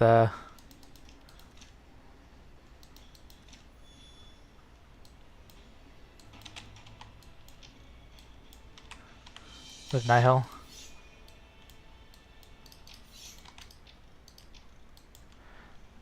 Okay, yeah, this didn't work.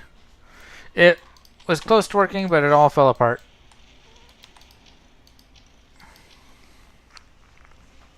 You can. You can, Bird. In that case, it's not actually better than Breeding Grounds, because the Twilight Transformation effect does bind power. Okay, yeah, that didn't work. Alright, we'll try one more time. That replay, like, 2 attempts ago. Not the last time, but the one before that. That one was, I think, the closest. Last time. I said that like 4 times ago, but last time.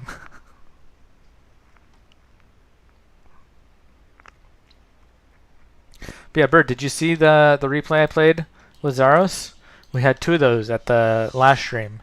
You should definitely check those out if you want to see what kind of OP things Altar of Nihil is possible to do.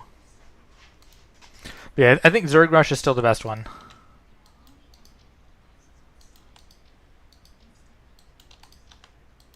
You know, I don't play StarCraft at all, so I don't even know what Zerg are. I just know that Zerg Rush is a thing. I sound like a real gambler? I'm not a gambler, though.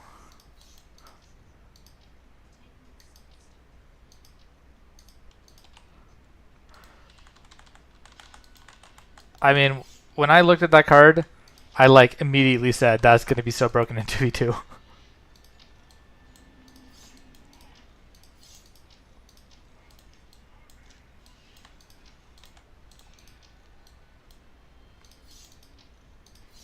Oh, no, no! You know what? I want a good game. We're going to restart. That one didn't count. Didn't count.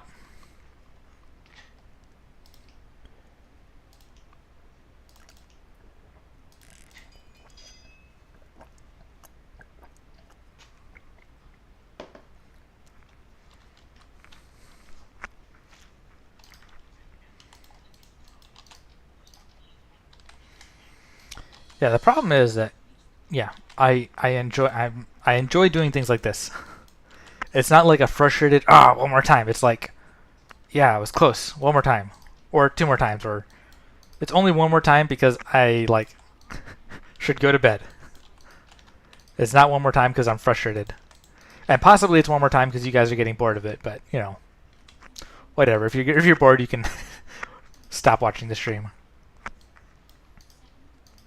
Also, can someone type my Discord in the chat for Stampanero? Oh, that was a fail. Okay, if we're getting to the point where I'm failing these, I'm probably using my Shaman, aren't I? Okay. Okay. Looking at the chat when I should be looking at the screen. Exactly. What Bird just typed, that's my Discord.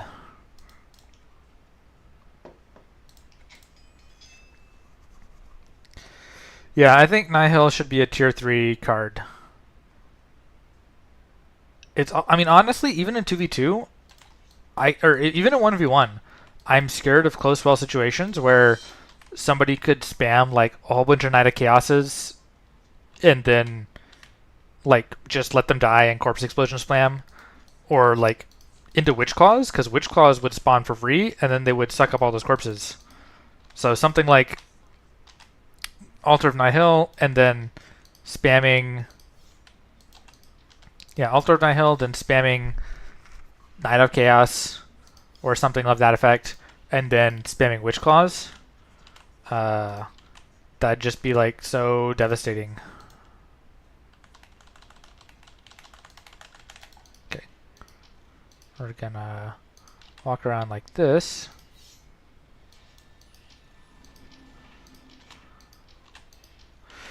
I did it again. What am I doing weird?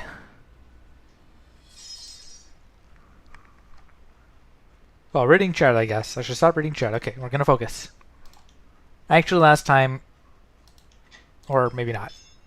If I fail in the first minute, this is gonna be the last time. How about that? It's on me to make sure you guys don't suffer the dissatisfaction of a bad ending.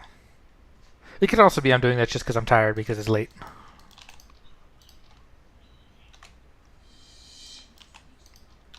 Bird can come help me. You can help me do what? You can't help me solo? I mean, if you want to try and solo the deck and then show me. I mean, sure, you can see my deck. If you want to make an attempt and send the replay, then go for it. Okay, I shoot. I heal.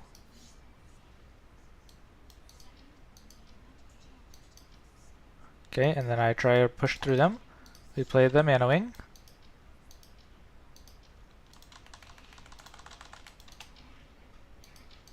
Heal.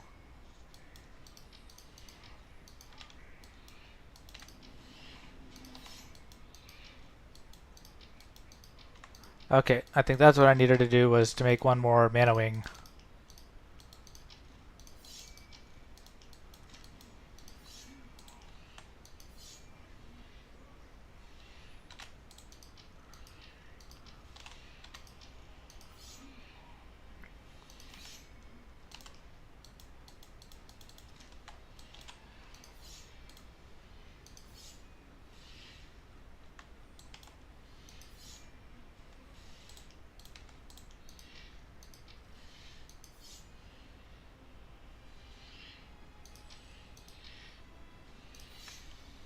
Okay, there we go.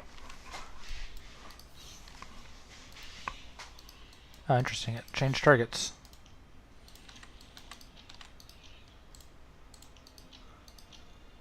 Okay, we're not going to get pinged by the Stonekin launcher.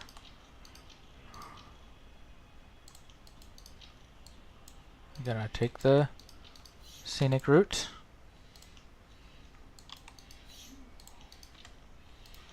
One more Mana Wing.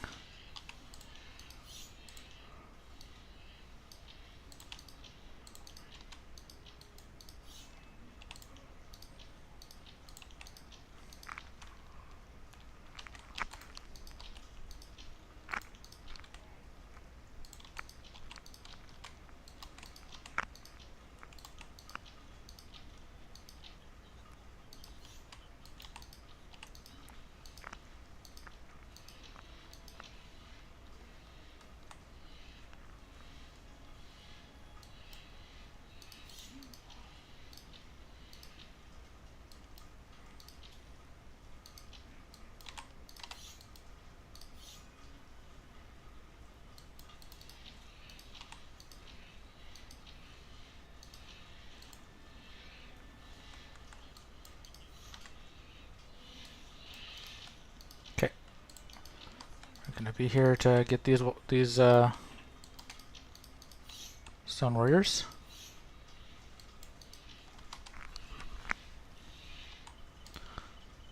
I had to check the replay to see if they're healing up, because I feel like I'm not getting some half-health Stone Warriors.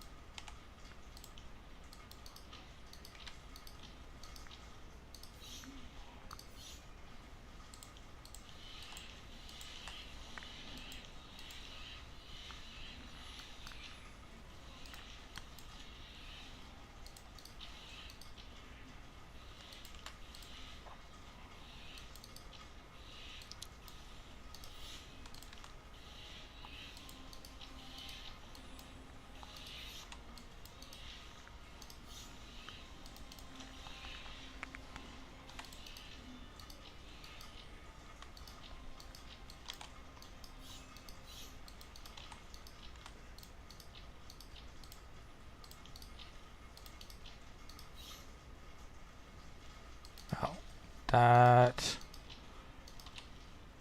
I guess is fine.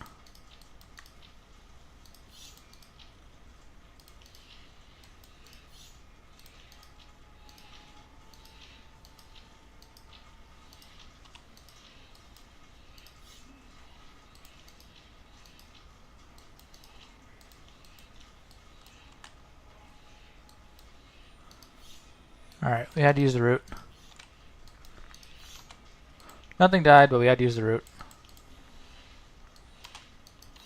I still feel like, actually I should be hitting the anti-air tower.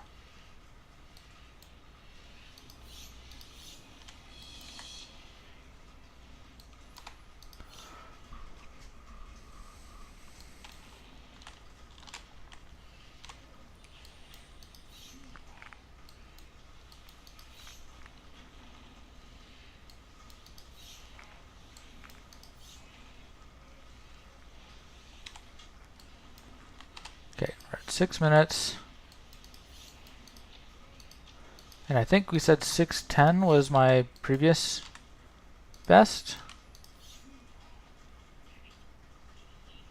Oh, I should be focusing this one.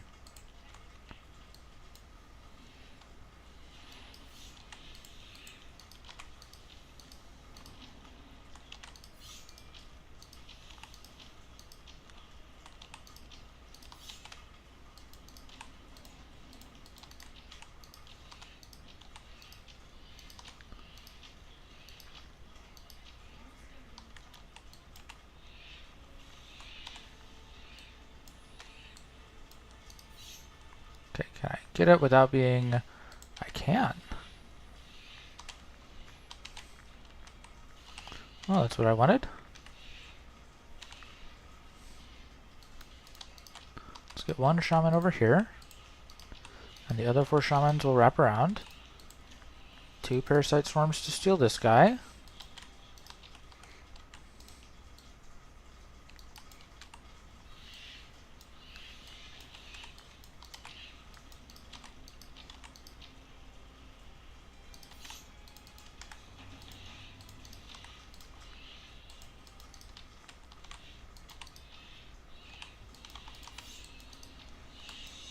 Okay, let those die.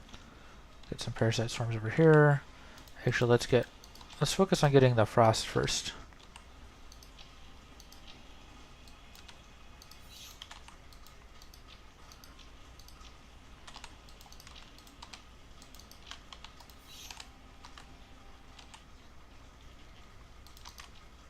Okay, got this. These 2 parasite swarms, let's get them in the game.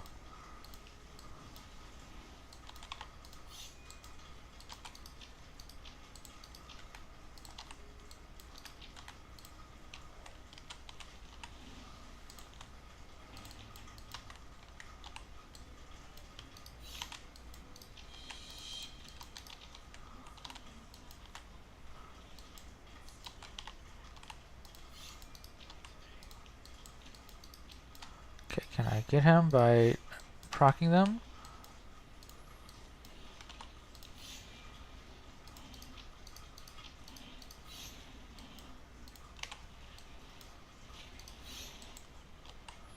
Okay, we'll wait here, I guess.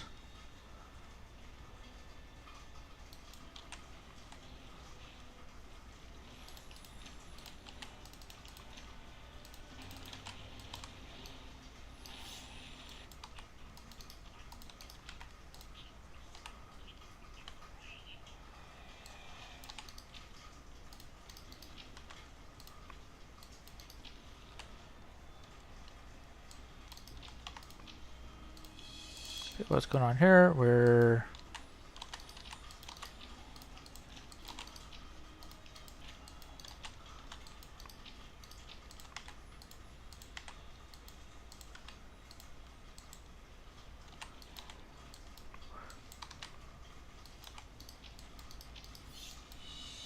Okay.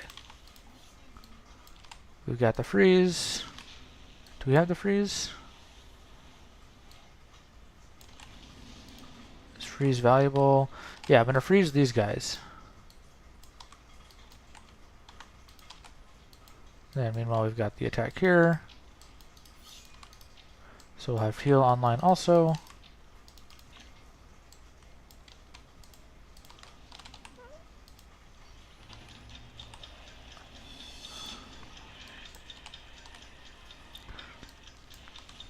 Okay.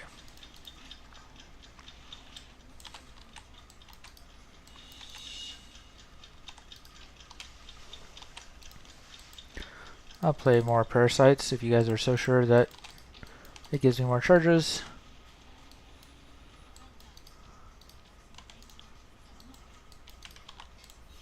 Okay. Probably want to freeze these guys again.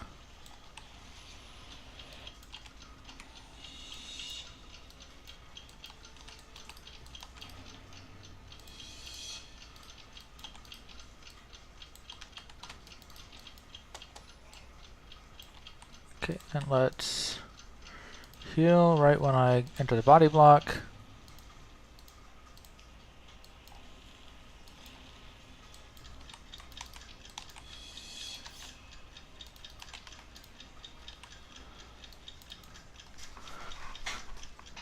Okay, and let's not let up on healing and freezing stuff. Let's actually freeze here.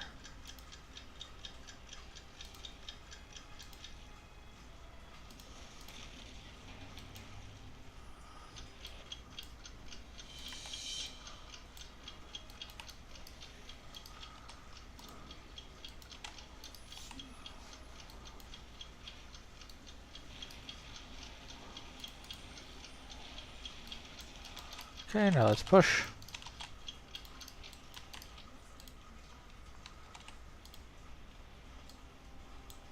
Heal.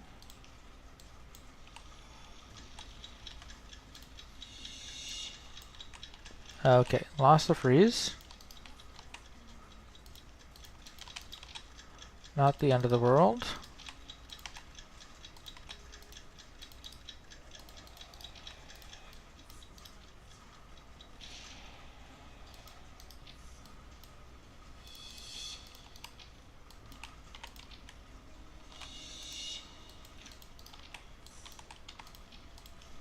Oh, no.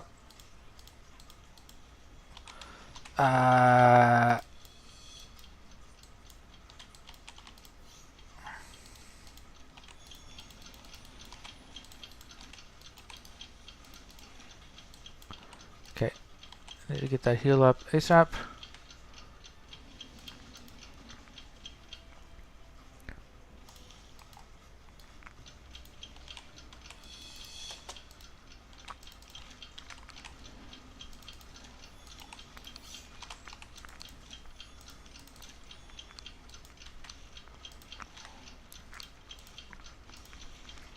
Three seconds until heal's online again.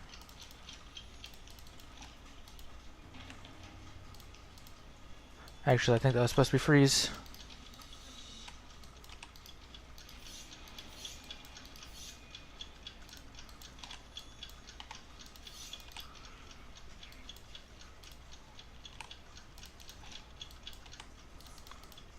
Definitely the next one is freeze.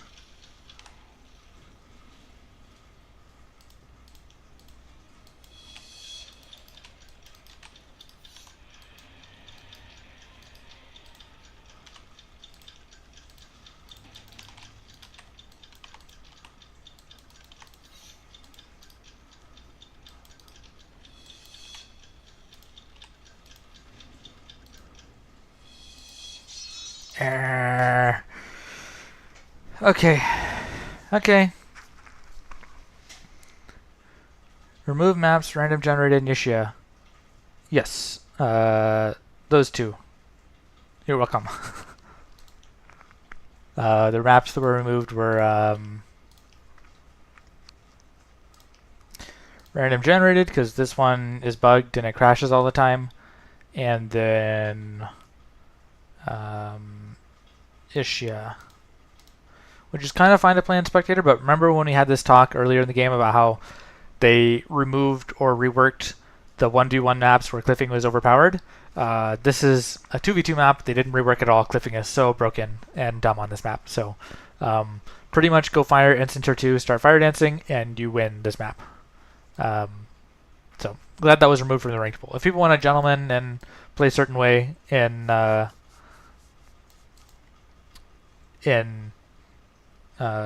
did they rework it? I don't think they did. Well, maybe. Oh no, you're right. They did. And I do agree with you. I think it does make it worse, actually. Yeah. I forgot how long ago they reworked it. But yeah, there was a rework. Shamanero wants to see my deck.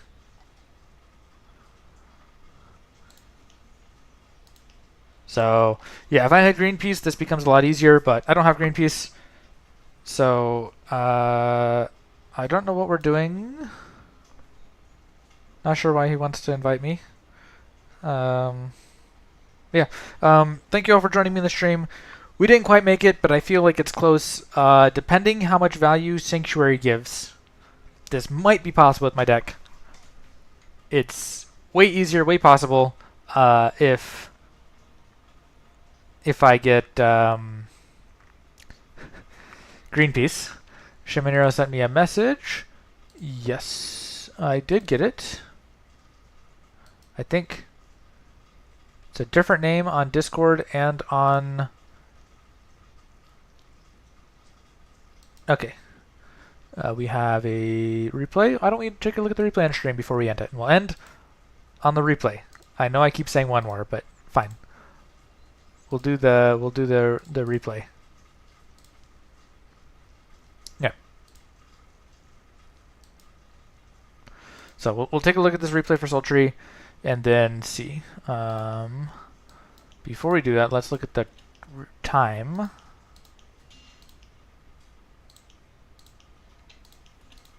think I know how to get to rankings. One player. No, I'm not a gambler at all. I lose. Okay, we got a 946. That is a good time.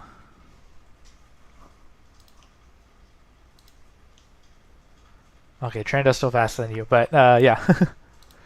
Is that the best of all time? No, okay. 915 is still faster because of the Amii Monument. Yeah. Let's take a look at this replay and see what's going on. You guys can tell I'm not a gambler because like I don't even open my boosters. Okay, let's reload replays. And let's take a look at Shamanero's Sultry replay, which actually might be broken, but let's see. Alright, Shamanero on Sultry. We'll go ahead and speed up the beginning.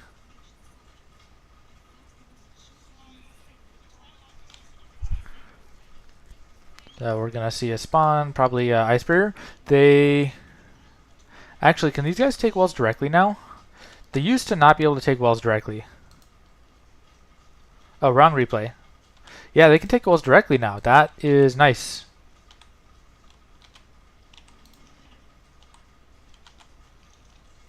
Construction hut.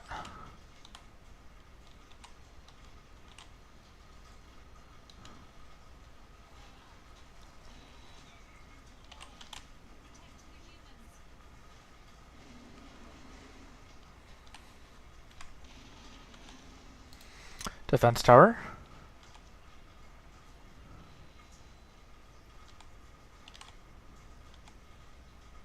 See, I always thought that if you were Shadow, you could do this with Motivate instead of Home Soil and Defense Tower. And I don't think the Home Soil is necessary either. I've definitely seen this done with the Defense Tower, but not the Home Soil. So there's a little bit of time you could save. But I've always thought that it would be possible to do it with the Motivate instead of a Defense Tower. Maybe, maybe not, but I never quite managed to make it work. It's kind of finicky. That's part of why I don't like this map, because this fight here I always find very finicky. And then the Shadow Phoenix dives and where it lands I also find very finicky. So, okay, we got the Construction Hut, so we're probably seeing Stone of Torment here, and then a Furnace of Flesh. Stone of Torment first. There is no Embalmer Shrine. Possibly you don't need it if you're very good with the Phoenix Dive. There's a Furnace of Flesh. There's the Embalmer Shrine. Construction hut removed.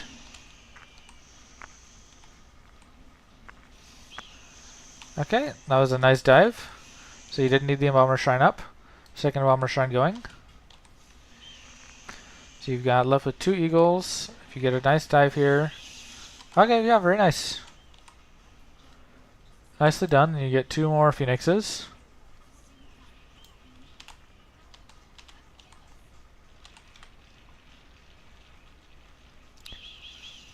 There's a dive there.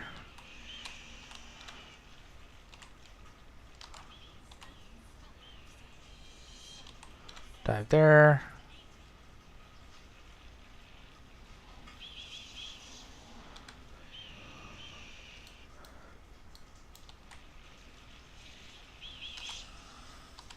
Dive there.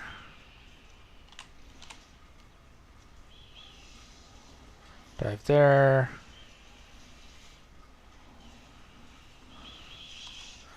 So there we go. Yeah, and I've always thought that Shadow could do this slightly faster than Frost. If you use Befallen's Curse instead of the Stone of Torment. And if you... okay, gonna get a lot of Void for refund there. Yeah, I always thought Befallen's Curse, like I always thought, in theory, Motivate Befallen's Curse makes up for the lack of Construction Hut, and then you could play some extra cards like Corpse Explosion or possibly Knight of Chaos to make this go a little bit better. But yeah, Defenders having ground presence also makes the Shadow Tier 1 a lot easier to do. Okay, so let's go at normal speed to see how the finisher is. No power wall here because it's too late for a speed run. Void return with the look at the left side of the map, killing these guys. I feel like you don't need to kill them if you're really fast. You also didn't activate your shrine, so you lost a lot of phoenixes. Yeah, I feel like there's a lot of potential to finish this map faster if you had the phoenixes going offense earlier. Oh, okay, you did get the phoenixes top right clear. I did miss that part. Okay, we'll watch the replay again and check that. But yeah, you did get that top right cleared. So you're probably going to teleport there somehow.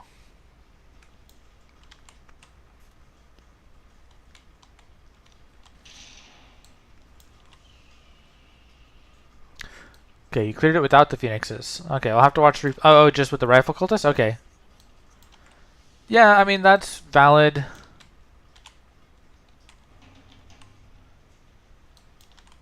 Yeah, that's valid.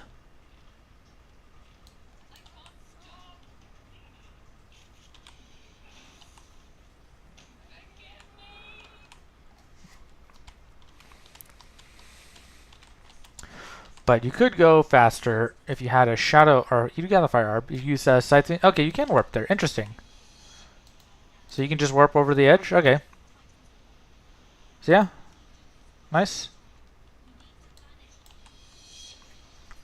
Okay, I feel like you could probably do this with. Oh, you lost your. Oh, you don't need to keep your monument. Ah, okay, interesting.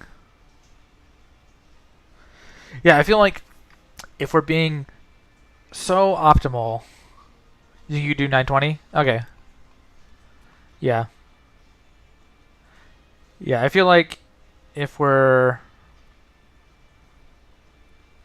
were so perfectly optimal, you could probably clear that with Phoenixes instead of with Rifle Cultist, and so you could potentially have that cleared, and you could be building your tier 4 before like a little bit sooner, I guess. The problem is power, because you can see that you've got like basically no power. So I guess, yeah, mathematically it's pretty tough to do faster than that. Yeah. But if you have Pure Shadow, you can put a resource booster, and that does get you a little bit extra power.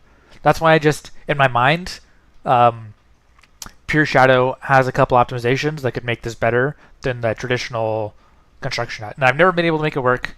I always fail for one micro reason or another, and that's the one where I got frustrated and I didn't, you know, didn't do it. But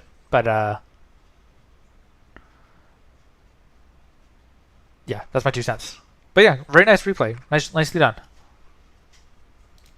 All right, with that, I think we're going to end the stream here. Thank you all for watching. I don't think, yeah, no one joined me in game today. Just been some one deck challenges and a couple replays. So thank you all for watching tonight or in the morning, whatever your time zone is. And if you want to see, I had some off comments mentions about the Altar of Nihil changes, which is so broken in 2v2. This card. Yeah, so broken in 2v2. And go see my stream from also today, but like 4 hours ago or something like that. We stopped the stream early because there was a server restart. But yeah, go check that stream out, and you can see a couple games of Altar of Nihil shenanigans before we got bored and thought that was too broken. Thank you for watching, and we'll see you next time.